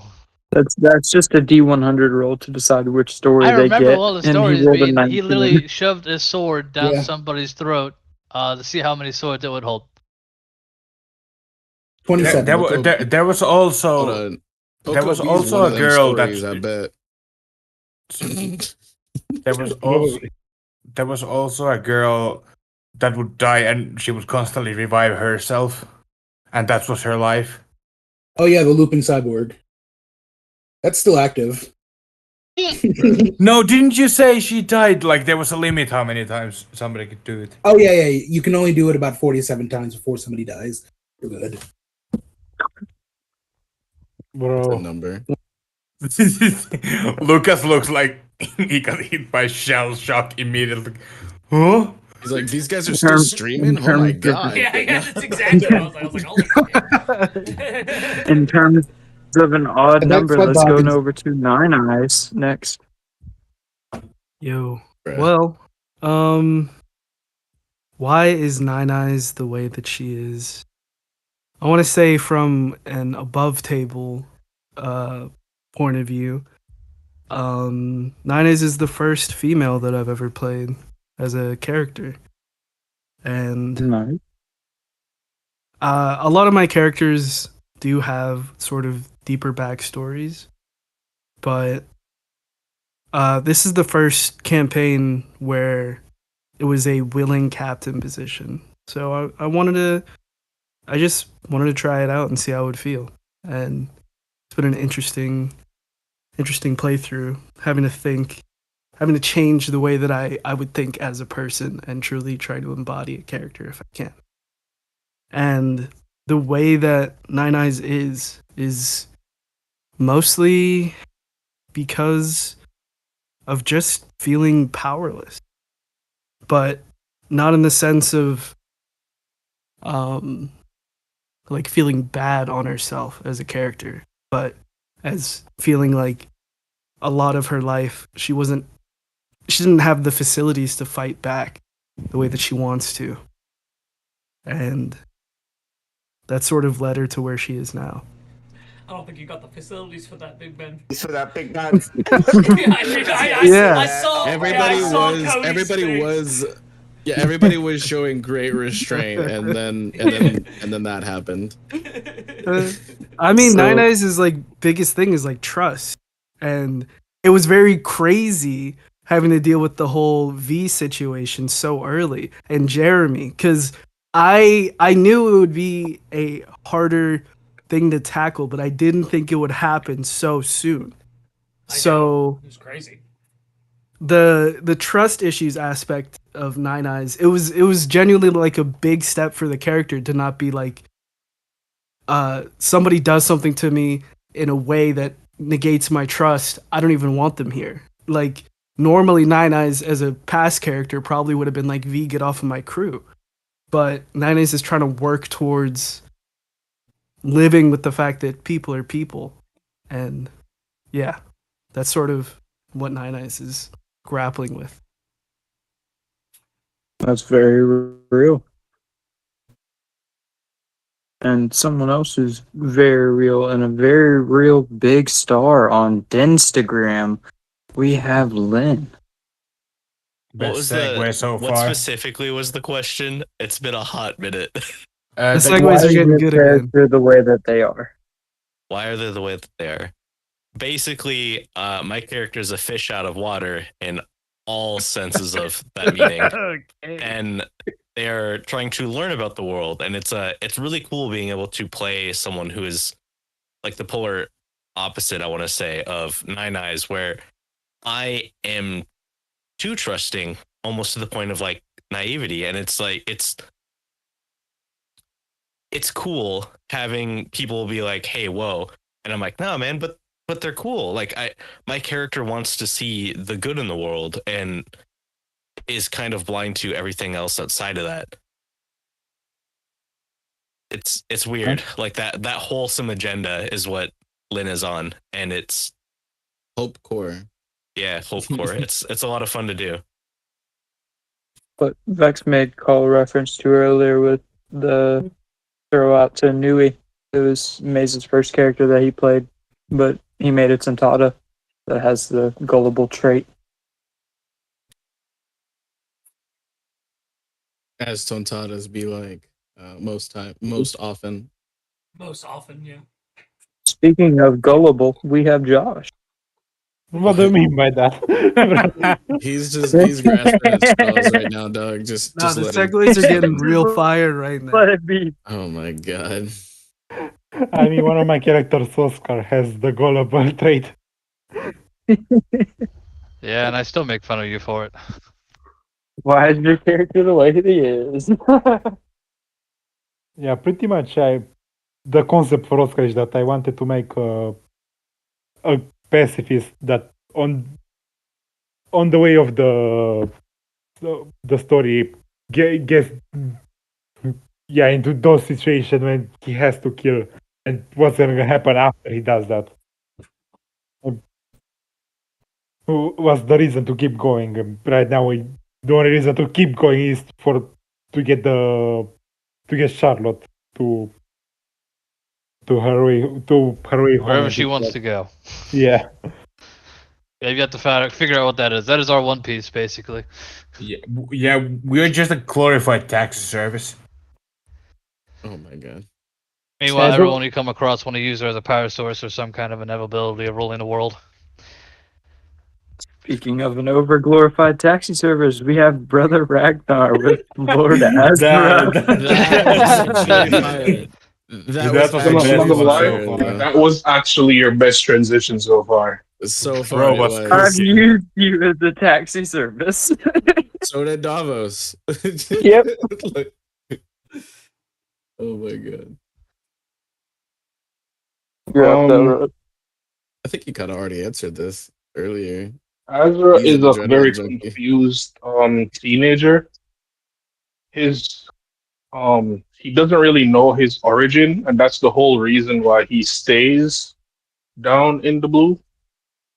I mentioned this early on in the Void episodes, but when I was a child, my mom. I was born in Marijois. Just to be put it out there, guys. I was a slave at birth.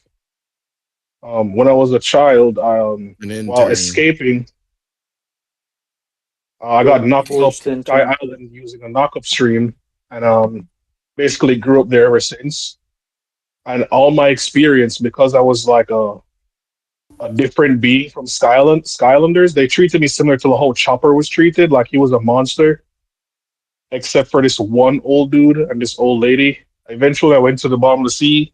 I hated humans, but I thought maybe the humans in the lower world would be different, and they were not. They immediately tried to capture me to auction me off to the first slave trader. And then I basically went in a full-on war. I went in a full-on war against slave traders, and then one day I met this really, really nice girl that was a human that starts to change my mind towards humans. And I left her with Ragnarden, and Ragnarden is my companion since childhood. It's a Den Mushi. And then the slave traders found out I was staying with her, and they basically tortured her to find out where I was, and she wouldn't answer, so she died. That person is like Bill's like childhood best friend, and that's how I still hate humans, and that's why I torture them to this day. I literally torture almost any human I come across, and that's why I do it. I learned. Here's the crazy part: I learned all my torture techniques from watching the video Ragnar then showed me of how they tortured that girl. Big yikes. Best worst doctor. Best worst So for myself, I'm gonna explain for Duty Gone. It stemmed from me wanting to become the biggest nuisance. So that started with me making a Wotan, which is a fishman giant hybrid, and Kung Fu Dugong instead of an actual fishman, just because of the simple fact that I wanted the flavor of being a Kung Fu Dugong, but giant. So I'm a 45 foot tall, 10,000 pound Dugong that's just ready for the world. Has experienced a lot of the world, but also not a lot at the same time. Is old enough to have traveled with the original giant pirates. Has spent time living on Elbath. And basically, being the biggest nuisance in terms of now is fighting for an actual true justice of if the crime is severe, the punishment should be severe.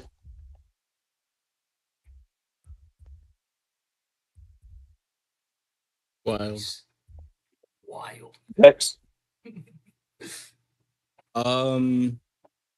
So I built Renchi, and I had several prototypes for this, like a similar type of character, and the all of these campaigns never really got off the ground and things like that. And I was kind of cursed to being a forever DM, and I went entirely off the deep end, just figuring out everything I possibly could about all of One Piece and stuff like that. So when I built Renchi and was like, okay, I'm gonna be a character, or I'm gonna be a player again, I wanted to make a character where there was like a bit of like a compelling backstory and stuff like that, but at the same time, I removed from the equation entirely any potential of metagaming or having like above table knowledge. So I gave him memory loss, but not in the form of complete amnesia, just in that like he remembers like all the bits that he needs to, like, for the most part, but he just forgets tons of things randomly. And he is I myself love to cook, and so having like a cook character was always something that was on the menu for me, like if nobody else No pun picked intended. that. No pun entirely intended, but if nobody else picked it, I was like, hell yeah, that's what I'm gonna be. And so like nobody picked a cook, and we didn't really have a medic either. So I was like, okay, so I need to like try and pull weight to try to make sure. But I'm a mink, and part of minks is that they don't eat anything that ever. So I was, as a cook, I'm like, okay, I'm a cook and I'll cook anything, but nothing that has ever had hair on it at any point in its life cycle, because to minks, hair is extremely important. And so I wanted to make sure that like I represented that in my culture.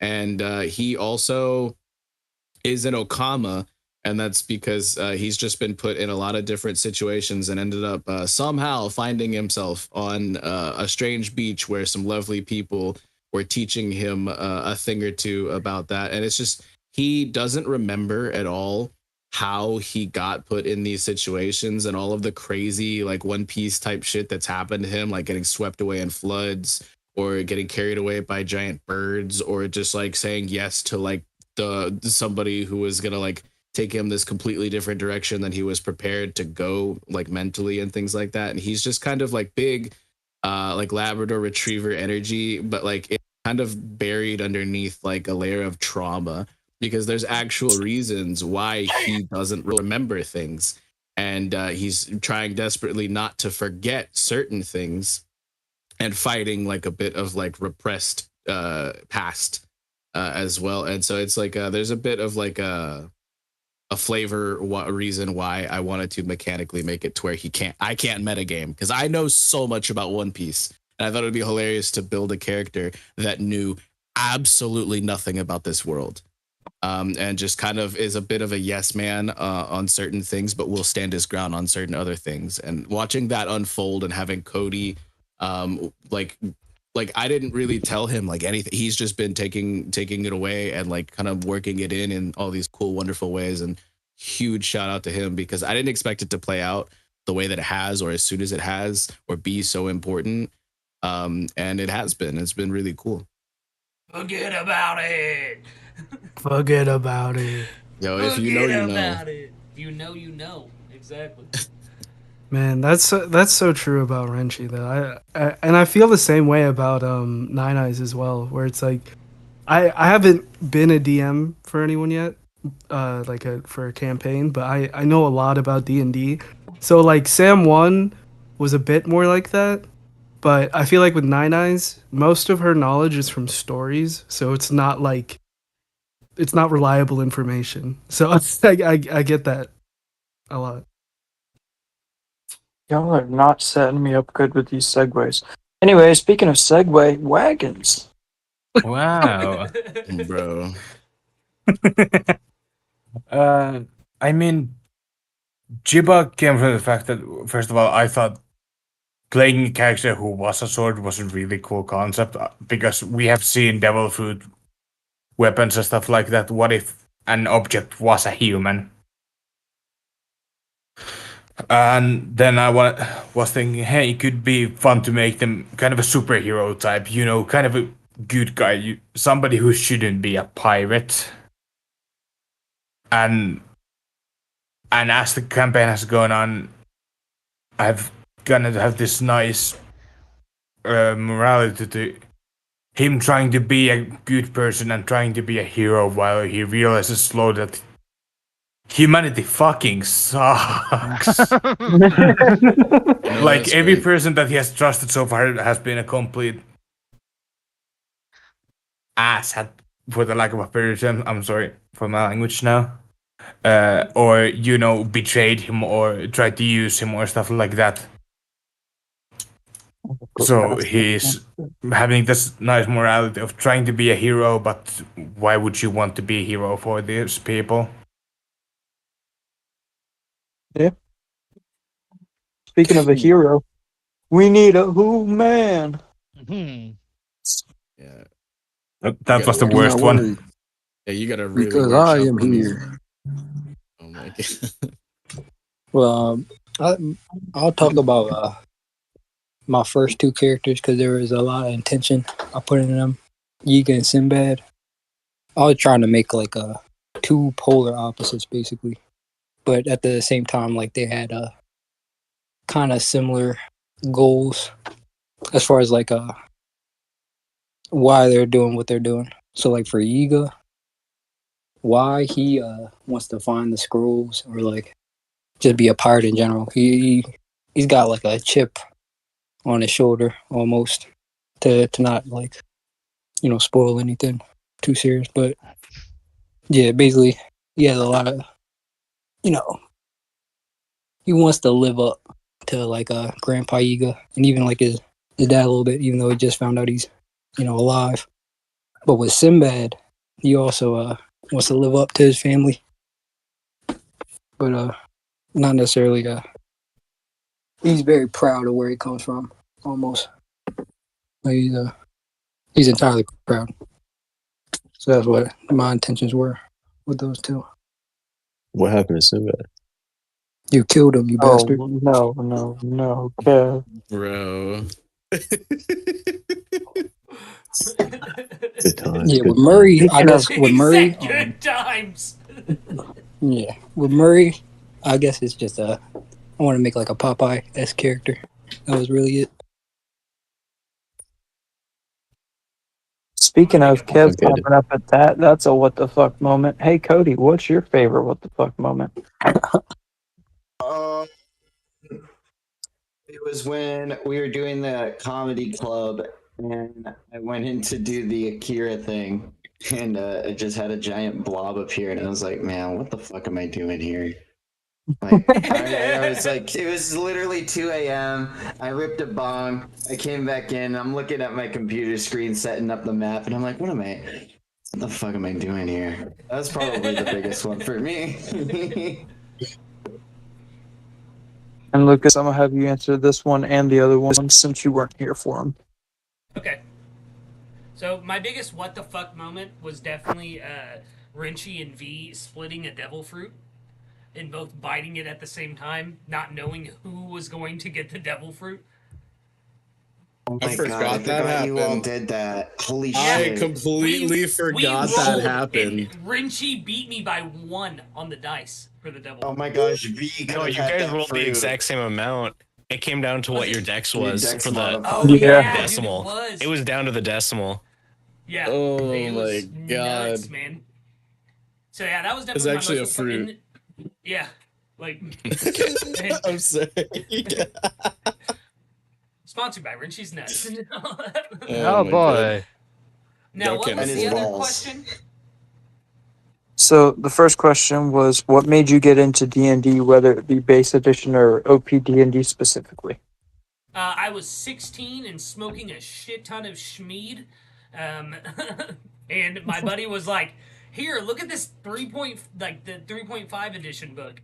It's a monster manual." And I was like, "Okay." And I started reading it, and I was like, "Oh, I gotta play this. This looks fucking fun." Okay, for a second, my brain just registered you were smoking meat. I'm like, okay, that's kind of nice hobby that you have. Yeah, but we don't need to go into it any further. What has been your favorite experience in any of your sessions, Lucas? Man, just hit that You know 1,000-yard what? stare. I have to stop you before you say it. You cannot say the Goblin Rave if I hear that one more fucking time. Now you're obligated to say it. Barta singing ABBA to an entire club? No, I cannot actually redacted. Let's go. Sorry.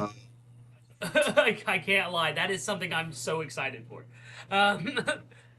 He literally hits me up in my DMs daily, y'all, about like how excited he is about this shit, and I'm just like, I know, dude, me too. Like, I mean, what? Whoa, Das. You wake up. That's You wake up amazing. every morning. He's already sent you another one. Just like, come on, man, I'm waiting. I So man the is next spring one- loaded the moment that session starts. He's gone. Oh yeah, he'd be ready for it. As soon as it's kicking off, he's already in there. You can tell him it's right now, and he'll be ready. Why is your character the way they are? Obviously, don't spoil things about your character if they haven't been revealed to the crews respectively. Yeah. I can't say anything about that. But I can say with Hachi, it was about he was the way he was because of how he was growing up in his internship. And being the last surviving fishman to carry the D initial. With Barta was just crazy. Like he was so traumatized from everything that happened to him while he was being experimented on by the world government that it just broke him. He didn't know how to handle it. And then with Vykthor is the way he is right now because he is just dealing with the fact that one, the person he thought he could trust more than anyone in the world, Jeremy Vykthor, has become, in their time apart, one of the worst people to ever walk the earth. And then on top of that, he's trying to prove his loyalty to his new captain, Nine Eyes, because he has decided that no matter what, he will die making her the queen of the pirates. Bikers are tend to be terrible people, so yeah. I don't know That is what true. you My saw. father is terrible. Oh my god. What was that South Park episode about the Harley riders? Oh, All right, Oh my god, we're not gonna bring it up. We're not gonna go there.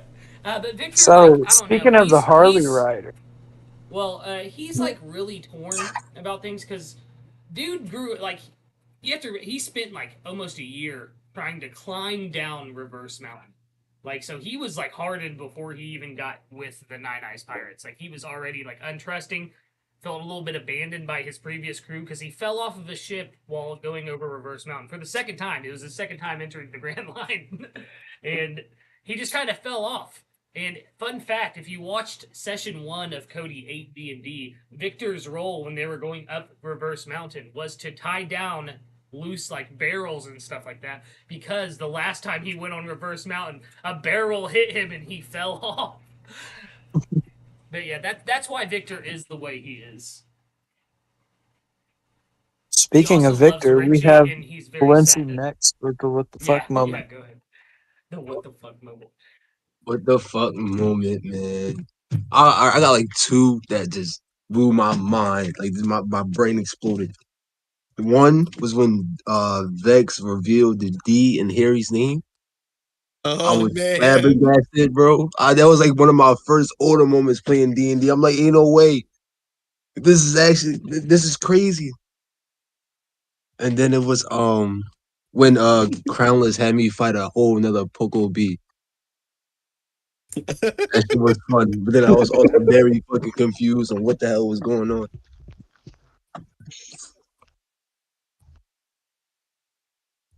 Yeah, that's solid answers. Speaking of not knowing what's going on, Angel. Bro. Pause is palpable. I'm gonna laugh if he doesn't know what the question is because he didn't know what was going on. Never mind. Dang. Hit it with it like that. Well, he unmuted. All right. Okay. What was that? I know there have been moments where I was shocked. I was shocked when Jewel and Kai appeared. I was in disbelief. And yeah. I guess when anyone in my backstory, in Chuma's backstory appeared, I was in disbelief. That's about it. Solid. All choices. Azar. Brian, you gotta remember the little name of your little gremlin you just had to spawn in with the rest of the crew that Ragnar just seemed to come around, which is a shame that you actually didn't come around for that Ragnar, but when was it Jinzo? Yeah, Jinzo was the Yeah. yeah. When we were decided that we were in another place and we just suddenly come back to a dead crewmate. Our ship is basically damaged, and we basically are told that one of our own crewmates has killed another one of our crewmates and has decided to think it's a good idea to face us now. And it was out of nowhere, particularly for me in general. That's why I'm looking at like what the just hit us. Yeah, no, that surprised the ever-loving blazes out of me. Mainly just the fact that he straight up murked one of the own crew on top of it, Blackbeard fashion, and I wasn't about to have that. So, yeah, no, that was a FTF moment that turned into a rage-infueled moment. Speaking of rage-fueled moments, Kev, yours for the WTF moment. I'm gonna show you a rage fuel moment. 'Cause I'm still standing. Okay, there's a couple. Actually, it's like every week. I'm like, what the fuck? Like different forms of what the fuck, you know. But yeah, in Marines, one of the big ones was. So these guys are in Marine Fort Academy, like I mentioned earlier. They're all a bunch of new recruits. They're kind of like still learning stuff. They find themselves in these catacombs underneath Marine Fort Academy, and they're like fighting off monsters and stuff, trying to get back to a safe place. And Valencia's character at the time, Tiny B, he is being chased by someone that they suspect is Tiny B. It was a Marine Fort instructor, like one of their superiors. They had their suspicions that this guy was behind the murder of the headmaster of the academy, and they all kind of knew that he was very dangerous. He's actively chasing Valencia's character, Tiny B. Tiny B climbs down into these catacombs. This guy's hot on his heels. In my mind, it was going to be like everyone's going to run and hide, and it's going to be this tense like hide and seek type sequence. And then my players are like, okay, he comes down. I immediately pull my sword, draw my weapon, and go straight at him. Let me roll initiative. And I was like, oh my god, the whole campaign is about to go must be fucking left. made. But Also, yeah. One session before that, I straight up told that I'm gonna fight Varus. I'm gonna go after him. Yeah, One to be session fair, before that. you did tell me that.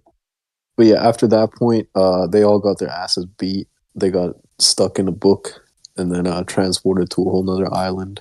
And now they're trying to get off that island. So yeah, that was like a hijacking thing. Another recent one in group 3, Angel's character Chuma died in the middle of a graveyard. It was great. I was having a great time. And then these guys decided to carry out this like occult resurrection ritual. And I I mentioned that there would be like some pretty big sacrifices to bring someone back to life. And Maze's character Ingrid, she goes up there, she chops off her arm and starts like enchant or what's the word, like speaking in some like fucking mystical tongue. Yeah, incantation. That's what I'm looking for. She's trying to bring him back, and then Yiga enters the scene, Human's character, and his first instinct. We were like debating above table, like what part of your body can you sacrifice? And Human, I swear to God, he was about to chop off his ball for the sake of It's very true. I was gonna chop off my dick. Yeah. I mean, if you're not using it, Man, that commitment. He ended up taking out his eye, but either way, I was like, "What the fuck is going on?" It was a great moment, though. But yeah, those are probably my 2 nominations or moments. Speaking of still a ball, crownless. I got 2 of these. One of them is the whole situation with Chiba rolling like perfect 90s sevens in this fishing world twice in a row to get the fruit in the first place, to them like figuring out a way to make him human and then give him the Opie Opie no Mi, which I only put on the table as a joke. I didn't think anybody was actually going to roll it. And the second Little one did he know. was when they were fighting the android people, and I can't remember the reason why, but Azure just stabbed himself in the chest. Lord, I was like, oh. Can I add And a then second everybody one to rushes my away. answer? Because no, Did you no, also I stab just yourself? remembered this. No, I just remembered this. DQ and Cody and Dan will remember this. When Barto randomly told like quivering goblin, I respect your resolve before murdering it. Like, he was trying to be cool. It did not work. Everybody was like, "What does that even mean?" Anyway, yes, sorry about the groundless. That's no problem. Yeah. I have no idea why Azure did it. He was about to kill his character, and then everybody ran to stabilize him. Do what you want, or else I'm gonna kill myself. Do what I want, or I can nuke myself. Okay, Sage. Oh my god. This man just said Yeah. that. Y'all are not setting me up with good segues. So, talking about Next up, Lovely Dastard. How you doing?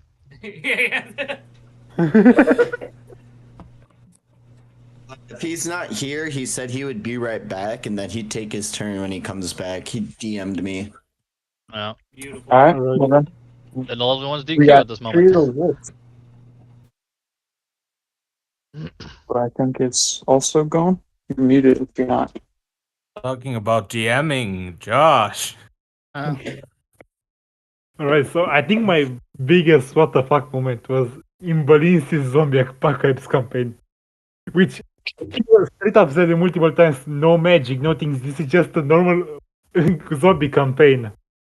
Like, we were in the forest trying to join a cult or something like that, and out of nowhere, the Avatar team came out and, completely wiped out the cult, and I still ask myself, what the fuck was happening? Yeah, I will back that up. Valencia's zombie campaign is fucking wild. Yeah.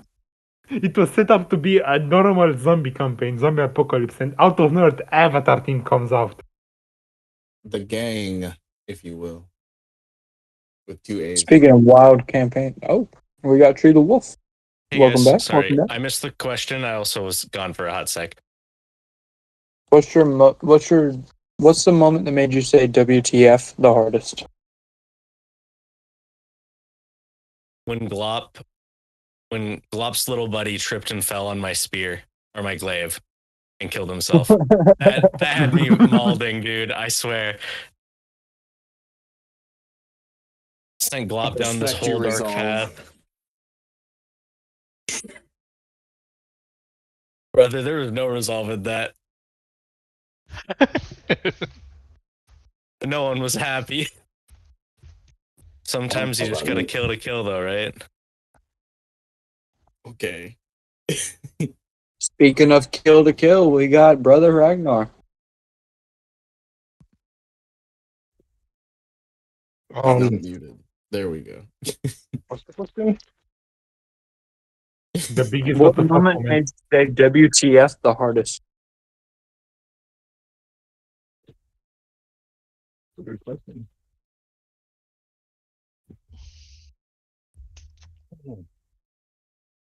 You'll circle back to me on that one. I have to think for a bit. Bro, we've had this question going on for like a minute. Talking about thinking. I'm gonna go ahead and give mine Yes, then, and we'll who's circle not? back to Ragnar if he's ready. I'm about to say you also got to think he's literally in every campaign. He's got options. Yeah, that's I would definitely have to give it up to either you're in my domain. Now you're in my domain from Lord Ezra to Malcolm, or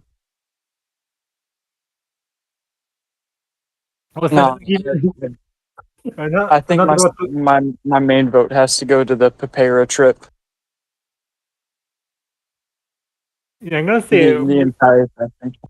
another what the fuck moment that includes Ragnar is when in the zombie campaign when the Avatar thing comes back, he jumps to the portal they go back through. That did happen. Yeah. It was up in the air if he was gonna survive. Oh no, he survived. Yeah, I know, but still. There's no way he didn't survive, bro. He's him. But No, that was the first session. Proceeds to perish. Yeah, he just left left our dimension. He didn't want to give any of us up. Speaking of out of this dimension, sexy vexyz. Bruh.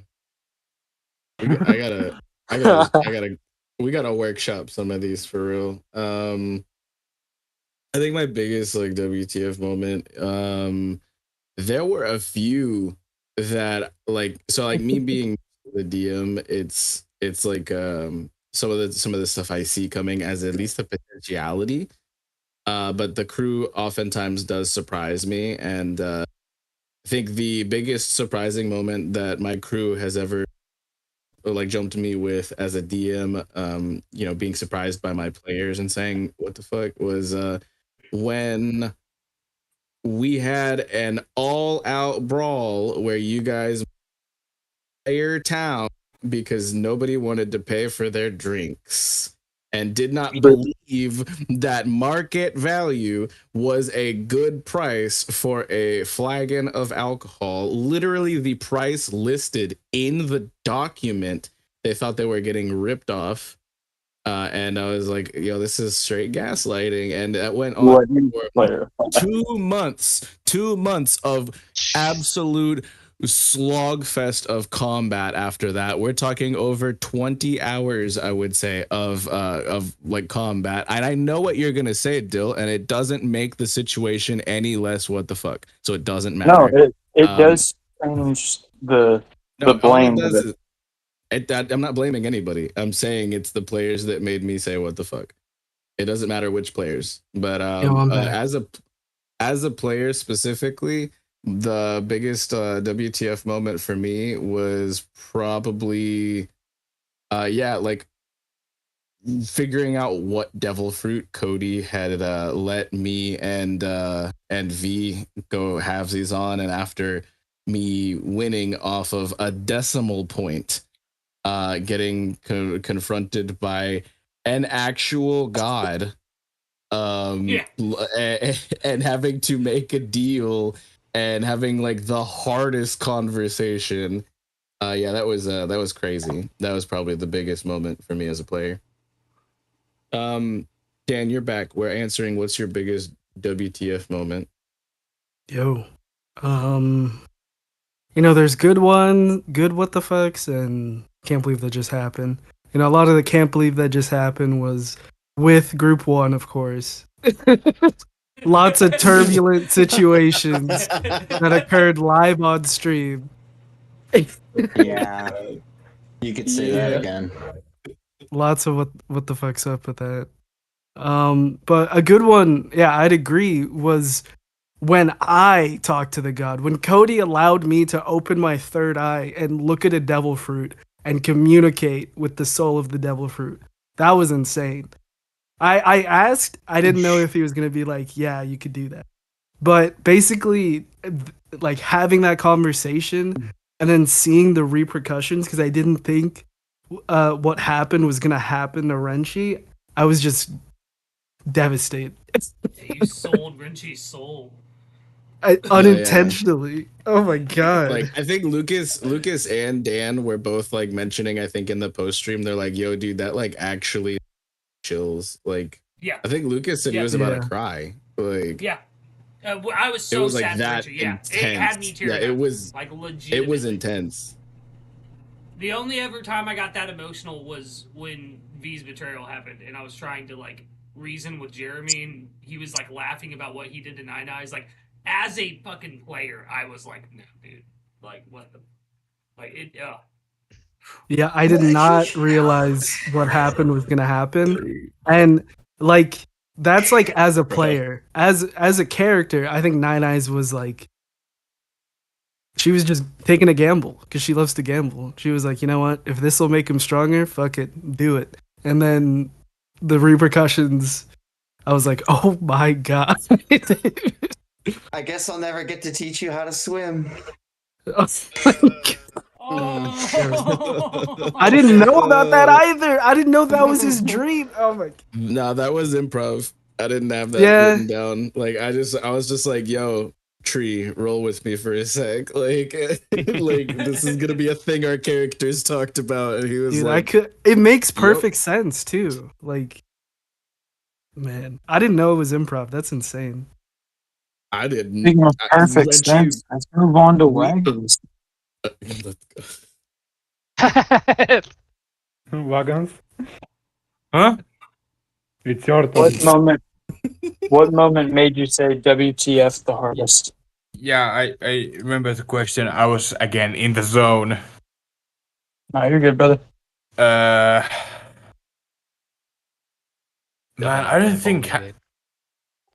Nah, my zone has been against the solitaire. I've been playing like last 3 hours on the solitaire. Fair enough.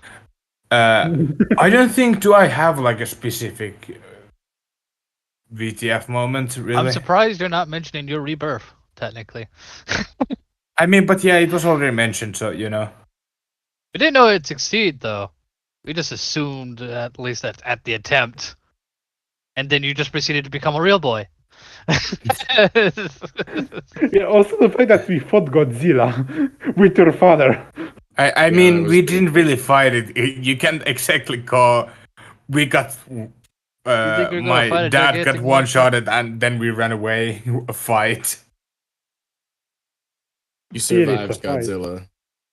Yeah, we survived Godzilla. It's easy when you survive when you just run really fast. Yeah, I was confident in our survival. That the only concern I had at the moment was basically him saying, reminding himself, because he decided to run after us. My only what the f of that particular lovely Group 13 moment was I hope he doesn't remember he has atomic breath. Yeah, we going in a straight line. Yeah, y'all got a serpentine. You got to. Can't really serpentine on a train. Damn, it's serpentine. We got man. Yeah, we were kind of just sitting there like, man, we better not remind there's ranged options. Jesus, yeah. Nah, yeah, Anyway, Human, what you got? If I had to pick two WTF moments, it was probably either Chiba's rebirth or from Marines when we were just sitting in our quarters, we were like eating or something, and I made a toast, to like Elbath or some shit, and this Dill's character just randomly throws a knife at me. What do you Just for know no about fucking reason. Elbath? What do you Yeah, that know sounds like about Dill. Elbath? Nigga, I got family from Elbath. That was his whole thing. What do you know about Elbath? You've never been there. Yeah, that That's sounds probably like my Dill. top one. WTF. So just randomly being assaulted by my compatriot. Oh, that was so funny. No, it worked because then your fucking attack that opened up the wall with destructive wave, you were able to open a route in the floor. Oh Took yeah, us to the I tried to take catacombs. his ass out, and it actually it worked towards I mean, it towards wouldn't have, but still. Dill over here trying to justify him choosing violence every single day. Speaking of choosing violence, we have just been joined by Dire Regulus. Actually, yeah, it is actually Dire. I thought it was Cellulus for a second. It is. I'd prefer Cellulus. It's a bad one. Yeah, it's not Cellulus, guys. Oh my False God, alarm. yo. Cancel the intro. It's not Cellulus. No. Well, it's someone who plays D&D, so hey. Y'all are both in the campaign, actually, if I check the last couple Yeah. of streams. Yeah. Bruh. They are. We never hear them playing together, though. Since you just No. joined us, Murdoch has won an award. Oh, for what? Best first mate. Oh, there we go. Hell yeah. The public knows. Type shit. Dill, why don't you ask Dyer the questions that everyone has gotten to answer so far? Yeah, let's put him on the spot for the next 15 minutes. I'm cool with it. Exactly. Full on. I'm Speaking still on of the clock putting at him work. on the I'm being spot. paid for this. I'm cool. Speaking of being put on the spot, Dyer, what made you get into D&D, whether it be base edition or OP D&D specifically? I had a friend that used to run some sessions of standard D&D Adventurers League. And yeah, so I got through a few one-shots with him, and I never really stopped playing D&D since then. It was maybe 5 years ago. Speaking of 5 years, what's built been your different. favorite experience in those 5 years of playing? My favorite experience? Yep. I once saved my whole party by having sex with a succubus. And on that question, why is your character the way that they are? Well, that was Murdoch. That was a tiefling bard, so it's because he was a bard.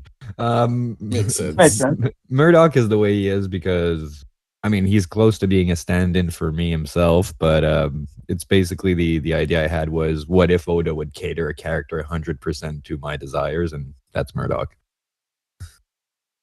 Nice, nice. Well, speaking of Oda catering to your desires, what moment made you say WTF the hardest? Bro. Probably when I had tits for 3 sessions. What? Yeah, Yeah, that happened. Murdoch was a woman for 3 sessions.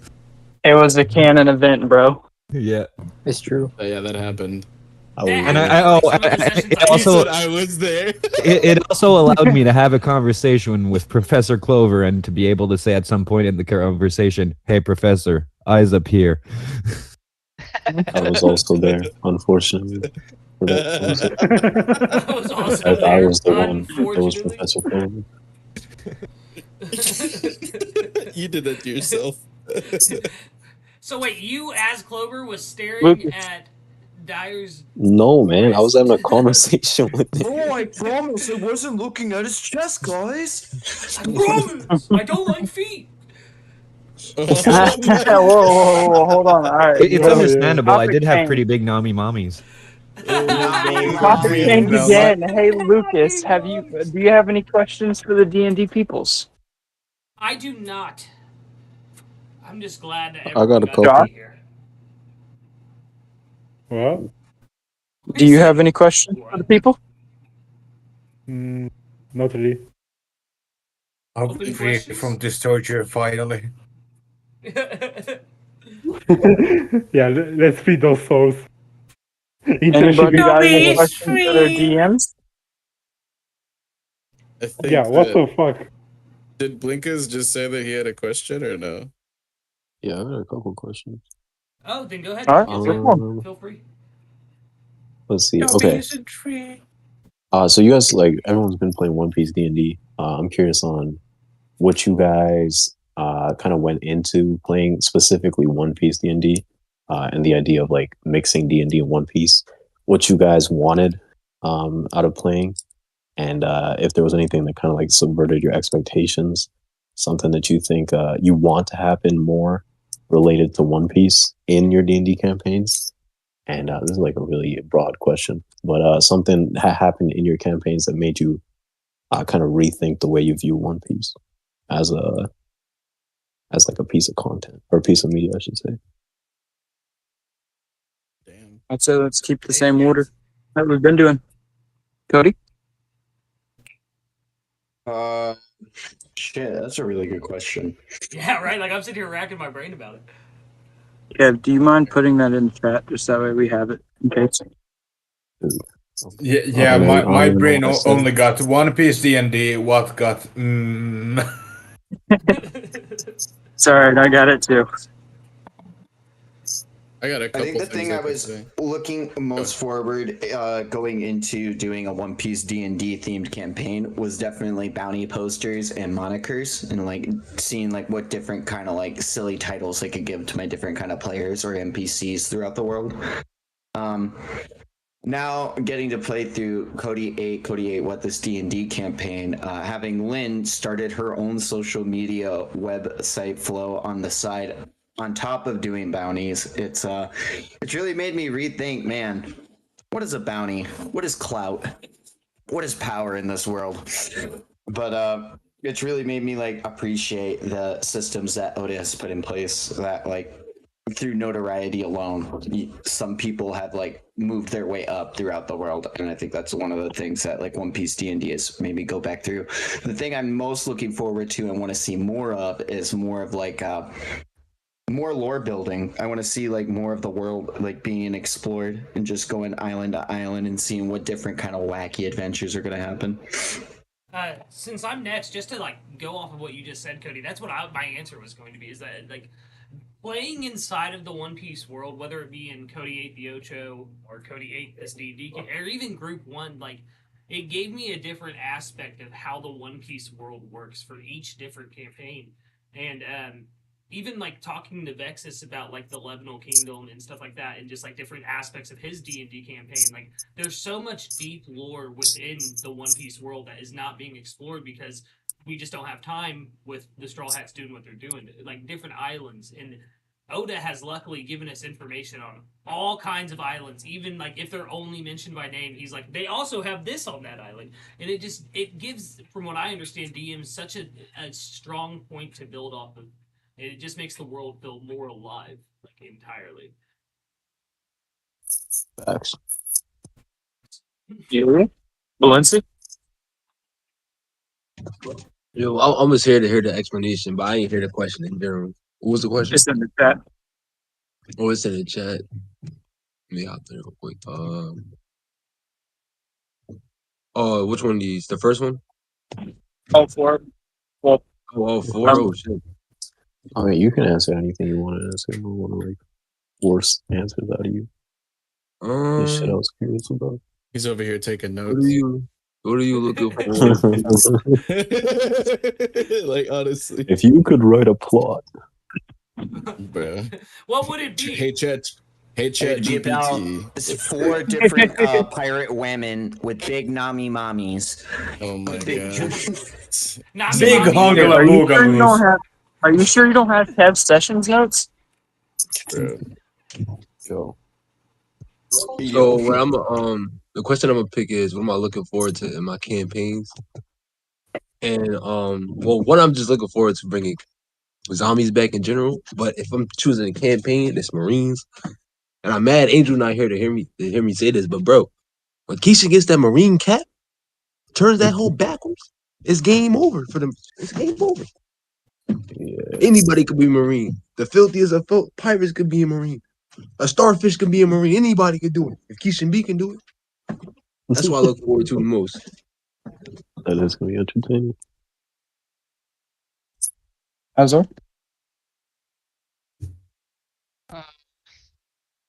They're definitely hard-hitting questions in general. We'll start with the first one, that was part of we're looking forward most to playing. Honestly, what One Piece is, sea time adventures and just going from place to place, either interacting or unpacking the places we go and maybe even making memories along the way. I think that's what most people like on adventures. That goes back to playing in any type of tabletop. And One Piece just basically makes it in the One Piece era and episodes and characteristics that make it basically out on sea. You can, and like I said before, you could be a marine, you could be a pirate, you could be anything but, and just enjoy it. So that's why I've always looked for in sessions in general, be it One Piece or anything else after that. Can't say my expectations are too much subverted. I have a very open mind, so I come to very accepting. Like, as long as there's like an explanation behind it, I can understand it. I can't say it's same probably extends to the next question. I don't think I've really reconsidered parts of One Piece. I tend to think things as they are. As far as looking forward to in campaigns, getting back to it. Let's go. Yeah. Thanks. Speaking of getting back to, Blinks, we're getting back to you for this one. Yeah. So you gotta do this shit instead of Dill. That was great. Damn. I'll just play Oh no, Kev's answer was suddenly removed from the internet. Okay, what was I looking forward to? So like I said, I really only got into D&D because it was One Piece D&D. And I never had like the intentions of playing strictly One Piece D&D. It was more so just D&D. But I would say as a DM, I was really, or this has kind of happened to me over the course of my campaigns. But I've been able to, because I'm running basically 3 campaigns kind of in the same universe within One Piece. Marines, the Blotto Pirates, and then Cypherpole. 2 of them, Cypherpole and the Blotto Pirates, are in the same timeline as each other pretty much. So there's a lot of potential for world building interactions and kind of like creating this expansive universe throughout with all those things. Yeah, and like what's his face, Straw Hat Lucas was saying, with the way that One Piece has been structured and designed, or the way Oda has done it, there's like all these world building opportunities for us as DMs. And what I appreciate is that there's a lot of like empty space and a lot of chances to fill the dots or to connect the dots between certain things and create like your own, technically things that are canon, but things that allow you to express yourself and come up with your own storylines.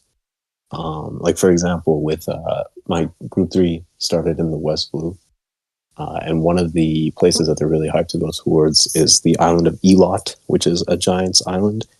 And even though there's nothing like that exists in canon, the fact that San Juan Wolf is technically from the West Blue, the fact that Morley was the West Blue commander for the revolutionaries, and I guess this is more of my like headcanon, but giant pirates showing up on Ohara to help seemingly out of nowhere. It all kind of screamed to me that there's a chance that there could be a giant's island here in the West Blue. So as a DM in my own world, let me make that come to life.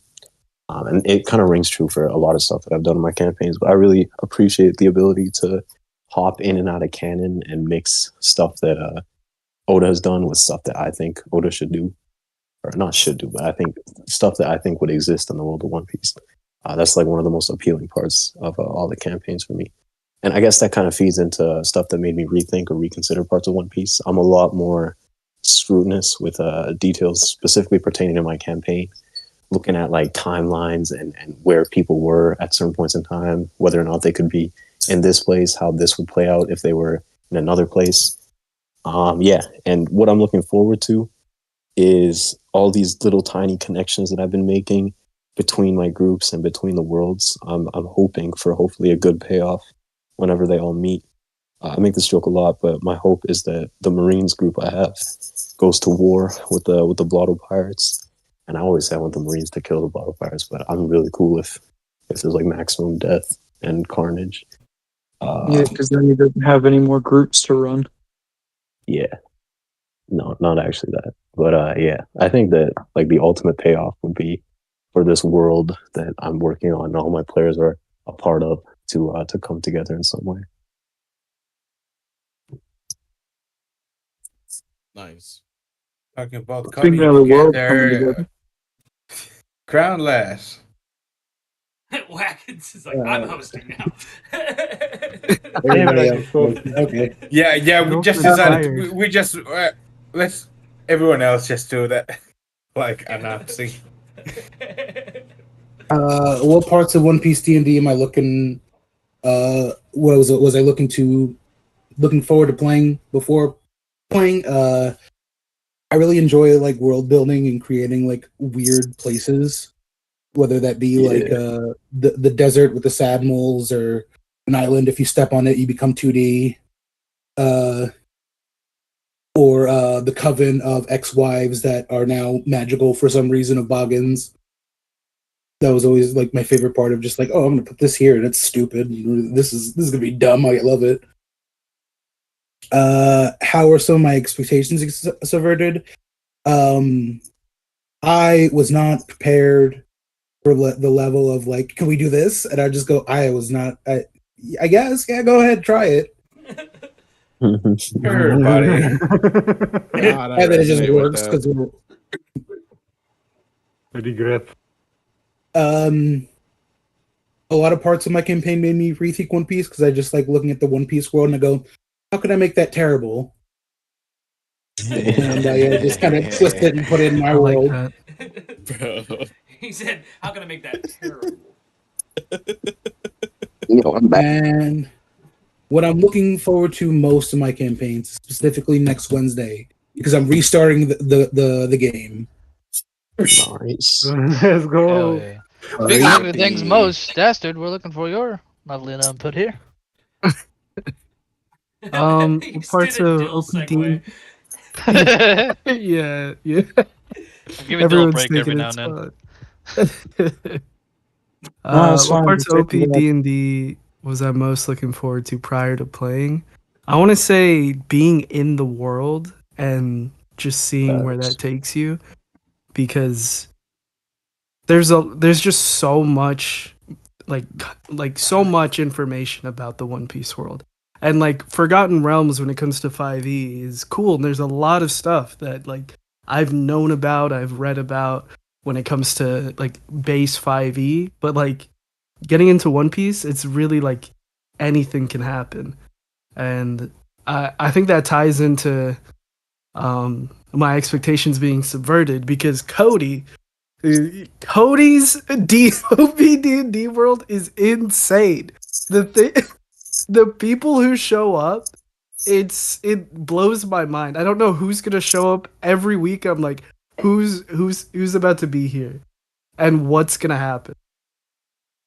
And it's just yeah. We literally watched a guy fight Goku, and Jing Freaks showed up, and you know, like it's wild. Yeah. Yamato no Guchimaru, Waka Flocka Flame, Kratos. Yeah. I mean, Cody wears his. That's true. That Rorsus. Yeah, Cody wears his influences on his sleeves, and like I can see that for someone being like, that's like I'm not about that. I don't want to see these people in here. But it's always done in a way where I know Cody's having fun, and that's so good to feel your DM being able to enjoy themselves while you play. I literally just finished the manga of Akira, and then like a week later, Cody's like, "You're gonna be fighting in Akira," and it was like, "What?" With Carrie the label guy was and his name scheme is impeccable. Wex Foxworth, or what is it? Jocksworthy. Hogan Lol, Seafoam Green. Jocksworthy. Yeah, Jocksworthy. Right, yeah, wild. It's just so fun because it's like it feels like we're in a world that's One Piece D&D isekai. which is like both of them at the same time in a way that's just Incredible. very fun. It's Yeah. it's just so It's fun. not, and it's not just Cody 8, because if you remember in the Ocho, we were like, the last session we had of that, we were fighting MCs from Shonens. Like, I was about to, like, have to Oh, fight yeah. Naruto. Like, No, they were goblins. They were Glopruto Goblin. and Globberto. Satoru Gobo. And And it's so it's genuinely it's so fun. And like to go back to the other thing, I was actually super looking forward to sea-based adventures, because it's so rare with like regular 5e to find good sea-based adventures and how that would work out. And it's like One Piece is a world where like 80% of it is sea, 90% of it is sea. So it's like it's really dope. And Throwing has shade there at been Ghost of Saltmarsh. That's crazy. I'm sorry. Yeah, well, if you run a campaign, let me know. Oh my god. Ghost of Saltmarsh campaign. Has there been anything in your campaigns that have made you rethink or reconsider parts of One Piece? I don't really think so. I don't think so. Because it's so separate. I know it's like the same world, but it's not so tied into what One Piece is, where it feels like this, like, oh, Cody made a wrong decision here, or man, if only Oda did this. It's very much like, I feel like two paths. It's like the live action to me. It's like just a separate, same vein in that sense. Yeah. Makes sense. You start, I always like thinking of it like you start in canon and you end up in an augmented reality or alternate reality from like the actual One Piece world. Yeah. And what am I looking forward to in the campaign? Just another week. Every week we get to do D&D. I'm having a good time. So it's that's what I'm most looking forward to. And speaking of looking forward to, I'm looking forward to Dyer. Dyer's opinion. Why me in particular? You're next. You're next. I just segued, my guy. Hey. Yeah, for me in general, it's a bit like Kev said. It's fun seeing all the empty spaces that exist in the story. Definitely following the life of not the Straw Hats, of interacting a bit more with the rest of the world. It gives a different lens to the whole universe. Also, especially us, that our campaign is 2 decades before Roger even dies. It really gives some significance to Roger's execution. Like, the world is a complete different place until that man mentions that the One Piece is real. Like the stakes completely change on that moment. So One Piece really starts at like a turning point for that whole universe. Aside that, my only other opinion is Devil Fruit users who choose to go adventure on the sea are freaking maniac. Like, if you were doused in gasoline, would you go running through fire? Because that's pretty much the equivalent of what they're doing. Yeah, because that sounds sick. I mean, it depends. What's my chances of living afterwards? Like, Yeah. in the One Piece verse. Ooh, that's true. Survivability. Yeah, because like when we watch One Piece, we spend minimal amounts of time following the crew on the ocean. But It's true. Like, half of the crew are sitting ducks for that whole time. Luffy's screwed if the boat gets shot down. It's made of atom wood. Yeah, it should survive. It should survive. It should. Yeah, actually, Law is the smartest person because he has a submarine. Yeah, he's figured it out. surrounded by water. He's Yeah, but you know how much harder it is to You're not surrounded if it can't get to you. Yeah. Also, you know how hard it is to spot down a crinkled submarine compared to recently? a fucking Big Mom ship.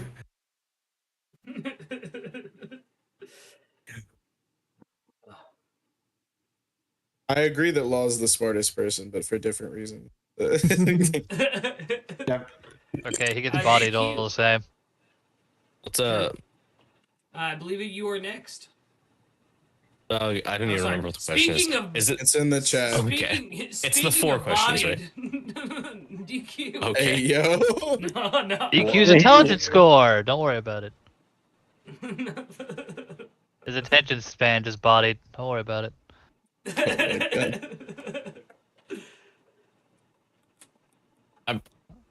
What parts of One Piece D&D was I looking forward to before playing? Yeah. Yes. It's Listen, those man.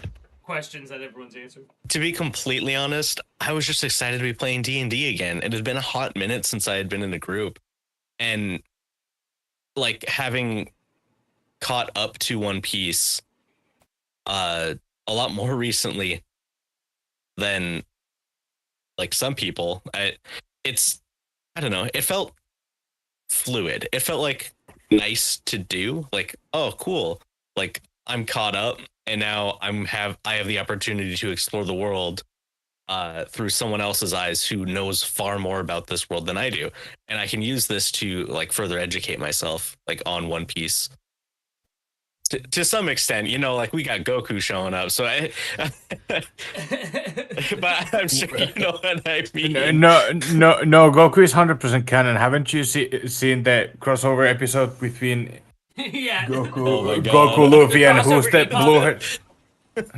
Bro. Who's the blue haired guy? Toriko. Toriko, yeah. So, yeah, Toriko's sorry. amazing. How dare you? And kind of like what is there anything that's made me like reconsider parts of One Piece?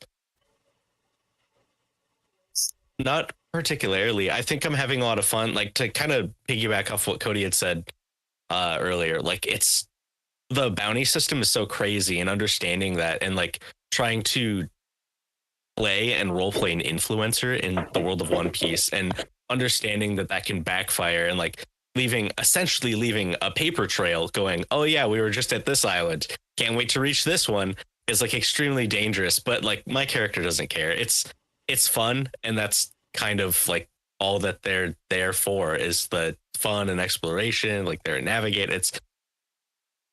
I don't know. It's cool. It's cool. And what am I looking forward to most? The return of Glop, the man, the myth, the legend. I gotta say,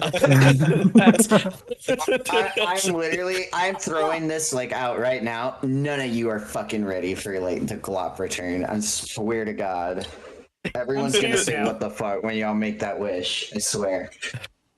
I wish that he returns. I wish he's immortal. I wish he's invincible, and then we go get the Dragon Balls again. He's gonna turn Glop into a lich. He's literally gonna turn Glop into a lich. Like that's the vibes I'm getting right now. Don't give him ideas, bro. Cody's a smart guy. He knows a shit ton about D&D. He's probably had that idea. Who's played Warcraft? Who's played Wrath? That'd be crazy. Oh my god!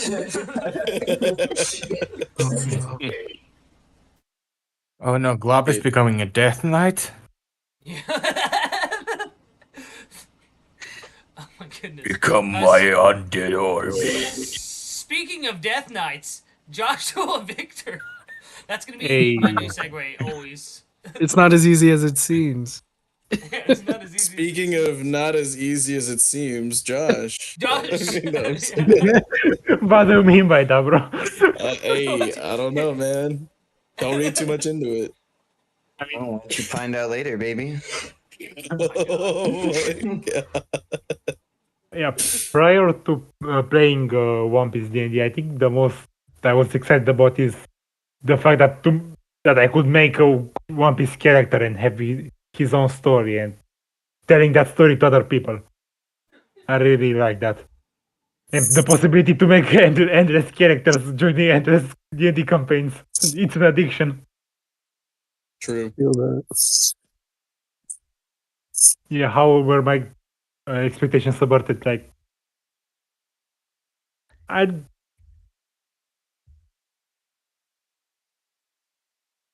know how to respond to this question. Maybe Pass. Dr. Yeah, Maxman. Speaking of pass, Ragnar. Wait, I still have two You more seem to pass questions. around yourself a lot, considering the fact you're in everything. Yeah, no, hold on, Ragnar. It's still Josh. I'm just fucking around. Josh, my bad. Talking about fucking. Whoa. Ragnar. I mean, my expectation being what I think As long as he the unmutes fact, himself. yeah, the fact that there are multiple people and each of our stories is getting is trying to shine and getting those stories, get together to make a bigger story and bigger plot. Excellent Yeah. answer. Yeah. Also, Speaking of making things longer, Ragnar. Oh my bro. Fire it all at Ragnar. No, man's really just said Speaking that. of firing out of a cannon, Ragnar. That's I still have 2 questions, but whatever. No, you can finish, Josh. You can finish, brother. Don't We're you memeing worry. at this point. Yeah, we're just memeing at this point. I mean, from One Piece, I don't think there was a point that One Piece didn't make me rethink One Piece, but like the opposite. One Piece made me rethink what D&D stands for. Like, I already have a pretty baseline understanding of One Piece, having analyzed it so much, and the fact that the things I can do in One Piece D&D, the things I can do on the spot, like in Group 13, I can just think of to do an attack. I can just do it, and I think Kev should run for that, like to improvise more from the attacks. Oh my god! And also to have more things that I can improvise from. Like give us more abilities, Kev. That's a direct. Yo, when did this turn into a fucking criticism section, man? Yes. So we're just answering questions. Listen, Kev, we're all here because we love you. Yeah, we're all This here is because an we love you. intervention. Surprise! Yeah. This is an Yeah, intervention. Anyway, I'm here for snacks. Talking about interventions, Ragnar. Yeah, talk about interventions. Oh my Ragnar! No way, yo. Oh my goodness. So to answer the first question you asked me, it's when Kevin basically fireball the entire You cut it out for anyone else? You're breaking up. He's speaking the language of the gods. Yeah, he's speaking the voice of all things right now. Yep. Voice of no Oh. things. My guy's speaking poneglyphs. Turns out poneglyphs are just digital code. Oh, I think we lost him for a second. You Ragnar, muted let us. us know when you're ready. We'll move on to Dill for right now. Speaking of moving on to Dill. You guys not hear me? Oh, we hear you. You were Yes, we breaking can up a hear you lot. now. Yeah, you were speaking the poneglyphs. We can hear you now. I was saying, that's the last question. A WTF moment would be when Kev basically fireballed the entire crew when we were locked inside of Pinch's book and forced me to choose who's going to live and who's going to die. And yes, Oh, yeah, it was that was a great moment. Yeah, I spent like 30 minutes contemplating how to find a way to make everybody live, but I just could not. But the only way to save like 6 members of the crew was to sacrifice Simba. So he had to die. That's it. But to answer the question now, what part of One Piece were you looking forward to the most prior to playing? I wanted to test the limits of the homebrew. I like doing that. Like, what's the most bizarre thing I can do? I like doing that. How were some of your expectations subverted? I survived. Yo,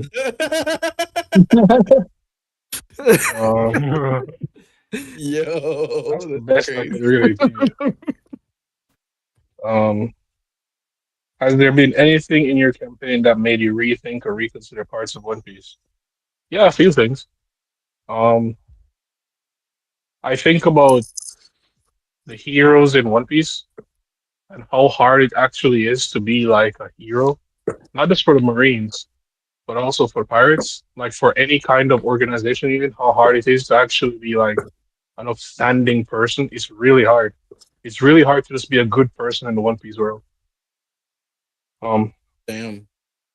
Good insight. That's true. What as are you fuck. looking forward to Oh, sorry. in your campaigns? This is a new thing. After one of my characters died, Ragmodius, I've been more towards the side of living. I don't want to die anymore. I just want to live. Yeah, his Robin It's moment. hard to That's explain, but if He really had you've his seen Kaido any, moment. yo, that's if really you've seen, unfortunate. I mean, if you've seen any of what? my campaigns Wow. Oh my beforehand, god. um, you'll see Looks that like Group 2's getting all my 2 new characters put crewmates. themselves, all my characters put themselves in precarious situations where there's a high chance of them dying. But like I told you, I'm an adrenaline junkie, so I get high off it. So nowadays, I try to ensure that I live by taking a lot of contingency plans beforehand. But it's not gonna always work out. I know it's gonna happen one day where me just wanting to adventure to the highest limits, like where the furthest I could go, will kill my characters. Like it's gonna happen. Um, I still want to see the limits. Like I don't want my characters to die before they actually find out like how far can I take this. Not that. Beautifully said, Ragnar. Beautifully said. Before we move on, I just want to say, in terms of pushing the limits of the homebrew and the system, Ragnar does an amazing job at that. Arguably the best out of anyone in these TLA D&D server. Yeah, I'd say his Dugong character in Cody 8 the Ocho showed up and just immediately started like wrecking shit for the enemies. Like the crew never operated better. Like as soon as that Dugong showed up, he was just in it, man. Speaking of being in it, Dill. No, speaking of, as soon as that dugong showed up. No. Dill, yeah. He Can't said give your, no. you can't give your own segue, what part bro. of OP and D&D was I looking forward to the most prior to playing? Just the true exploration aspect that you can only really get from a One Piece themed adventure taking place in D&D. Some of my expectations were subverted by, once again, Kev. There's a lot of times, like Josh was saying, where players have some creative thoughts, but there's not always a macro pulled up for it. Damn, bro, what the fuck? Mars. Has there been anything in your campaigns that have made you rethink or reconsider parts of One Piece? So it goes the opposite way, whereas it's made me rethink the D&D application of it, because I come from a long history of One Piece, and so I'm able to examine it and be like, yeah, I understand that it's flavored this way to be in terms of everyone being balanced and all that, but technically this should do way more or way less comparatively depending on what it is. But obviously everything's going to be a rough balance to make sure that nobody's too overpowered or too underpowered for any given situation. And what am I looking forward to in my campaigns? Reaching godhood. So for Group 2, it's been a long-running joke in the quest log of mine to find God, fight God, kill God. So, yeah, there's that. And speaking of fighting God, hey, Vex. Yeah, I was about to say, speaking of killing God, vexyz, the lurking legend. Well then, so this is an interesting question, and a lot of people have already said a lot of things, so I won't spend too much time. But like what Kev and Dyer and many other individuals have said, I love that Oda has set up such a wonderful story with virtually no boundaries, where there's plenty of room for creativity, and that we can kind of insert our own bits of canon within the actual canon. If you want to go alternate verse, you know, if that's your prerogative, it's cool to do that as well. But the fact that like within the systems and the history that he has provided, which is extremely rich, it's not at all fully comprehensive. So you can kind of like do your own do. And like a little bit alongside of what Dill was saying as well, is that like being able to try to, as best as possible, translate that into the system of 5e, which is supposed to have like a sense of balance around it, and understanding that, there's certain things like Shanks's Wi-Fi hockey that was able to go all the way up Mount Fuji from like miles and miles away at sea. Like is not necessarily going to be something that my characters are ever going to necessarily mechanically accomplish, unless we get to like a ridiculously high level, like near godhood, like Dill was joking about. And like it gets me to sort of recontextualize some of the end game parts of One Piece. But the main thing that I've recontextualized is like Blinkas was also mentioning, kind of putting things through a little bit more of a scrutinous lens. Now that I have my own narrative canon within One Piece that I'm also kind of like weaving, and the main thing that I recontextualize from this all is specifically the non-canon material, and I look at how it could be, like in some senses canon, or there's little nuggets here and there that I pull from it. So like video games, like the Game Boy Advance game from way back in like 2002, or like movies, or like like the Bara no Matsuri movie, and like all these other things that like all of the non-canon things that I could somehow attempt to weave into like the actual canon is crazy. And so I think that's really fun. What I was mostly expecting out of this though is to it was the funnest thing going into being a DM for this whole system. And I didn't know there was a whole community. I didn't know TLA existed at this point in time. I didn't even know the other piece TTRPG server that I became a part of eventually. I didn't know that existed. I was just literally flying blind.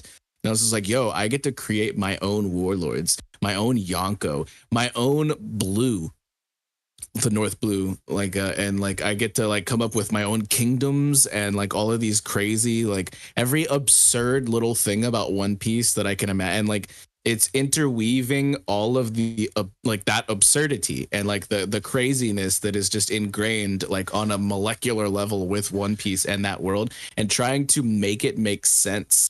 Like at least to a degree. It's not like realism, but like trying to like fish for that verisimilitude of making, like, because Oda does weave that absurdity into like real life sciences and things like that we can't necessarily apply in our world, but because it's One Piece, it makes sense. And mixing that into interweaving the other individuals' backstories. So like this is where we get to the creative, like a collective storytelling element. All my players that cooked on such really amazing backstories, and how I'm going to be able to start to interconnect those things into the story that we're all now telling. And so that was like this, like, that's what I was looking forward to the most, is the interweaving of absurdity and like real life science and things like that, as well as the things that I set into motion and the things that their backstories all could entail. Like in the realm of possibilities, which are, it's literally no boundaries. So hats off to Oda and to the players, Yeah. Speaking of the players, Wagons. Yeah. The players. That's gonna be my new nickname. Sounds so epic. Bruh. What's the part of OPD&D you were the most looking? I saw funny anime and I was, woohoo! I want to do that. Simple as that. I didn't. There isn't like, oh, because as I have told, I'm like, compared to all of the community, I'm like I'm really casual about my One Piece, and I like One Piece watching and stuff like that. So it's kind of hey, this could be fun. The same way I could go to any anime and go, oh, that could be silly.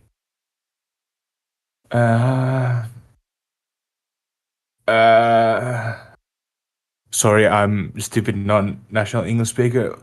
What did subworded mean? No, what does subworded mean? Oh, like, subverted means how did they not meet your expectations? How did they fall short? Or how was something else than you expected? Yeah, it changed your expectations. I guess It changed the way you were looking at it, yeah. Yeah, I guess specifically in at least Crown's campaign, because in One Piece there is always that, like, you can always see like everybody is kind of hero type of deal, or they're like cartoonishly evil, but like definitely that I feel like there hasn't been any like super clear like, oh yes, these are the good guys. So yeah, the morality of One Piece, I guess, because in the anime it's so clear cut. You know, Luffy is the good, Marine bad. Has there been anything in your campaign that made you rethink or reconsider parts of One Piece? I guess I do have to kind of hop on somebody's comment about how hard it is then to be the hero in the system where, you know, everyone's kind of bashing you. And then still have the thrive to, you know, be somebody who goes their way to be good and be kind to people. And what are you most looking forward to in your campaign? Next week. And seeing everyone's post time skip stuff, and it's gonna be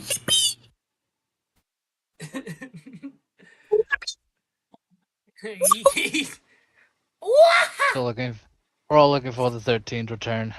It's gonna be cooking. I Last still but need to get the certainly hockey not done. least. Oh wait, no. Speaking of cooking, Who Man? Yeah. What parts of OPD were you looking forward to prior to playing? I guess just like the little moments, I'd say, like those little like comedic moments that you're not really expecting. I feel like that shit just makes it feel a lot more like One Piece to me. I love moments like that. How are some of your expectations subverted? I did not expect D&D to be turn based. Like I didn't know anything about D&D before last year. So when learning like the action economy stuff, it surprised me. I wasn't like put off by it. Like I grew up playing like Mario and Luigi Superstar Saga. Like I got into Mother 3 in RPG. Mother 2019. 3? Woo! Yeah, that's my shit.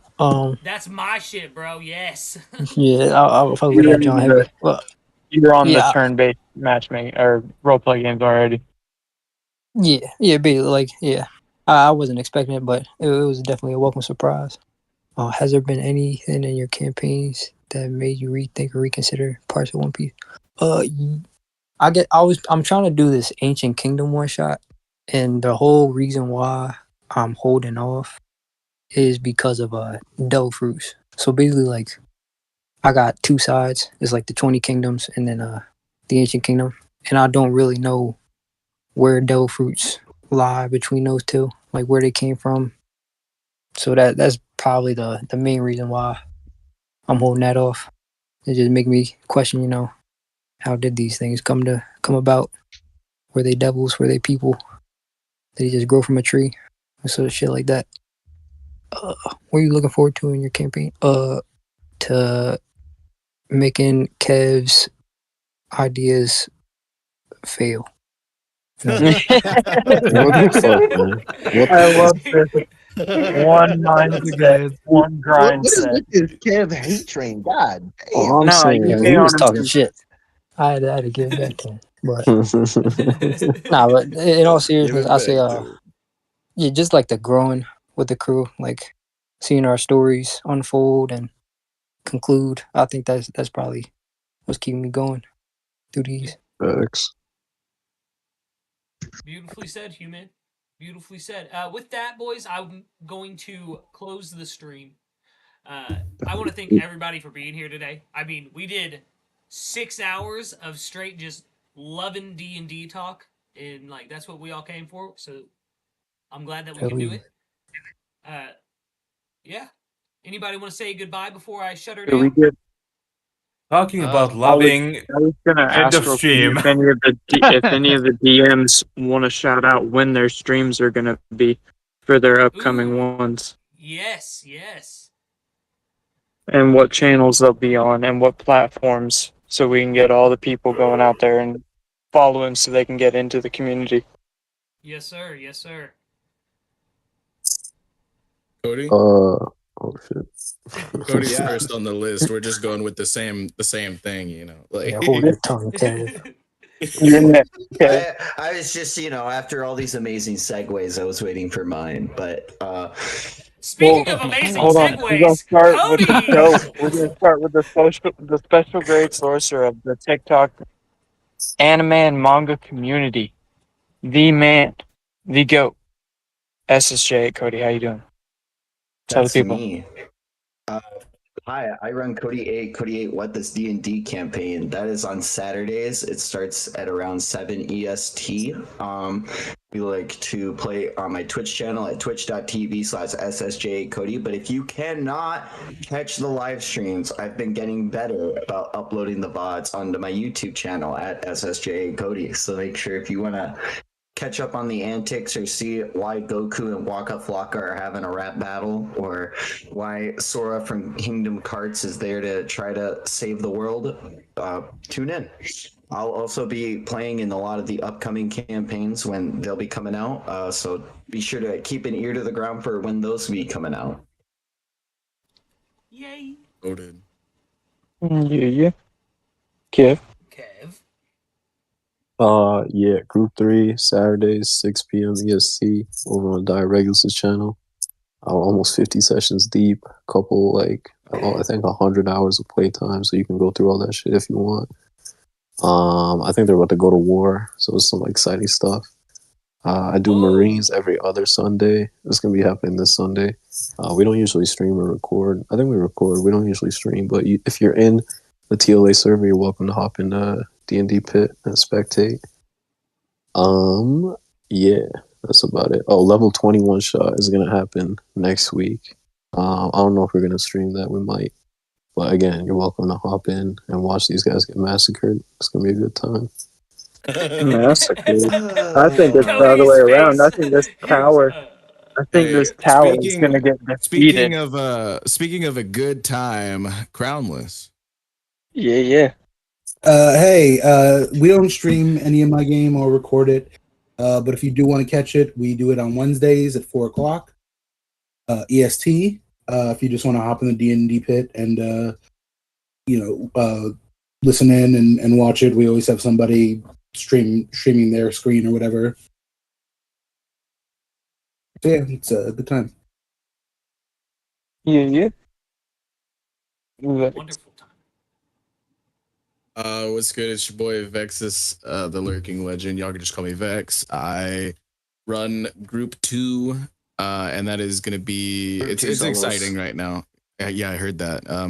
Group 2 does in fact solo, and they just had a huge bar fight where the roof is coming down on top of them right now.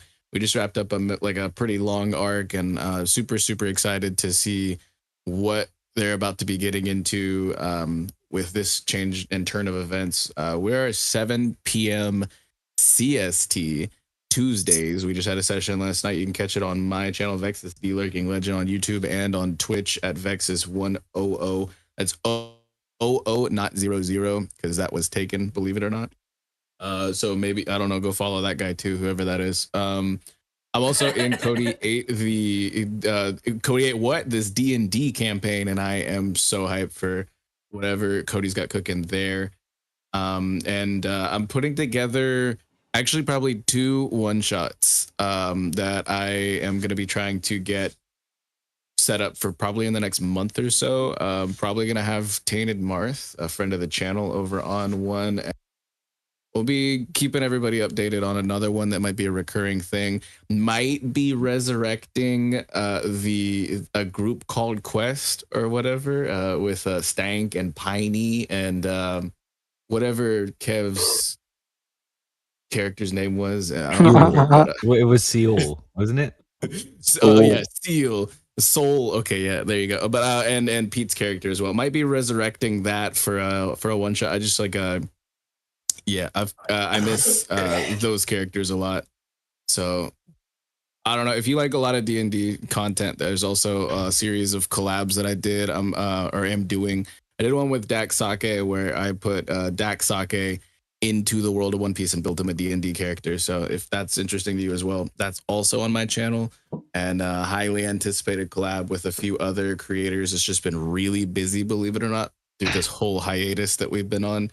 But should be getting back to that one in no time. Beautifully said. Do we have any DMs And like left? one last closing note, like I said it before, and I just wanted to make sure I say it again. Like, it's not an easy thing getting a campaign to continue going on, even though there might be hiatuses or off weeks, and like the holidays, people want to like take a week off for this or that and stuff like. But having campaigns that go on for over a year is not something that happens very often. Most campaigns die out ridiculously quick, and so it's kudos to group 3 and major shout outs to group 2. And we absolutely, like, I know for a fact, I speak for me and Blinka's, because of his sentiments earlier on in the stream as well. Major shout outs and thank you guys for your time and your commitment and for helping make the story what it is by providing, your character interactions and sometimes your undivided attention. And it really does mean a lot. And we literally, like, we could just write books if, but like with D&D, we need you, you guys are like a part of it. And that's a huge thing that I wanted to make sure, like, 1 year is huge. Like, congratulations, because I know Kev was new to DMing at this. And so your first campaign that you've ever ran, like, being something that is gone on for like a year now, pretty much, is huge. And love that for you guys. It's always a blast to tune in whenever I can to the Blotto Pirates. And it's always fun on Tuesdays whenever group 2 is getting together. We had 2 off weeks there, but we plan on being full speed ahead from here on out. But likewise, one year is huge. It's absolutely insane. So everybody pat yourselves on the back, and looking forward to many, many more sessions and for the rest of the groups to get to 1 year and even beyond that as well. Hell yeah. I just want to say real quick. Sorry, Lucas, real quick. No, you're okay. All my players know how I feel about them, except for Human. I love you all. And I appreciate you guys showing up every time. I'm just playing. Shout out to Human. Like, Human's probably my number 1 ride or die, bro. Like, he's been in every single one of my campaigns, start to finish, all my sessions. He's never missed anything. I've bounced ideas off of him, talked shop with him for like hours and hours. So shout out to Human for real. And also, I wanted to give a huge shout out. I know I get on this guy a lot, but Dill, even though he isn't in every campaign, Dill is probably the most active TLA D&D member. If he's not in a campaign, he's watching the campaign, discussing the campaign with the people that are in the campaign. He's always enthusiastic, always engaged, and always hitting up D&D general chat with memes and shit, talking to people about stuff. I recognize that. That goes a long way for me as a DM, as a player. So yeah, shout out to you though. And shout out to everyone else in TLA. Anyone else got any special shout outs before I go on my spiel? All the shout outs, every shout outs. I would like to thank the Academy. Go for it. I want to shout out Angel for being a WDM. And we kind of forgot about him. Oh, facts. Angel's got solo sessions that he does, and he's got one with Human and Valenci coming up right now, like after they leave. Angel's been putting in hella work past couple months. Me and him are doing Cyberpunk together. He's been running a Naruto campaign by himself. He's been running a One Piece campaign by himself. He's got a what's it called? Game of Thrones campaign coming up. He's putting in a fuck ton of work. So shout out to Angel. Yeah. On positive note, also big shout out to Crownless. He's the goat, always putting up with my crap. He doesn't put up with your crap. Yeah, I love my crap. I mean, I do have to apologize. Him writing a whole intricate story about me being a swordman and me going, no. That's cringe. now. Guys, but yeah. I gotta say, I don't think there's a better way to end this than all of us sitting here praising each other, because it shows just how much D&D brings us all together. Even if we want to strangle each other sometimes, like it's a bond that is. You're that annoying brother you just want to put in a chokehold, but at the same time will fold a folded dude for you. Exactly, that'll photo dude for you. Exactly, and it's wonderful that As we a all. Exactly, grabber. I love everyone here because we're a community, and I'm so glad that we got to do this and Being get the together. community. And while, exactly. if I may. Yeah. Apologies, but no, I just want to shout out. Thank you for having me, because this is actually one of my first 2 streams. I think you've invited me. The first one I was at work. This one I actually get to talk to you, buddies. It's actually really funny hearing all your stories without actually having to worry about work. But yeah, no. Upon hearing all the campaigns, I'd also like to know, like, I am also free a lot of the time. So if any of you guys actually want to have somebody pop in, I am free the one-shot ideas, or if you want an actual member. Hey, how do you feel about Cypher Pool? Chaotic apparently, from what I've heard already. I'm about it though. I'm about it. I'll add to the chaos. I don't care. With that, Have you seen Azor? Azor is nothing but chaotic evil. So currently, they need somebody that is strictly only on Cypher Pool business at all times. After the stream, my man. So, thank you guys so much for coming today, though. This has been a blast, even if I wasn't here for about an hour and a half. It has Thank been you for an having me and us. amazing time. I just want to thank all of our DMs. Without you guys, these worlds wouldn't come to life. But also thank you to the players, because without the worlds wouldn't feel lived in. So, with that, bye before anyone says anything else. More add-ons. We'll talk about this all night. I just wanted to say goodbye to everybody. Strongest pirate because of his massive pirate. Actually,